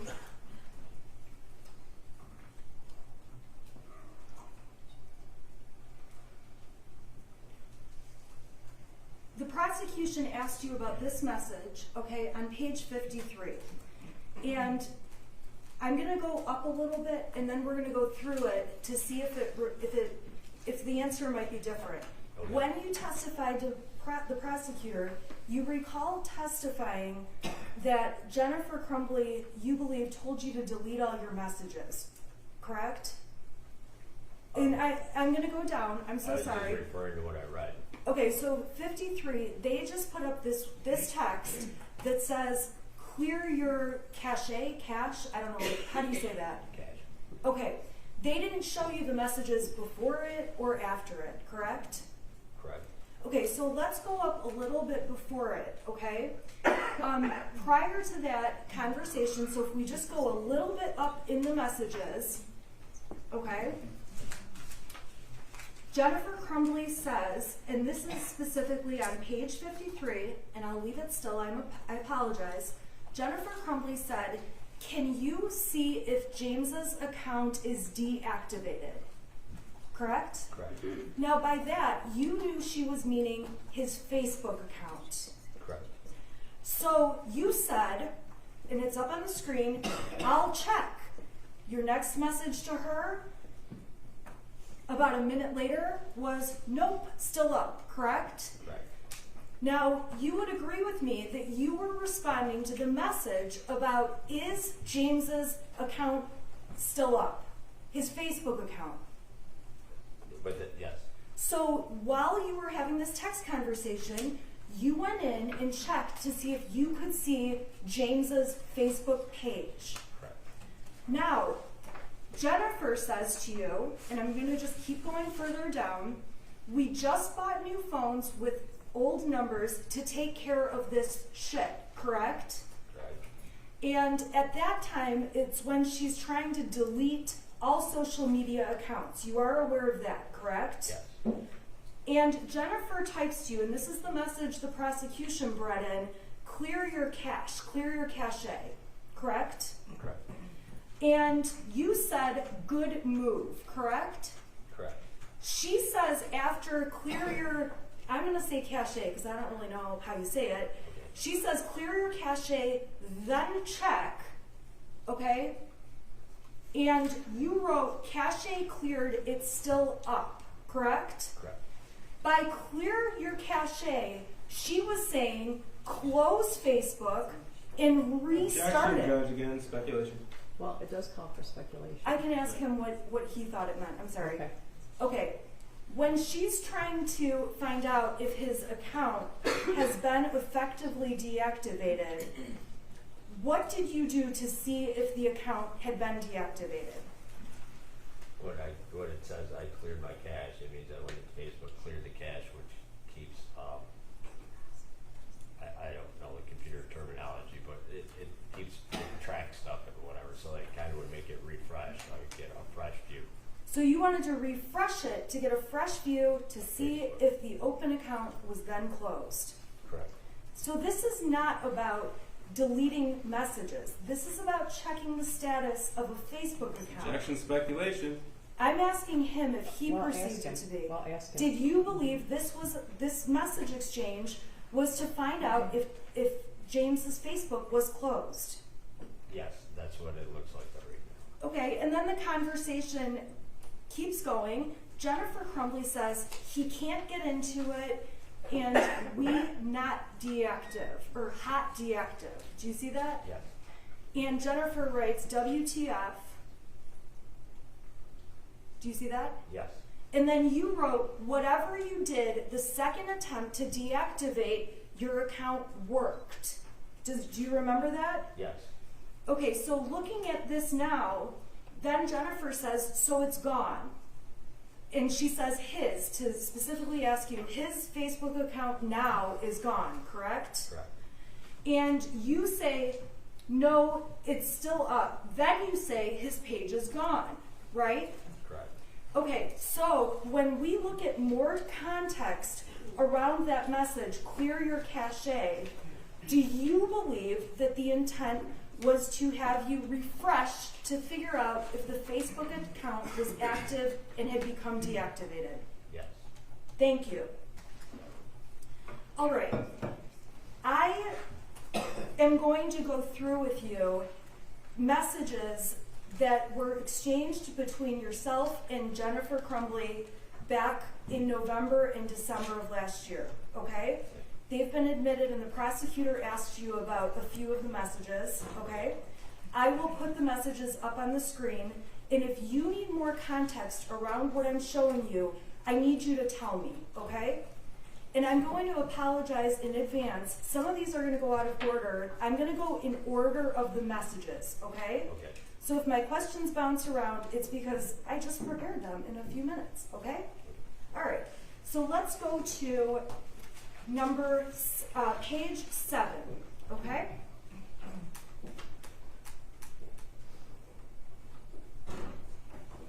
Okay, and this is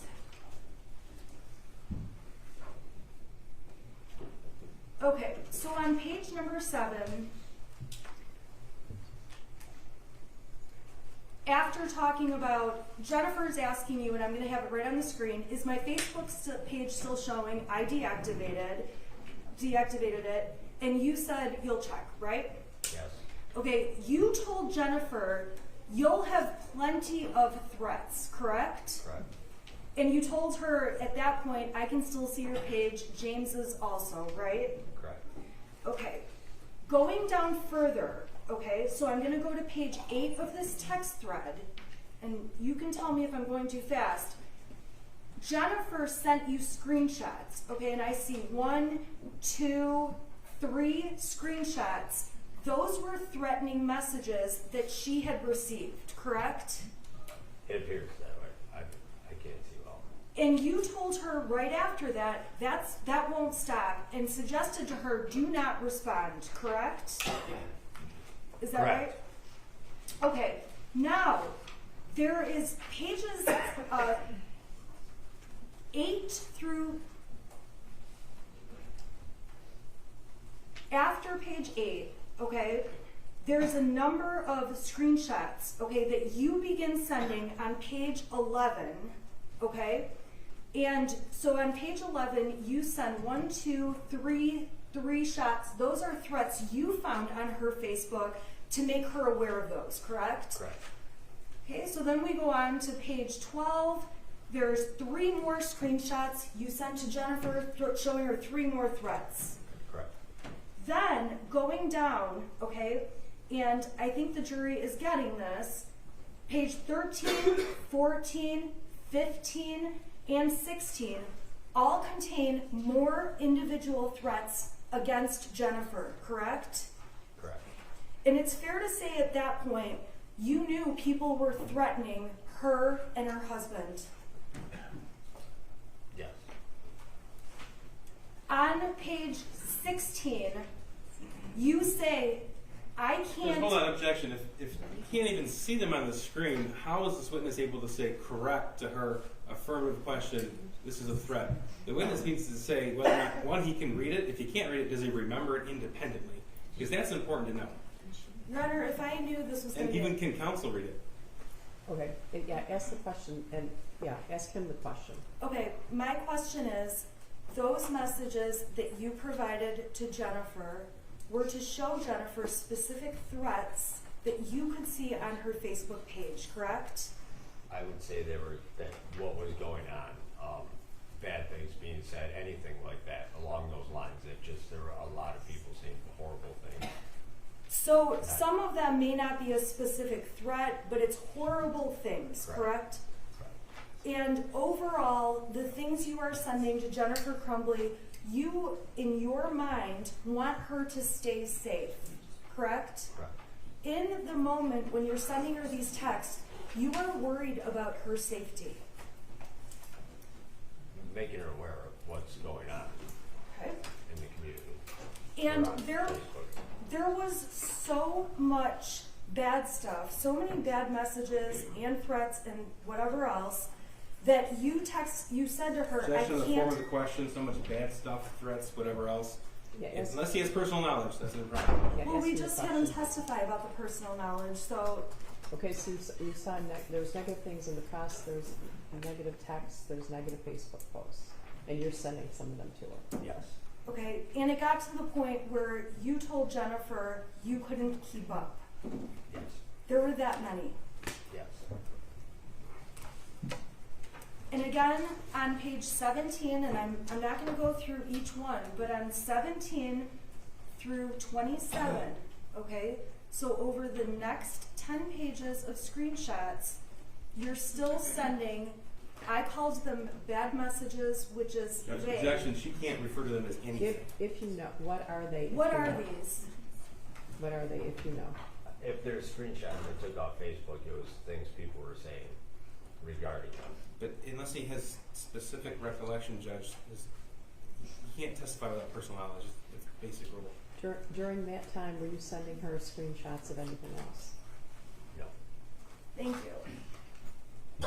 Now, when you and Jennifer were talking, and if you need more context, let me know. I'm going to ask you about some specific things, but I've got the whole thread up, okay? Jennifer says to you, and I'm on page 30 of the text, her reaction was, Ethan ruined his life, our lives, and multiple others. I don't even know how to absorb this, correct? Correct. That was a response she gave to you about her. That was a response she gave to you about her feelings, as far as you could tell. Yes. Now, going further down on page 31, she said to you, "I'm in panic business mode, and I need legal help stat." Correct? Correct. What was your impression? What is your belief? Panic business mode means. I don't know. Looking at what I'm just trying to pick out, I don't understand what. She goes on in her next text to talk about selling the horse. Okay. And in these texts, she ends up talking to you about what she's doing with her pets. Correct? I don't see that. I can just see what talking to Kira about for the horse. I'm sorry, I don't. No, that's okay. I don't want to cut you off, and I'm sorry I didn't mean to.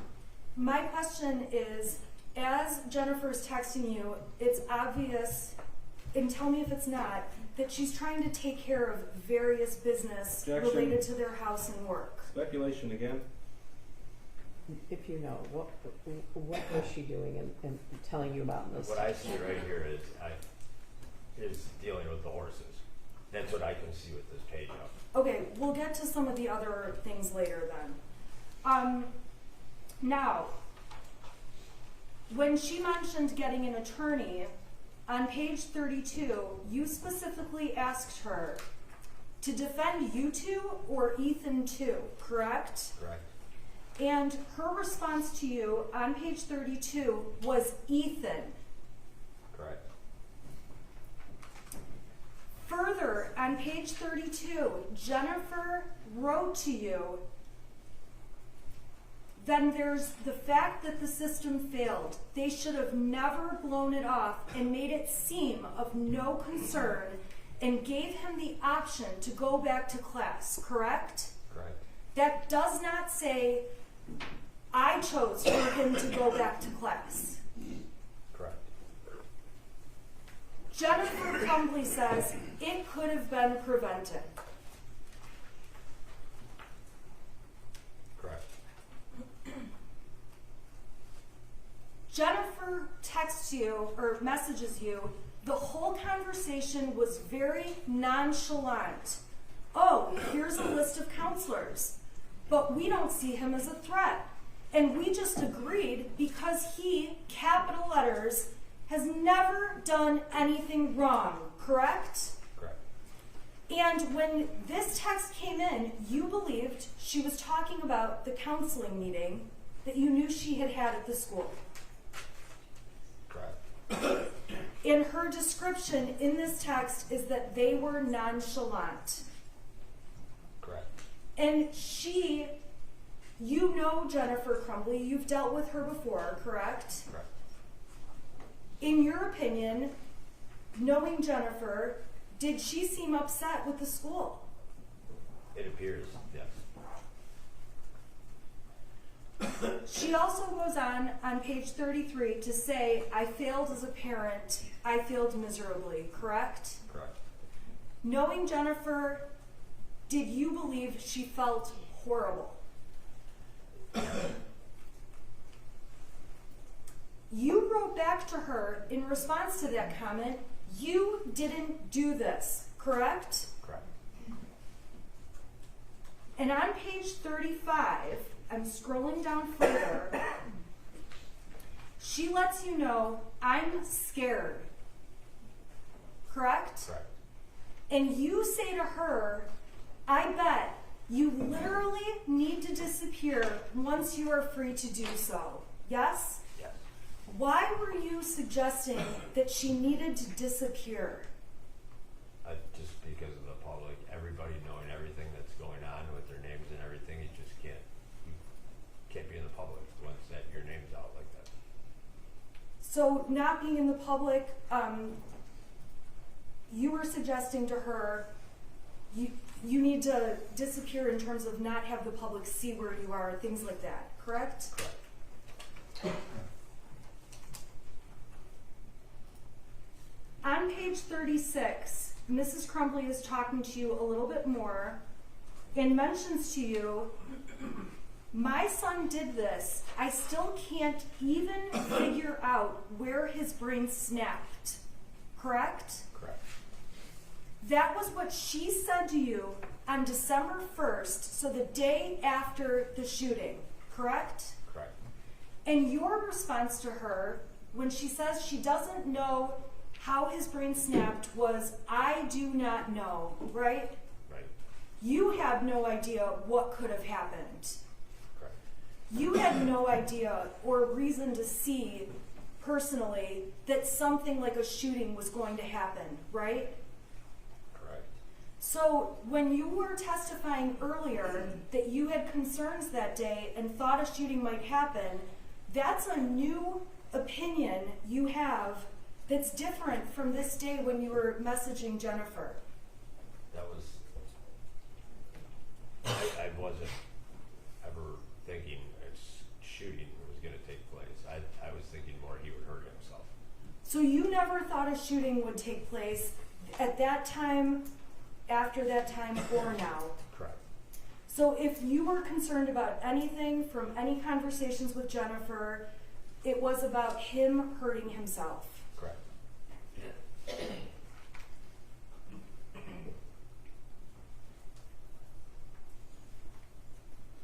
Jennifer goes on and she's talking to you further about her reaction to everything that happens. And on page 36, she tells you, I want to die. Is that fair? Yes. And on 36, you told her, be careful of anything you type on Messenger or text. It will all be subpoenaed and kept track of. The FBI is involved. They can access anything and everything, correct? Correct. And on that day, you were informing Jennifer, just know everything you say, law enforcement can get. Correct. And you were sending that because that's what you believed. Correct. And this is an example of everything they could get, correct? Correct. And at no time did Jennifer say to you, delete certain messages or anything, correct? Correct. And she didn't say to you, oh God, I gotta go delete all these messages, right? Correct. In fact, she just keeps texting you through the next couple days through Facebook Messenger. Correct. Even after you give her the advice, they're gonna get it all. Yes? Yes. I'm going down to 39. And at 9:25 a.m. on 12/1, Jennifer Crumbley's told you that he is being arraigned and tried as an adult. Watching it now. You would agree with me she's talking about her son at that point? Yes. The shooter. Yes. You told her you had just heard it and asked how she was doing. Correct. And her response at 9:26 was, I'm sick. Correct. And then I'm going down to page 40. I'm skipping a couple messages, but if you need me to go back, you can let me know.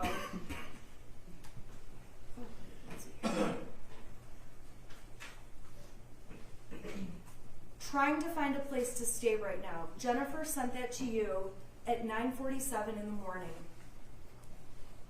Yes? Yes.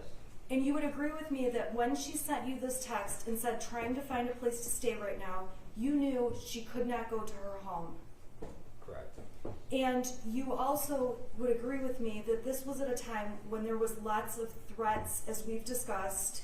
Objection, again, specificity, and we've already talked about this. There was negativity.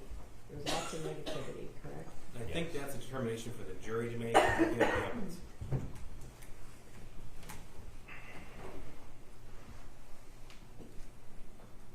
Now, on page 41, you say to Jennifer, I'm glad you're safely out of the area. Jen, I can't even imagine being in your shoes. Why did you say those things? Going back to like all the messages and everything where something involving her family or son, something happened and I can't imagine being in her shoes like that, bro. Now, going down, she's asking you if you've heard anything, any other rumors, correct? Yes. You're telling her, I haven't heard anything. Right. And then she says to you on 12/1 at 11:10, we heard we may get charged too, correct? Correct. And your response at 11:12 was, that was mentioned on a news station. I don't know how both of you can be charged. I can only assume they will charge James with the handgun not being secured, correct? Correct. Now, at that point, there was a message that was unsent that said, we had the string lock on it, came with the case, correct? Hold on, objection, unsent, it was deleted. Right. We've already had this.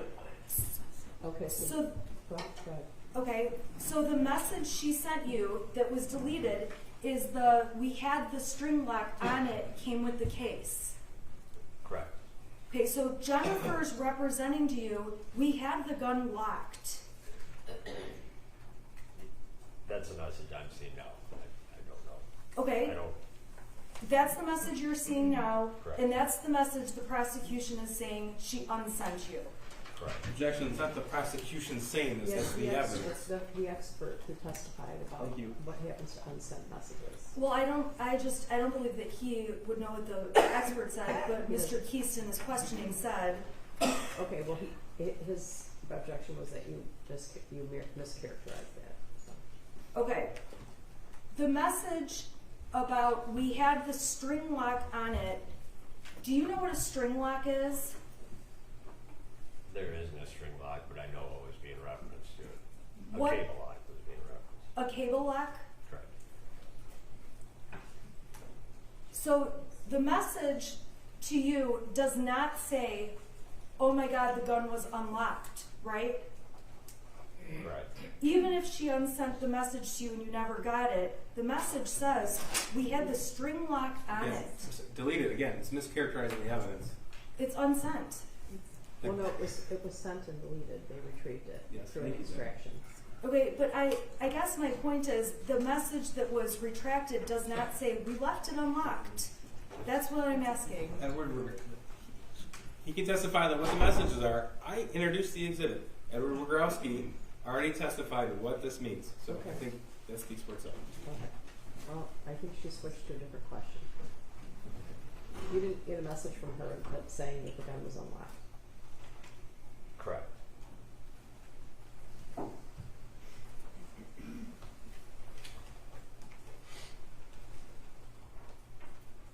On page 44, there's another message that appears to be deleted.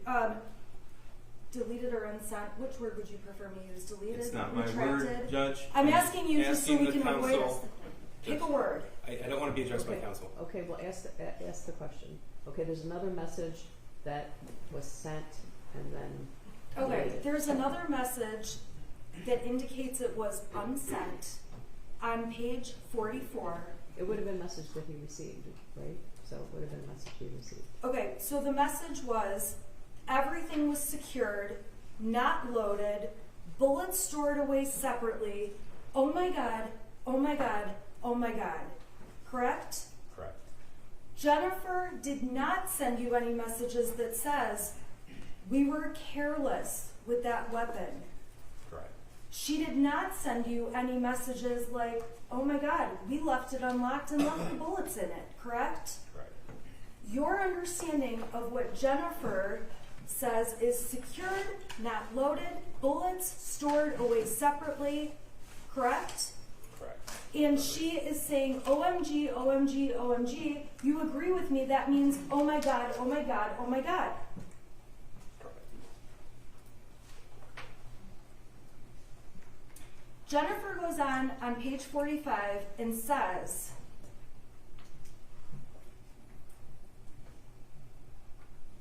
there's an unsent message at 12:42, okay?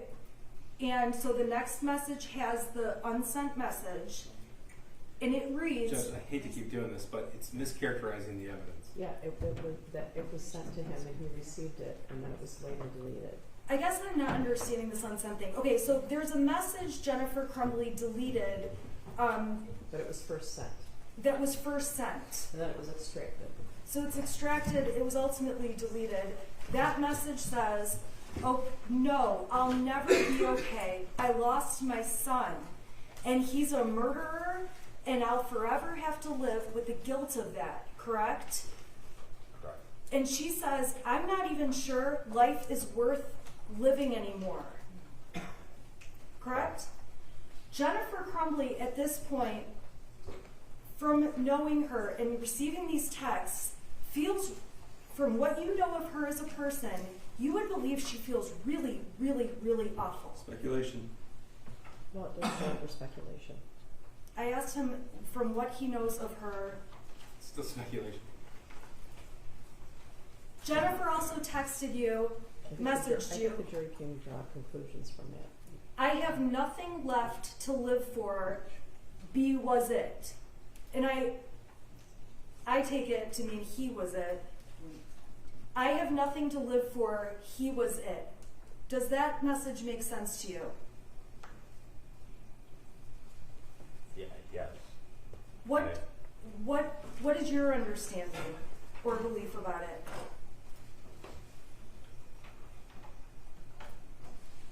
Assuming that was he who was it, that's what she was looking for Ethan.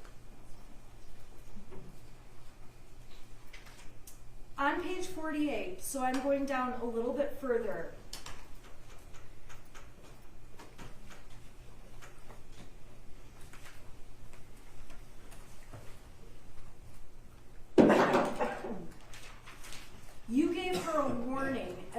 of that page about anyone that goes to your house will have their pictures, license plates, and identity plastered all over social media. People have lost their minds and need to rein it in before they get into trouble, correct? Correct. And you also said he wasn't, I've met him. That message is accurately displayed, correct? Correct. Okay, to give it some context, above that, Jennifer wrote to you, Ethan wasn't a bad kid, Brian, on 47, correct? Yes. And when you say he wasn't, I've met him, that's because you've met Ethan, correct? Correct. And you knew about Ethan from talking to Jennifer. Yes. So earlier today when you testified, you've never met Ethan. You actually have met Ethan. Oh, I met him. I don't remember ever testifying I had not met him. Oh, I apologize. I thought you said you had not met him. I apologize then if I said it wrong.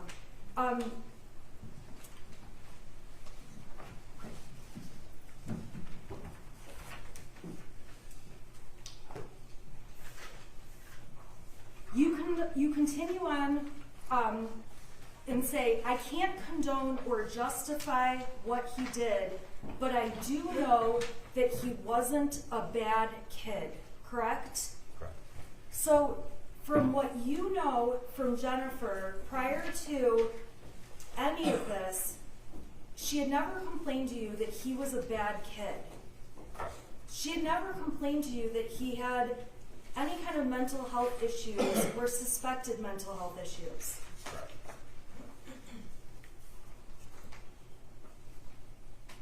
Jennifer's position on page 49, she says we will never be the same, and then her next text is, it's like mourning the death of my child, correct? Correct. It's fair to say that Mrs. Crumbley expressed sadness in these messages to you about her feelings with her son, correct? Correct. She expressed sadness about what happened to the victims and their families, correct? And the whole... Well, an objection to the characterization of this evidence, Judge. You can read what's on the text. You can't testify to what Jennifer Crumbley was trying to express to him. Just the words. Did she ever state that? Did she ever state that in the text? Just what I'm reading here is, I'm reading what's here, I'm sorry. So these texts speak for themselves. Yep. Exactly. Okay, and I apologize that I have to go through these one by one. I didn't have these before. I didn't know they were being used. Now that I know they're being used, they have important information this jury needs. Okay. Okay. They're paying very close attention. On page 49,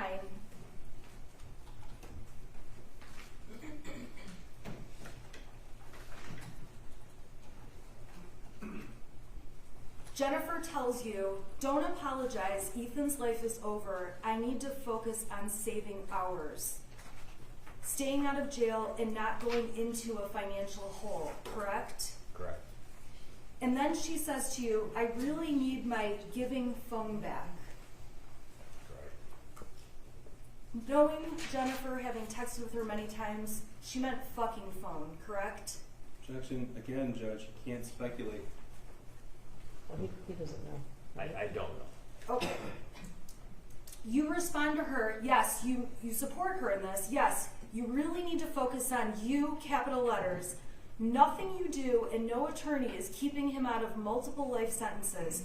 You need to get an attorney to defend yourself, correct? Correct. Then you say you don't know how or what they'll charge, but they will try. Correct. And she says she's working on retaining an attorney. Correct. Now, she mentions to you on the bottom of page 50, they're saying involuntary manslaughter, correct? Correct. This is on December 2nd at 1:30 in the afternoon. Or, you know what, I'm sorry, 1:30. Is that correct? It's morning, isn't it? I believe that's it. Oh, I'm sorry, you're right. So it's at 1:30 in the morning. Jennifer says they're saying involuntary manslaughter. Yeah, time is not correct. I'm sorry, the 1:31 p.m. is at UTC, right? So we're going back to so it's like 9 in the morning? I'm just trying to clarify so I don't lose Yeah, where I'm at. I'm sorry, I put my time on that. I have to be honest, I don't remember how that Okay. goes, the plus or minus, but ultimately, this text was sent to you before official charges were announced. Yeah, it appears so. I don't. So the basis of knowledge that you're relying on is what you're hearing in media and what people are telling you, correct? Correct. It appears on page 51 that Jennifer deleted another message that she sent you and deleted that says, "We're on the run again, helicopters, not sure where to, I'll message you," correct? Correct. Now, when Jennifer says to you, "We're on the run," she also verbally told you, "We're running away from the threats and the media." Objection. I don't believe there's any evidence that they had any verbal conversations. Yeah, I didn't hear him testify to that yet. Well, let me back up and ask a different question. Okay. Did Jennifer say anything to you that they were on the run, running from police? Objection. Say. I mean, we have to be specific here. Yeah, did you talk to her on the phone? I don't recall. Okay, so when she says helicopters, do you know what that means? And if you don't, that's okay. Yeah, I know what helicopter is. I don't. Do you know why she typed that to you? No, I'm really not understanding what it. Okay, then that's okay. That's okay, thank you. On page 54, Jennifer says to you that she's deleting accounts and deactivating accounts. She talks to you about that again, correct? Yes. Now, on page 55, so going further down, we're on December 2nd. Later that morning, I'm going in order in terms of your testimony. Does that sound fair? Yes. Okay. So going down more, on page 55, we can agree that Jennifer told you she just got into her email and there's so many death threats and hate. I literally just want to die. That's what Jennifer says to you. It says on here at 12/2/21 at 5:23 p.m. UTC +0, correct? Correct. This is before the charges against Mrs. Crumbley were announced. I believe so. I'm really having trouble with the dates. What day is this compared to shooting? I'm sorry. I'm getting a little No, trouble. that's okay. The shooting was on November 30th. 30th. Okay. Okay, and we're talking now It's 2 about days after. we're talking now about December 2nd. Okay. And then 2 days after. just to make sure you have the context, on December 3rd, that was the day the press conference was held and Jennifer Crumbley was charged. Okay. Okay, so does that help Yes. keep it straight? Okay. Yes. So she tells you that she got in her email. Okay, then the next thing she says on page 56, which is the next page, is that her texts are even worse. Correct? Correct.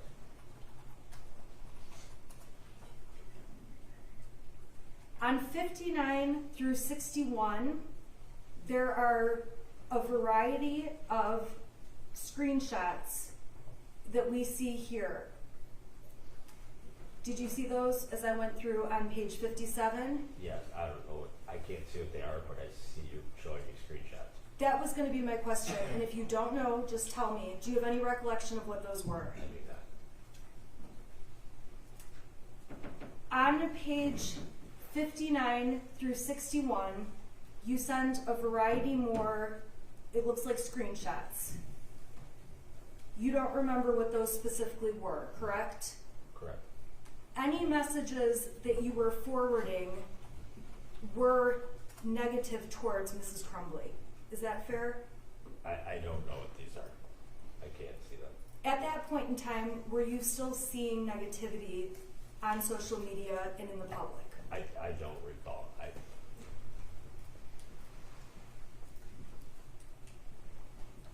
page 62,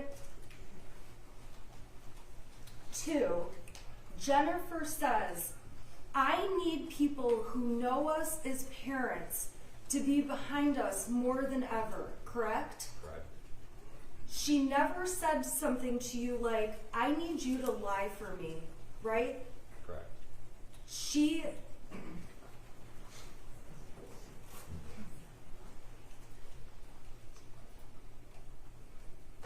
There's 3 more screenshots sent. Any idea about those? No idea. Not without seeing them. Okay, then on page 64, Mrs. Crumbley sends you some screenshots. Do you see those? Yes. Now, I do believe the next text after may refresh your memory on what those screenshots were. Jennifer Crumbley wrote, this is what they found, a non-threat. When you were testifying earlier, you testified to the prosecution that that was when Mrs. Crumbley sent you copies of those the math worksheets. Correct.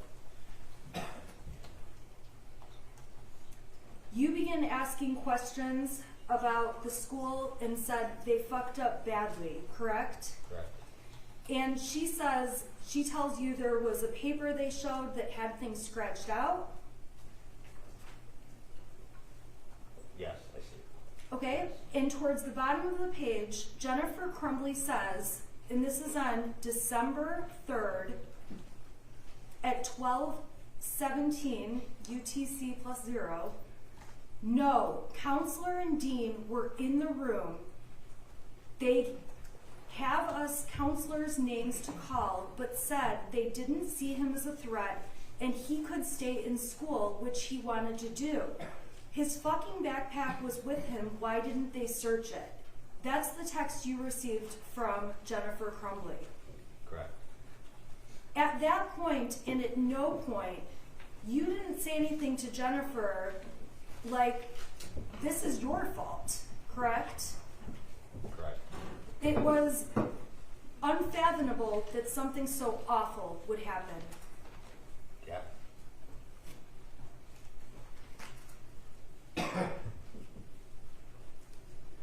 On page 66, Jennifer continues to tell you different things by messages, and she says no officer was notified, and apparently there were threats and no one, not even us, notified, correct?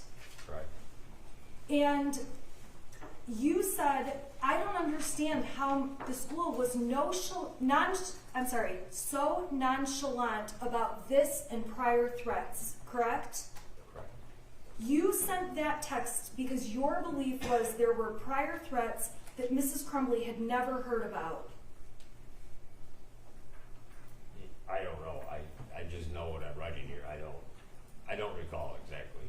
Okay, fair enough. If Mrs. Crumbley and you had ever discussed prior threats she knew about, you would have said something to her like, you knew Ethan had made prior threats, correct? Correct. You don't say anything like that to Mrs. Crumbley at this point. Right, I don't. Okay? And then Jennifer says, I don't know, but it failed my son and 4 other families, correct? Correct.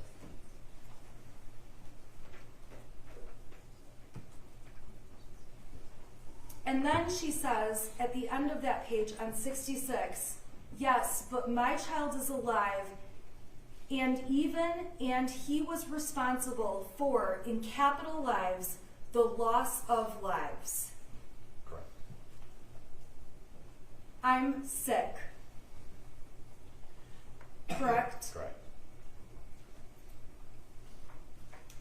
On page 67, so I'm just going down further, he told you his eyes not right on his mugshot. That's not, in capital letters, my son. Is that correct? Correct. You responded, I said the same thing. That does not, in capital letters, look like Ethan. Correct. Why did you say that? I I'm gonna say because it doesn't look like the pictures of Ethan I've seen. Okay. That's all I can say. At that point, were you feeling shocked in any way? I was shocked about the whole thing. I can't.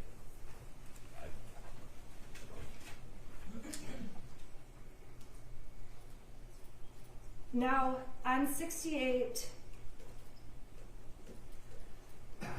you end up telling Jennifer, it's so sad, I'm so sorry, and thinking about you nonstop, correct? Correct. It's fair to say that you wrote that because you were so sad, you did feel so sorry, and you were thinking about her, and everyone, everything that was happening nonstop. Yeah. Jennifer responds about how she's doing when you ask her, are you even sleeping, correct? Correct. And she says no. You say, I figured, correct? Correct. Okay, I'm on page 69 now. She says, I haven't slept in 3 days, and I have been eating the same quesadilla for 3 days, correct? Correct. You told her you need food and sleep, but I'm sure it will take days before you can do either, correct? Correct. You said that because you could tell the person you knew felt really bad. Correct. Jennifer then says, I'll have plenty of time on jail, correct? Correct. You know Jennifer to be a sarcastic person, correct? Correct. You would agree with me, and if you don't, please let us know. That was a sarcastic remark on her part. You can't agree with that, it's just speculation. Do you know? I don't know. Look, reading this. On this date, back on December 3rd, you wrote, your attorney will prevent that. I'm still very pissed off at the prosecutor and system for charging you two. They are doing it to appease the public. That's called a witch hunt, not justice, correct? Correct. And to that, Jennifer replied, I'd rather die than go to jail, correct? Correct. Not the first time throughout this thread she said she wants to die. Correct.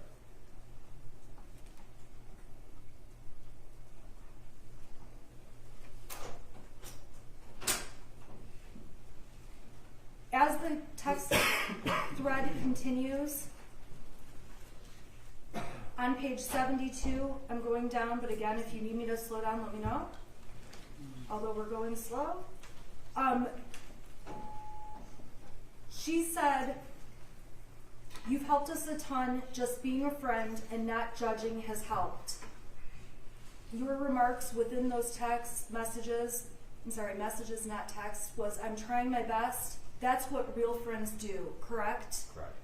At that point in time, on December 3rd, 2021, you would characterize yourself as real friends with Jennifer Crumbley. Correct. And James Crumbley. Correct.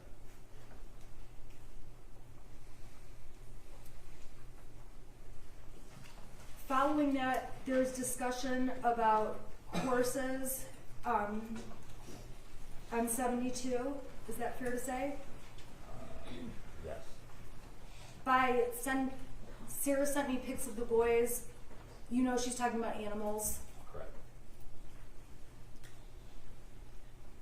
On page 73, she indicates to you, yeah, we're painted out to be monsters, and I can't defend myself because we're fearing our lives. Correct? Correct. So on December 3rd, the day charges are announced, Jennifer is saying that she's painted out to be a monster. Correct. You end up responding to her, and I have to ask, is this sometime in the afternoon? Are we asking these messages right here? Yeah, I'm asking, what's your memory of when these messages were? Well, it's showing almost 2 p.m., so I'd have to back that up 5 hours, correct? I don't know how to do UTC. I know it's 5 hours, and I'm not sure how that does that. So it Does would. that put that at 9 in the morning? Okay, I well, don't know. it's sometime that day, and obviously the times, we can sort those out later. Okay. They're on the text, right? Yes. On the messages. And you said you have more support than you think, but right now, anyone who publicly defends you and James gets exposed, crucified, and threatened. I've been defending you and explaining to anyone who contacts me privately, correct? Correct. You were defending her knowing that there was a lot in the media and things people were saying that are not true about Jennifer Crumbley. Objection to the vagueness of the question, Judge. Well, I think you kind of put words in his mouth. That too. I guess I'll ask you, why did you say that you felt like anyone who publicly defended her and James was exposed, crucified, and threatened? What did you mean by that? That it was such a horrific incident that nobody can possibly stand up for anything that has to do with other than the loss of lives and anything. That's the only way you can say anything about that. You can't try doing anything any other way about that. So it's fair to say you certainly didn't want to make public statements that you were friends with Jennifer, correct? Correct. And at that point, Jennifer says, I know, thank you, I don't want anyone in danger, correct? Correct. And further down, I'm on page, let's see here, 74. This is at December 3rd, 2021 at 2:36 p.m. UTC +0, so we'll calculate that out later. At that time, she says, not yet, waiting on my lawyer, correct? Correct. Now, that was in response to your question, have they advised you of all charges? Have they issued warrants, right? Correct. So her response, not yet, waiting on my lawyer, that was the response she sent to you. And at that point, you wrote to her, follow his or her advice carefully. Do not fuck yourselves. Be careful. Jen and my thoughts are with you. Why were you telling her not to fuck herself? Just to make sure she followed legal counsel advice. And not to do anything else.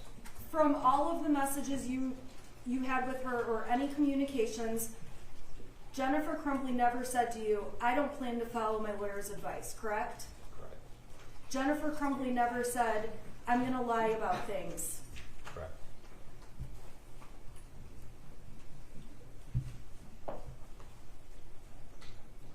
After that, there's some exchanges on page 75, 76 about reaching out to her, talking about money with Kira. Do you recall those messages? Yes. So at that point, you were trying to assist her in selling the horses. Correct. And ultimately, this is towards the end of the messages, the end of your communication with Jennifer Crumbley, correct? I believe so. Okay. She gave you lawyer's number, and then there's a phone number. If we need to do any type of legal sale of the horses that Kira needs, I can't get into my house to get the papers, correct? Correct. You tell her I'll put it in my phone, meaning you'll put the lawyer's number in your phone. Is that right? Correct. So at that point, you did save the number for the lawyer in your telephone. Is that a fair statement? I don't know. Okay. You said you were going to do that at 4:13 and 35 seconds UTC +0 at whatever time that is, correct? Correct. You told her, I'll message her as soon as I get home. Do you want to call me? And she says to you, send me your number, correct? Correct. At that point, Jennifer did not have if you know, and if you don't know, you can let me know. Do you know why she was asking you for your phone number? I don't. The last message you got from Jennifer Crumbley was on December 3rd, 2021 at 5:57 and 25 seconds UTC +0. That was the last message you heard from Jennifer Crumbley. Okay, Is that correct? I don't know, I can't see what, yes. Would it be fair to say that the last message you sent to her was this last message we see on the thread, any chance that your neighbor can get the papers for the horses? I can sign them, Kira seems to really want those purchases. Yes. I have to ask you just a couple of quick questions about your relationship with Mrs. Crumbley. When you and Mrs. Crumbley spent time together, most of the time, what part of the day was it? Morning. Was it mornings of work days or weekends, if you know? Work days. Okay, and I am sorry to invade private details, but approximately, did you have a usual time that you would see each other? I don't recall normal time. Okay.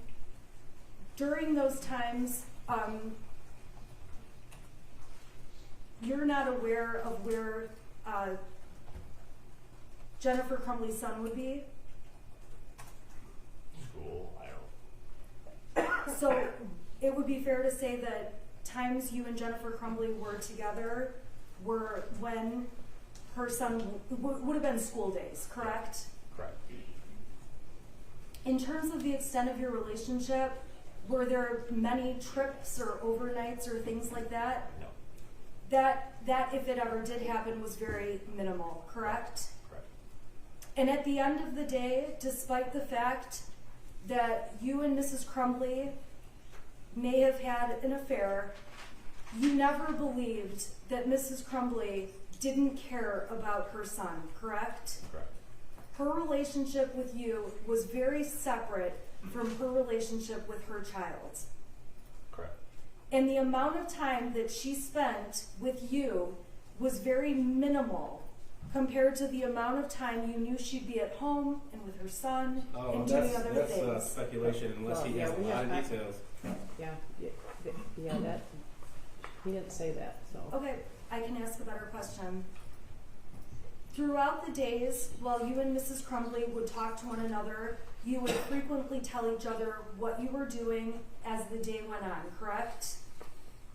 Yeah. I guess overall, during a typical week in 2021, how many times would you say you would see Jennifer Crumbley in person? Once, maybe. I don't know. Okay, so I we're think not, I'm in 21 time. so we're not talking every day or anything like that, correct? Correct. I have no further questions. Thank you. Why did you stop communicating with her?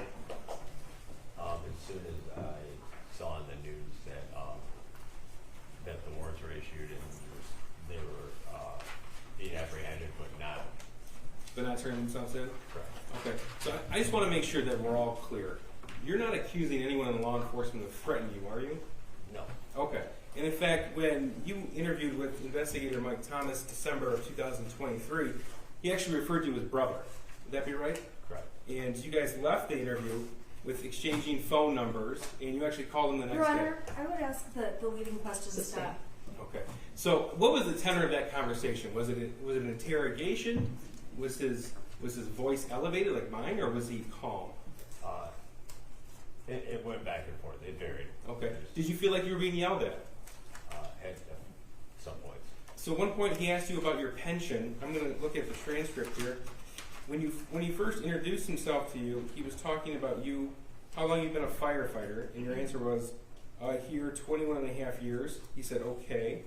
And I worked for Independence, and I was on call for 7 hours before here. And then Mr. Thomas said, pensioner is straight 401. She asked specifically if he was threatened that his pension would be revoked. I think it's important that the jury understands what that context was. Your Honor, all I'm asking for is that I get a chance for recross, because if the prosecutor's going to pick tiny parts of this transcript and not the whole thing, that's a problem. Hold on, yeah. No, I don't have the transcript. She has, okay, first of all, the allegation of picking tiny parts, she accused 2 veteran officers of threatening when this witness said, no, he wasn't threatened. And I think it's important for me to go through that transcript, that interview, to talk about the portion that she brought up. First of all, he can pick whatever questions he wants out of there. He doesn't have to, you know, he can ask whatever he wants about that. You don't have a transcript? I don't. She can make her own transcript. She's a retained attorney. It's fine. Okay, wait. You have. I've seen the audio. I took my own notes from it. Okay. Okay. All right. So, okay. You've seen the interview. Yes. Yeah. Okay. Your pensioner straight 401. You said pension. How much longer you got? 3.5. You got a COLA, cost of living out of it? Your response, yeah. What's your COLA? Oh, I don't know what it is now. I think it's, what's your multiplier? 2.8. Was he threatening to take your pension away? No. Okay. Did you ever feel like he was going to have your job taken from you? No. All right. You were asked,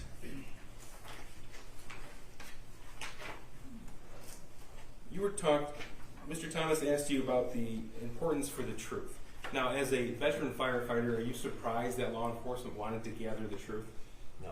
Okay. And in fact, you agreed. Your Honor, I would ask objection to leading questions.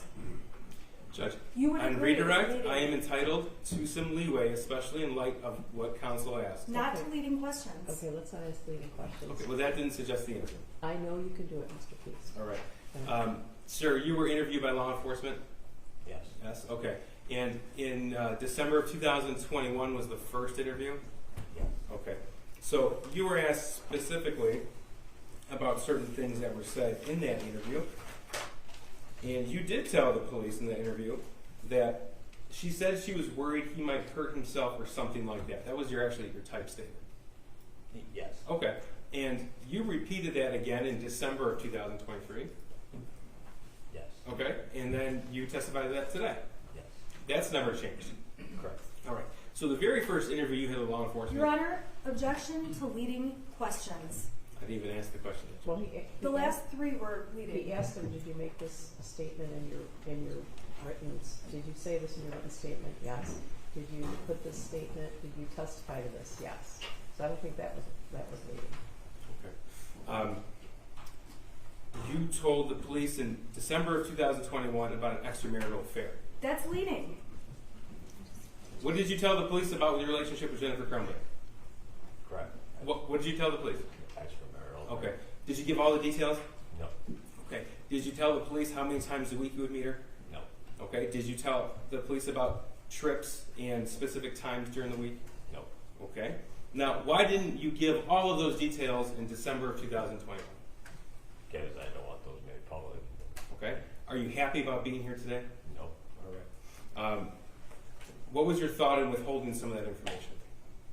That it would protect people in my life, other people in my life, my family, my wife. I imagine you've had to have some conversations since that time. Yes. Did you know how Jennifer Crumbley parented? No. Okay. Was that ever a topic of conversation? No.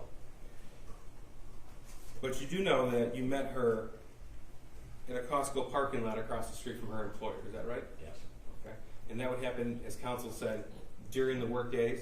Correct. And during work hours? Correct. Okay. And you don't recall how often that would happen, but was it a regular thing? Yes. You also told us that Jennifer Crumbley, in that Facebook post, told you she had a string lock. Is there such a thing as a string lock? No. Okay. You also told us that she told you that her son's friend committed suicide, and that the school didn't send her the original drawing. That's all in those Facebook posts. Yes. Is that correct? Okay. Correct. And did you come to learn that those three things were actually not true? Yes.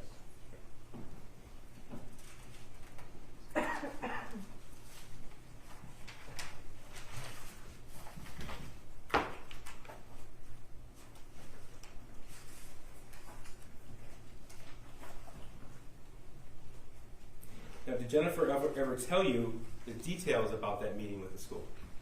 Not that I recall. Did she ever tell you anything about her son in the spring of 2021? No. Did she ever tell you anything specifically about March 9th, 17th, 20th, 21st of 2021? No. Did she ever tell you about anything with her son's life in April of 2021? No. Did she ever tell you anything about her life in June of 2021? No. Okay. Did she ever tell you that she didn't have to be at a meeting later in the day on November the 30th, 2021? in fact, she was able to leave work to meet you when it pleased her. Yes.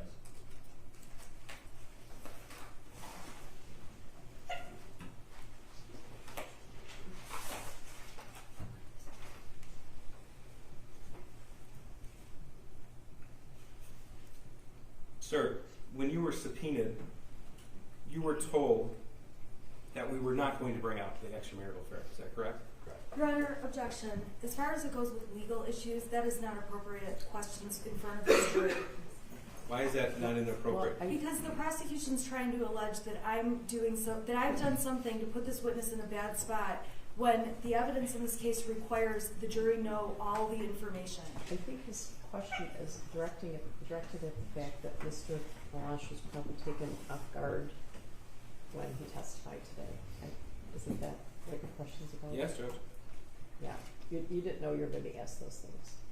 No. Okay. Jennifer wrote to you that she felt like she failed as a parent.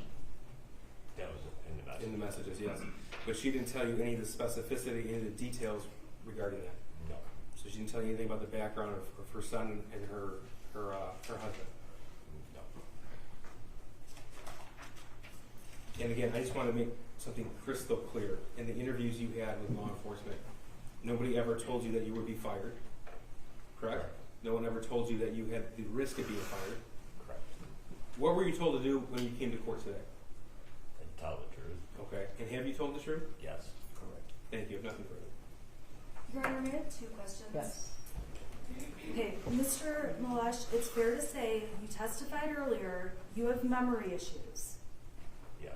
Okay, describe those memory issues for this jury. Judge, that's been asked and answered. It's beyond the scope of my redirect. And unless we're going to go through all the prior consistent statements. I'll withdraw that question. I'll withdraw the question.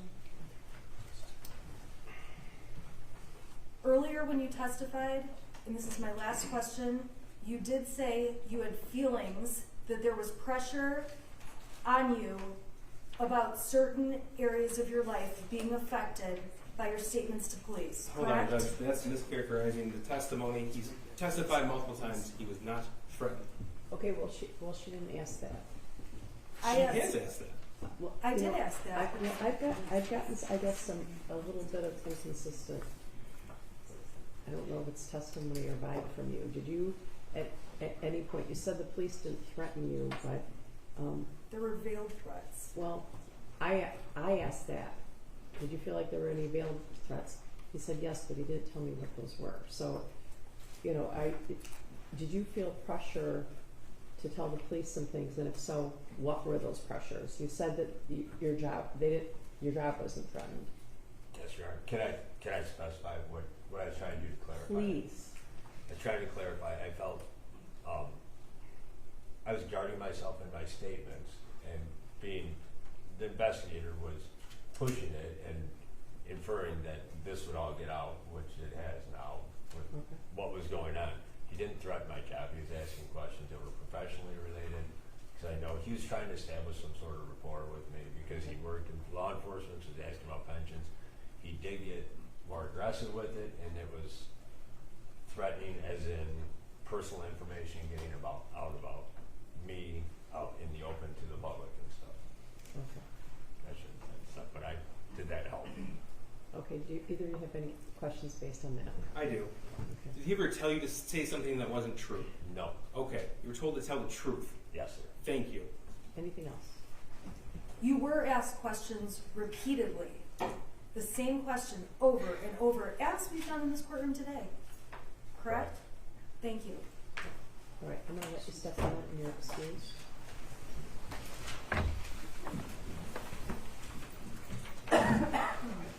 Okay, tell me what we're doing next. We have a witness, right? Okay, do you guys need a break? How long is this witness, do you think?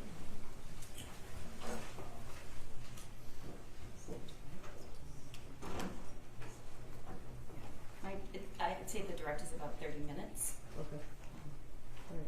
All right, I'm going to excuse you for until 4 o'clock.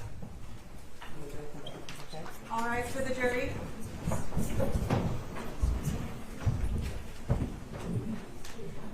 Judge, may we approach after the jury and see this? Yeah. I want to ask you something too.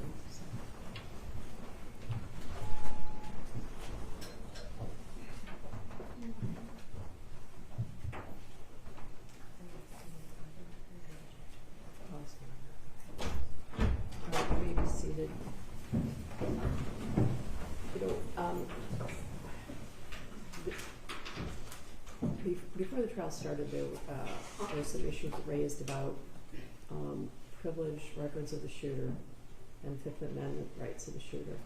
And I've had some filings from doctors, lawyers, from the lawyer for the shooter, and also by Ms. Smith. So she filed something, and I know that you responded today to it.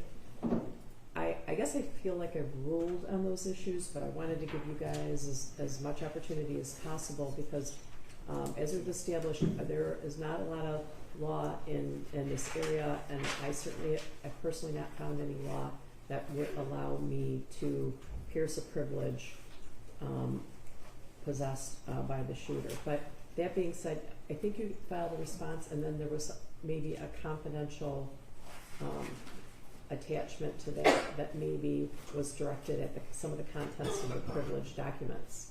But I have not received that. That's the long and short of it, as I have not received that. So if I haven't read something, I want you to know that. So. One moment.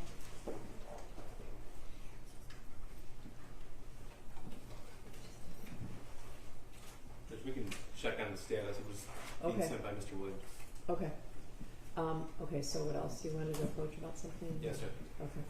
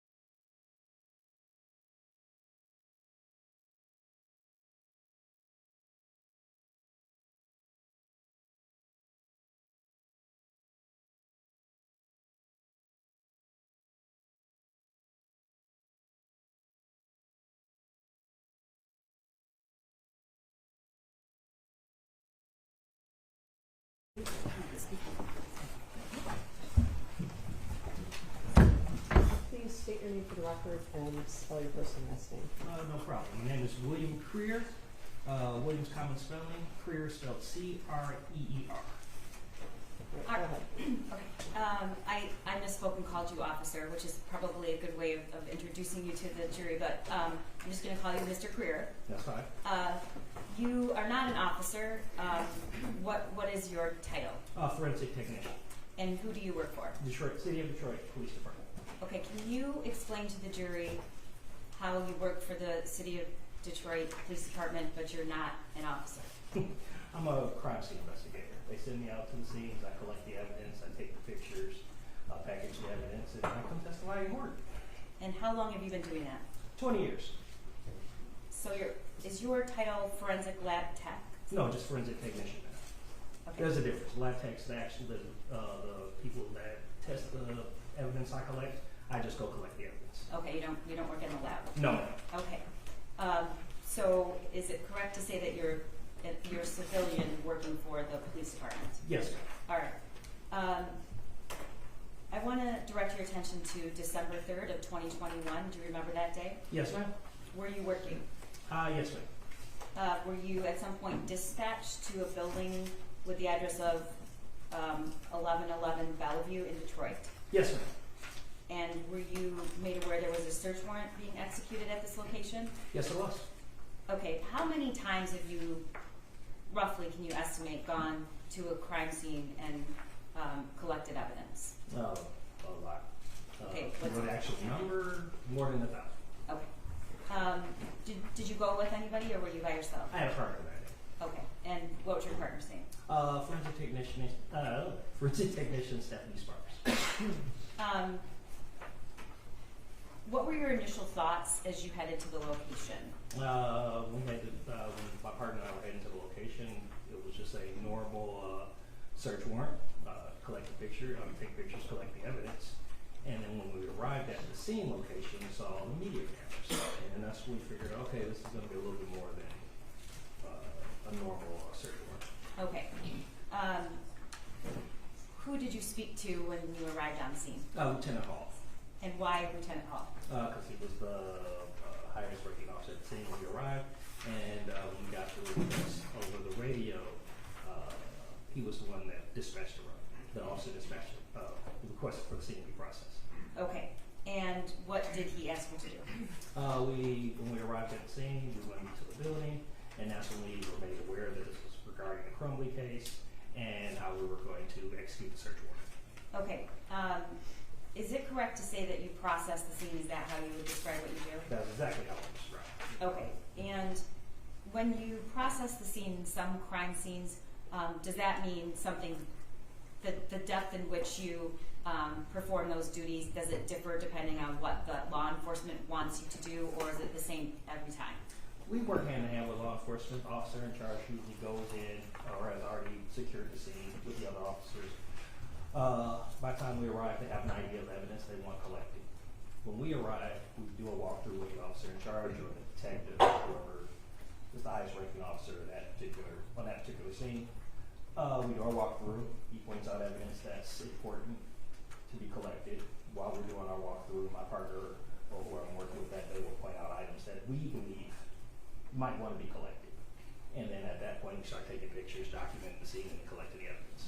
Okay, so do you only collect the evidence they point out you need to collect this, or do you determine based on your own experience what you should collect? And how do you ever collect anything that's not visible when you first walk in and law enforcement directs you to? After we do the walkthrough with the investigator, and then if they give us permission or we agree that we're going to do a more thorough search and we see some items that we might want to look at a little bit more thoroughly, then we will do an additional search of the scene. Okay, so the items that you find, does that sometimes does that lead you to the other parts of the scene that you want to search, or do you search only what the law enforcement tells you to? Again, depending on how things operate. In this particular scene, we'll use this particular scene as an example. They had already initiated their search. They had already found items they wanted. They, at this point, they said, hey, if there's any additional items you two see or might want to go over, have at it. Okay, so you were given free reign of the entire room? Yes. Okay.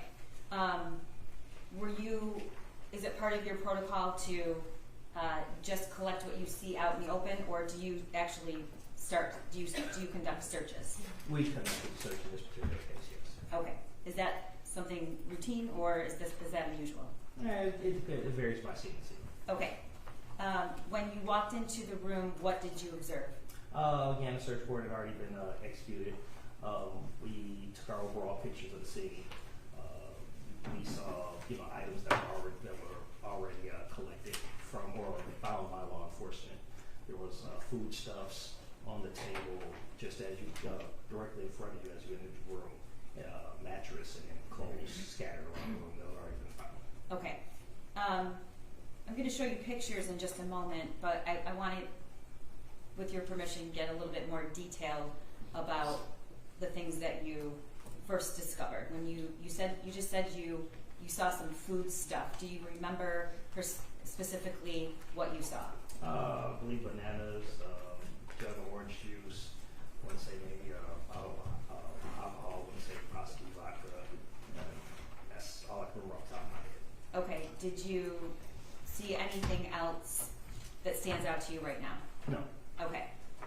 Okay. I'm going to show you before I do that, can you describe what did you think that room was when you walked into it? When I walked into it, I was an art studio of some kind. Okay. So I remember portraits and just art stuff around the room. All right. Tables, kind of reminded me of art class or something like that. All right. Did you see anything else on the floor? I saw a mattress. And what did you think of that? Apparently somebody sleeping on a mattress. I'm sorry, you It looks like somebody sleeping on a mattress. Okay. I'm not sure. I know I didn't ask you this. Did you have contact with Jennifer James Crumbley when you were searching the room? No, at the time. They had already been arrested and we taken to open count jail. Okay, so you didn't see them? No. All right. So I'm going to show you. Not at that particular time. Right, we're going to get to that. Okay. I'm going to show you some pictures, and then I'm going to pull out just 2 or 3 things just for demonstrative purposes for the jury. But these are photographs, exhibits 348 through 400.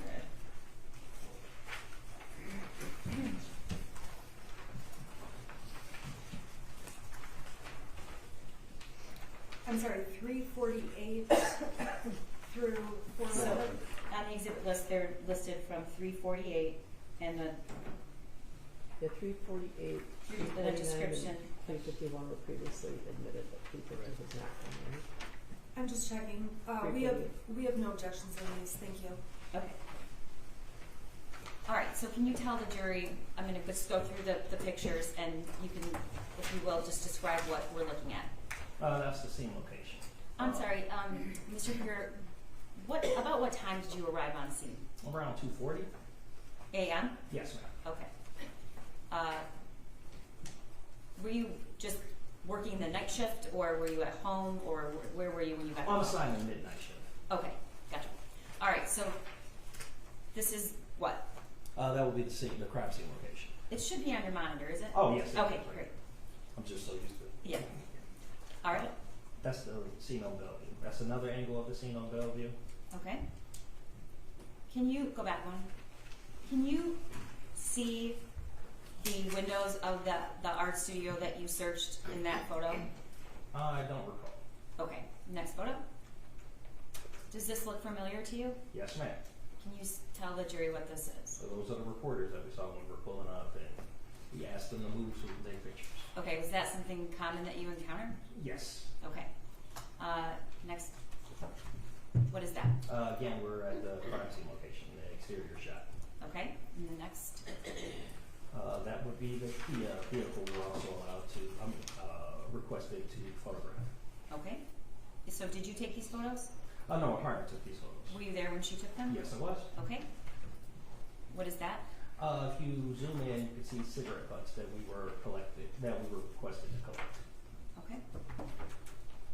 And what are we looking at? Looking at more cigarette butts were requested to collect.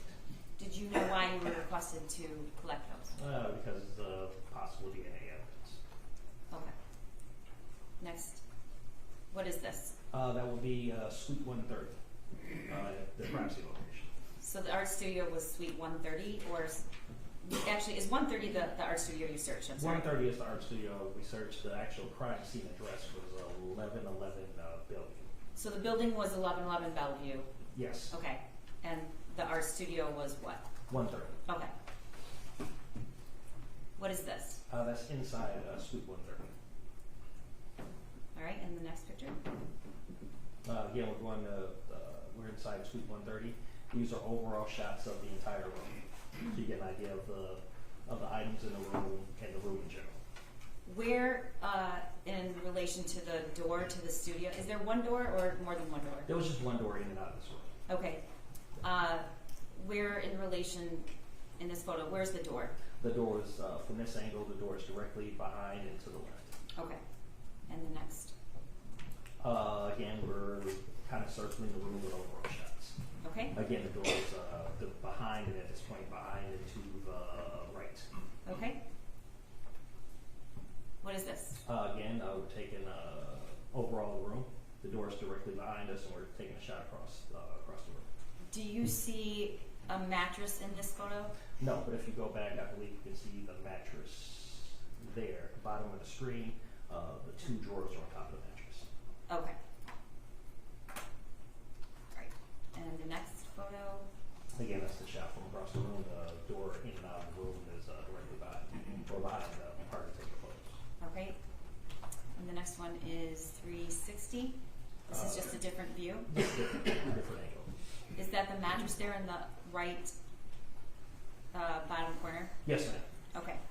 Did you put those drawers? Are those drawers? I believe they're drawers, and they were already there at the time that we arrived. Okay. And 361.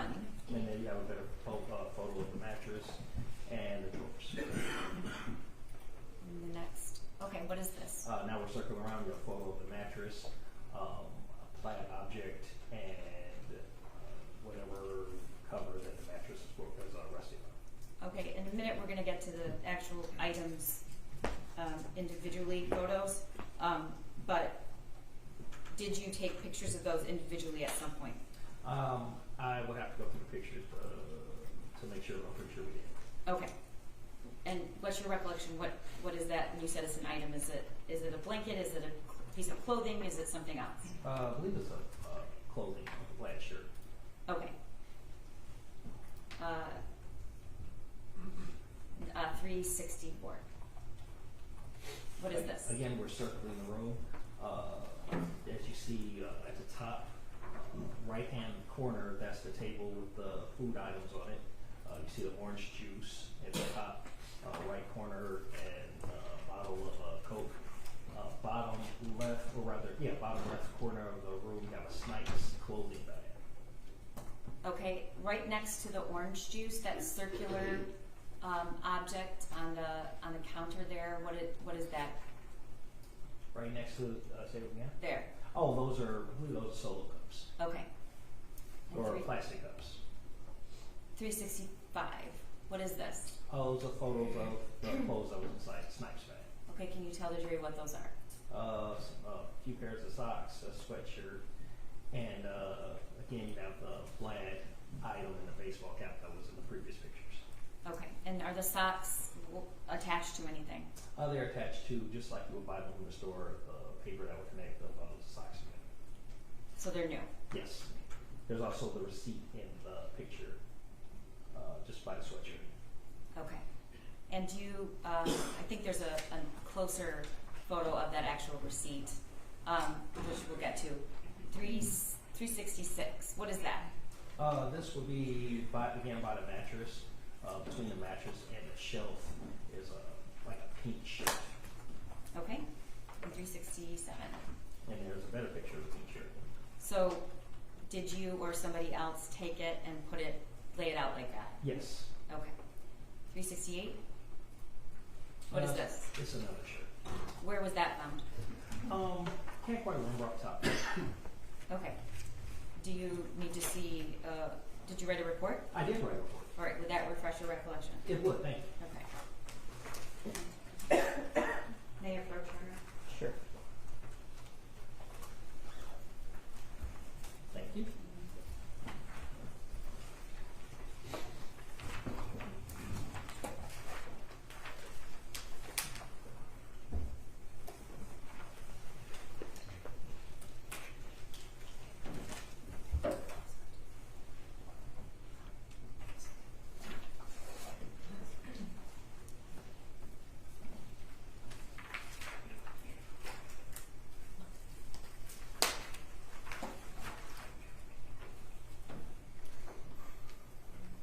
Yes, it was in one of the plastic bins.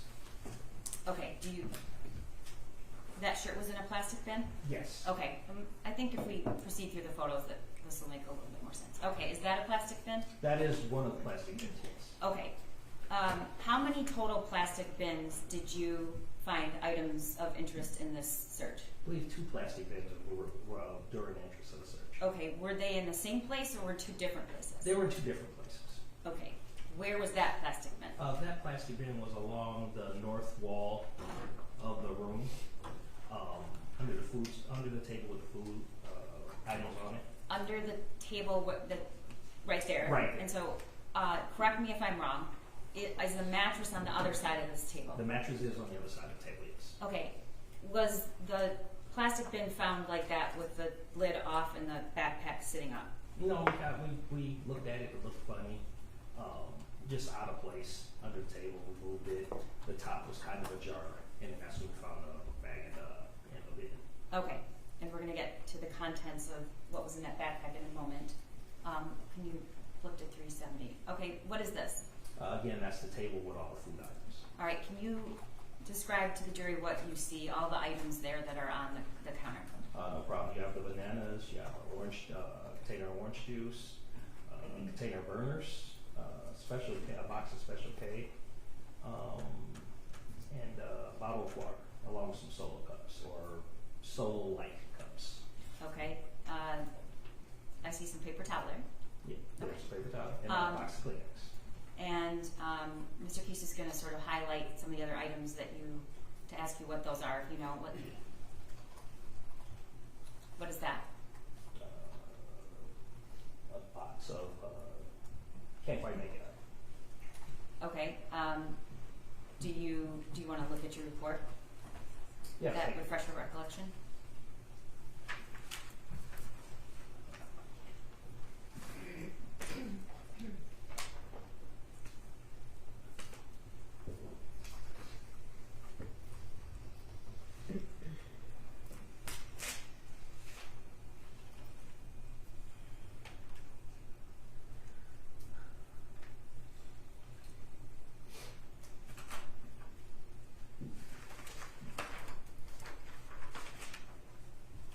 My report says food stuff items.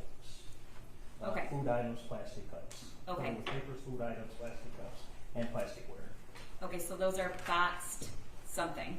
Yes. Okay. If I told you that says Lara Bar on it, would you have reason to dispute that? No. Do you know what that is? No. Okay. They're granola bars. Okay. Or energy bars. Okay. Okay. So you've never had a Lara Bar. I've never had a Lara Bar, no. Okay. What is the next item Mr. Keast is showing with the magnifier, if you know? Bottle of lotion of some type. Is it lotion or is it shampoo? I believe it was lotion. But Okay. What is that? I'm not sure. What does the bottle say? Reeling? Minute Maid? Oh, you're talking about the plastic bottle behind? Yes. Yes. Yeah, that's a Minute Maid. Okay. And then there are 2 other cups right there? Yes. Was that the way you found it, or? That is exactly how we found it when we were Okay. All right. Next. This is what? That is, again, a plastic bin with a pink tote bag inside. Okay. And the next photo? What is that? It's the plastic bag. We removed it from the plastic bin. I mean, the pink bag we removed from the plastic bin. Okay. What are the items to the left?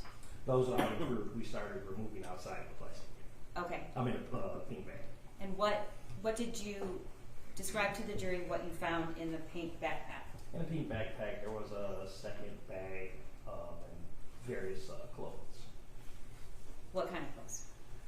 Intimate clothes, underwears, etc. Okay, men's underwear or ladies' underwear? Ladies' underwear. Do you know how many pairs? About 4 pairs. if I Okay. recall correctly. And that gray item next to the pink backpack to the upper left, what is that? That's just another bag that was inside the. Okay, and 373? What is this? Again, we have another angle of the pink bag, the gray bag, and a pair of pants that was also inside the bag. Okay, and 374? We have another angle of the pink bag and a pair of dark colored pants. Okay, the green bag underneath the pants, was that found in the, yes. Was that found in the backpack? Yes. What did it have inside of it? Don't recall. Okay, I'll hand it to you in a minute. Okay. Next slide. Again, we have a picture of the brand of pants, the fact that they're stretch, and the size on the tag under the false group. Okay, and the next slide. What's this? Again, we have more of the intimate items, intimate clothing items, and a plastic bag with. That's a business card? Yes. Okay, and what's next to it? Several pills inside the container. I believe they're caffeine pills. All right, and the next picture?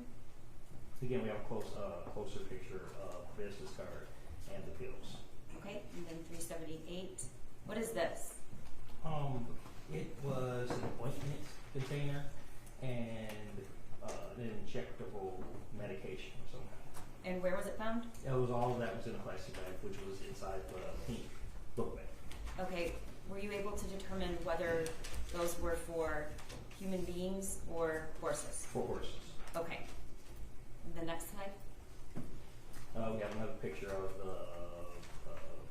the intimate female clothing and more clothes. And also the green bag that you asked about earlier. Okay. What is this? It's a key card And what is, for an extended stay in America. okay, where'd you find that? It was inside of a jacket over the chair. If you go back, way back in the beginning of the pictures, you will see a black jacket over the chair.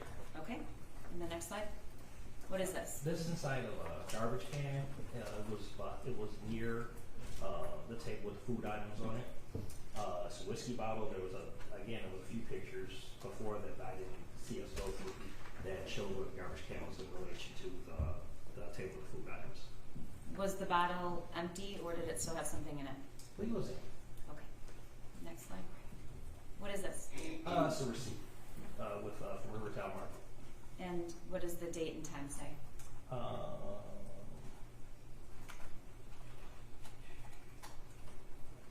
I'm not sure it shows it in that. Yeah, I'm not sure it shows it in this Okay. picture. All right, the next. Okay, what is this? It is a bag of ice, and there's also I can't quite remember what fruit that's in. If I said avocado, would you? It's an avocado. It is, okay. So you said there were just 2 bins. Is this the second bin? Yes. Okay. Where'd you find this? It was, if I remember correctly, this bin was going to be alongside the. We're going to go back and West show wall. a picture of the whole room again when we go through each thing. But this was in the room that night, correct? Yes. Okay, was the ice, can you go back to this, to the receipt? What is, can you read if we give a close up what the items on that receipt were? Bagged ice, a Lara bar, 2 Lara bars actually, Robitussin, Clo Cup, Pantene, a nut tray, orange juice, Diet Coke, paid a deposit, I believe, probably for Diet Coke, organic bananas, extra large avocados, and an ice mountain. Okay. When you, what is the ice sitting in? It's sitting in a metal tray. Okay, a receipt later says lasagna pan with, if you know, would you call it, you don't know, do you? I would call it a metal tray. Okay. It's similar to what if you had a family gathering and you're cooking for family, you have lasagna, if you make a large dish of lasagna or cake or whatever. Got it. Was the ice melted or was it still intact? It was melting. Okay, next picture. What is this? It is a receipt. I believe it's the bottom half of a receipt. What's the date and time? 12/3/21. 4:09 p.m. Okay, and that's, looks like it's for how much, if you can see? Does it say? No, I don't see. I'm not seeing it. Up at the top. Sold items, $1.04. Okay, and it's to the state of Michigan? Yes. Okay. What is this?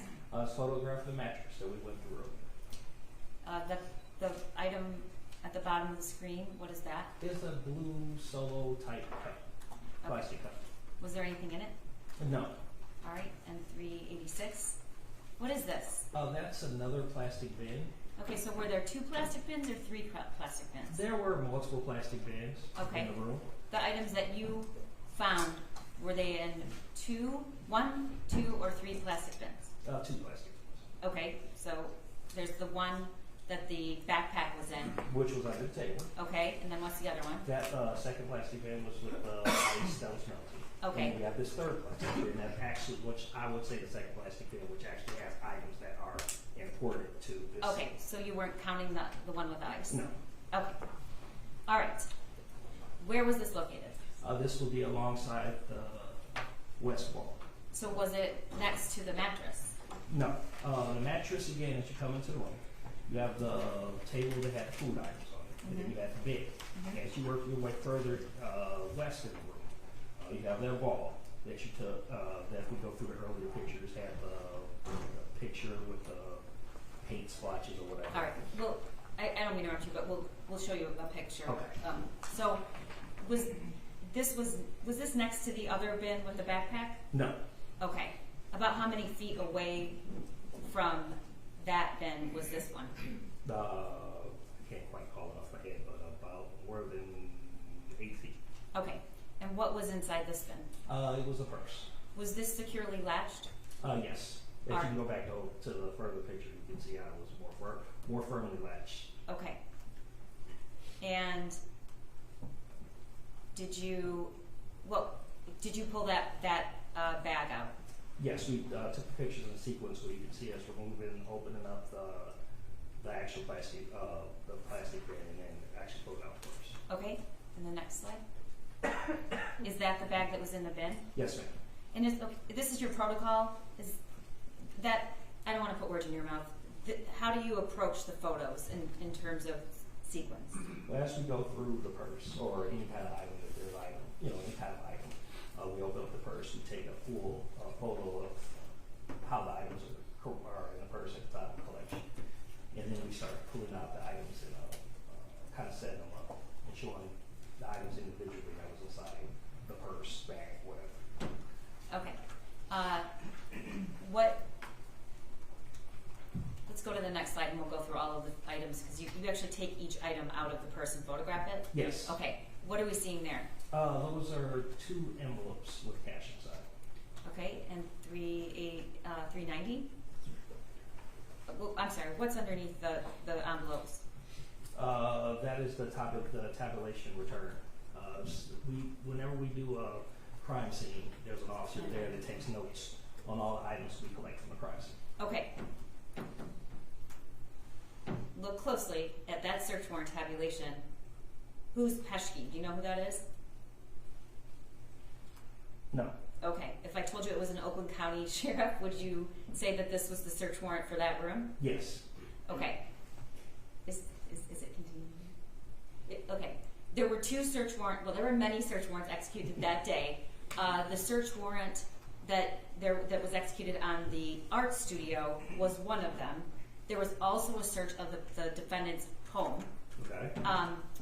Do you know whether this was a tabulation for the art studio or the defendant's home? This should be a search warrant for this location, this scene location. Okay, we'll get to that. Next. What's this? Again, we're taking more photographs inside the purse. And what's visible in the purse? Most visible is you have more cash, cash inside the purse. Okay. And then some other items? Yes. What's to the right? You have pills, bottles of pills. And then what are those items? Along where, if you update, You have the keys, and as you go further to the right, you start to see the cell phones that we also collected. Okay, next picture. That's a close-up of the cash? Yes, ma'am. All right, and 392? No, you have a close-up of the pills and cell phones, and also the keys to the Kia outside. Okay, how many cell phones? 4. All right, and did you notice anything about these cell phones? Well, first of all, were they on or were they off? All the cell phones were off at the time of we collected. All 4 of the cell phones were off? Yes, ma'am. Okay. Anything else did you notice about the cell phones? As you see, one cell phone is, as I say in my report, severely damaged. All right, and is that's the front screen? Yes. Okay. So would you say that's multiple cracks indicating damage or a couple cracks? I'm comfortable with saying severely damaged. Okay. Next. That's a close-up? Close-up of the keys that we collected from inside first. And what is that card, if you know? Look, it says card activation. It's like some kind of bank card or some kind. Okay. Next slide. All right, this is a close-up of the medications. Mm-hmm. All right, and can you read what the medications? First of all, are they prescription? They are prescription. And who are they prescribed to? Jennifer Crumbley. All right, and do you know what each prescription bottle is for? You have 2 bottles of Adderall, and then the 3rd bottle I can't quite make it out. Okay. I'm gonna close up there. What is that? Alloproxolam. All right. Do you know what that is? No. Okay. If I told you it was Xanax, do you have any reason to disbelieve that? I would have it disagree. No. Okay. All right. Next. Again, we have photos of the cell phones. Okay. And the next one. What is this? That's when we started pulling out the cash and counting it. Is that your protocol? You lay out all of the bills? Yes. Okay. 397. That's We're continuing to count the money as we file. okay. And we're still counting money. And we're still counting money. That's the last photo of the money. All right. Did you count all the money? Yes, we counted all the money. What was the total in cash that was in the purse? $6,617. Okay. 400. What is this? It's another photo of the receipt. I believe that's the top section of the receipt from earlier. And what is the date and time? 12/3/21, 4:37 p.m. Can you read the items on the receipt? No problem. Jeffrey giant lasagna pan, burners 2 liter, got a recycling fee overcharge, paper towel, Kleenex Ultra tissue. Okay. All right. Lieutenant Willis is going to help me just for demonstrative purposes pull out just some of these items that are not exactly clear in the photo. So I just wanted to ask you in detail if this was the item that you photographed. Is that okay? Yeah, no problem. Okay. The first is the book pack, the backpack.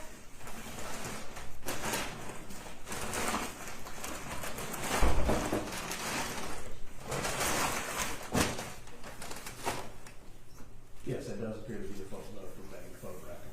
Okay.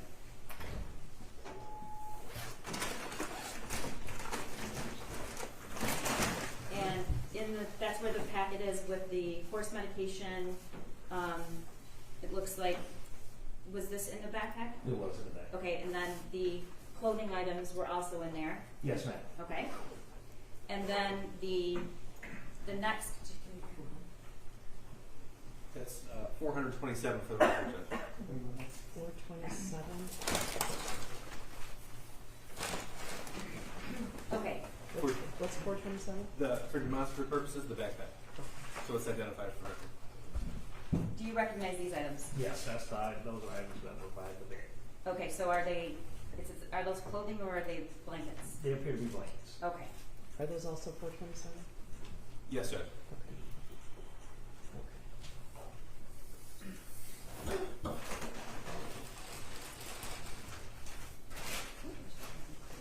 That's the Snipes bag, correct? Yes, ma'am. Okay.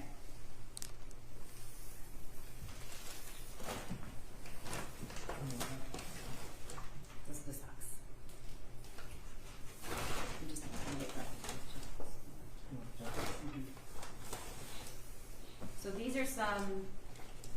where did this is? What is this? That's the sweatshirt. We already went over it through the picture, with the pictures earlier. And where was that found? That was found near the snipes bag. Okay. What is this? That was the jacket that was over the chair. Okay. That had the hotel room card inside. Okay.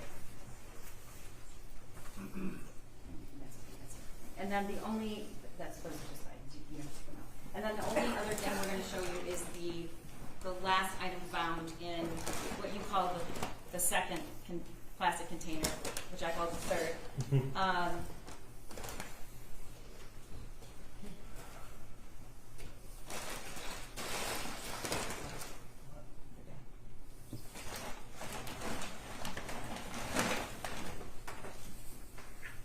Is this that in that container? Yes, that's the purse. Okay, and were the cell phones found in this bag? Cell phones, the money, yes, that was in the bag. Okay, thank you.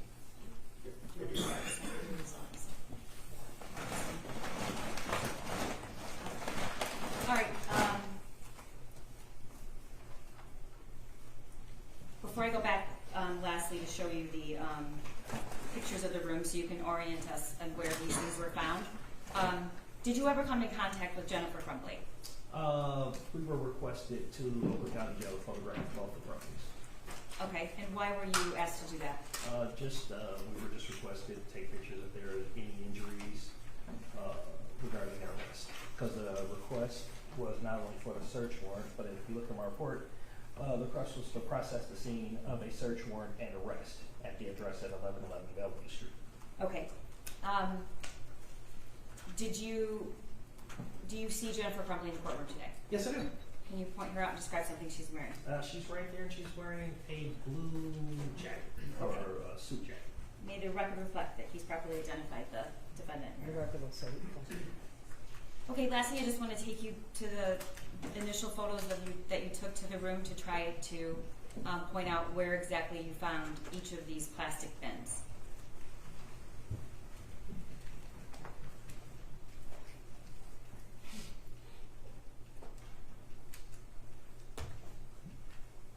Okay. Right, is this a good photo to show us? Yes. Okay. I'll go back one more. One more. Yeah, we go. Right there. The first bin is going to be to the just to the right of the table with the food items on it, on the floor, and it was kind of under the table. That was the item that had the book bag in it, if I remember correctly. Okay, and the mattress is on the other side of the table? Exactly. Okay. Where was the ice and the avocado found? Ice and avocado were still were more out in the open, still in that same area of the first bin. Okay. Was the second plastic bin that contained the purse with the cell phones and the cash, where was that? If you look straight ahead, as I mentioned before, the portrait that had paint splotches along that wall. You have that table just up under it, and just beyond that, when you move around, that's when you see the container with the... Behind Yes. that workbench on the left? Yes. Is there a better photo of it? Can you see it from that? No, we're looking... About there? Come around. That area, just one more over. There you go. You have the bench. I misspoke. You have the kind of yellow... cart? The yellow cart with the tubs on, with the tubs. Yes. Just to the left of that, you have the items with the paint, and then just behind that would be the tote. Okay. And that was securely fastened? Yes. Okay. And it was securely fastened, but in another bin. When you go through the pictures, you can see that bin is in another. Was the bin inside that bin also closed? No. Okay. And was the bag zipped or unzipped? Bag was zipped at the time when we collected. Okay, and that's where you found the cell phones that were turned off and the cash? Yes. Okay, and how did all of that evidence get here? After we took pictures, all these pictures, we then collected the evidence and we secured them in these items and turned them over to the Detroit Police Public Safety Headquarters and evidence lockers. Okay, thank you. No problem. I have questions. Can I step down? Thank you. You're excused. Oh, definitely. Yeah. And I'm like, man, All right. So I'm going to ask you to return at 8:30 in the morning. I think we're making good progress. Do you know how many witnesses you have tomorrow?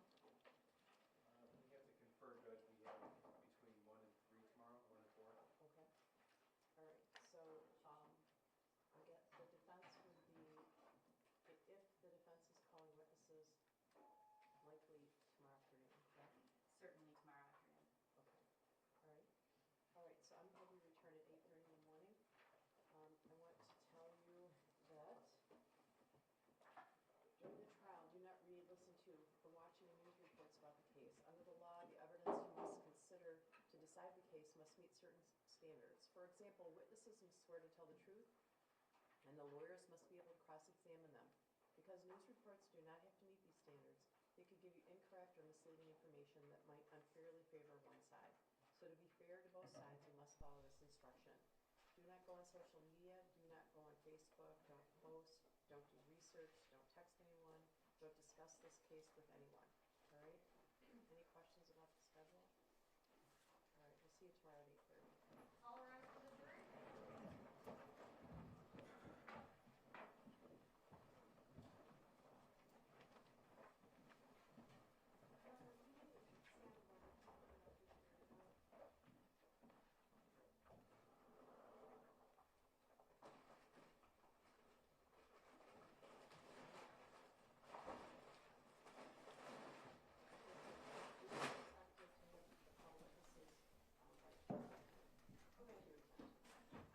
I'm prepared for that. I am asking if I can please be notified of who the prosecution is calling for tomorrow, what they know. Can you do that? Yes, Judge. It's the same witnesses we identified last time. Okay, there's no one. They There's no one. gave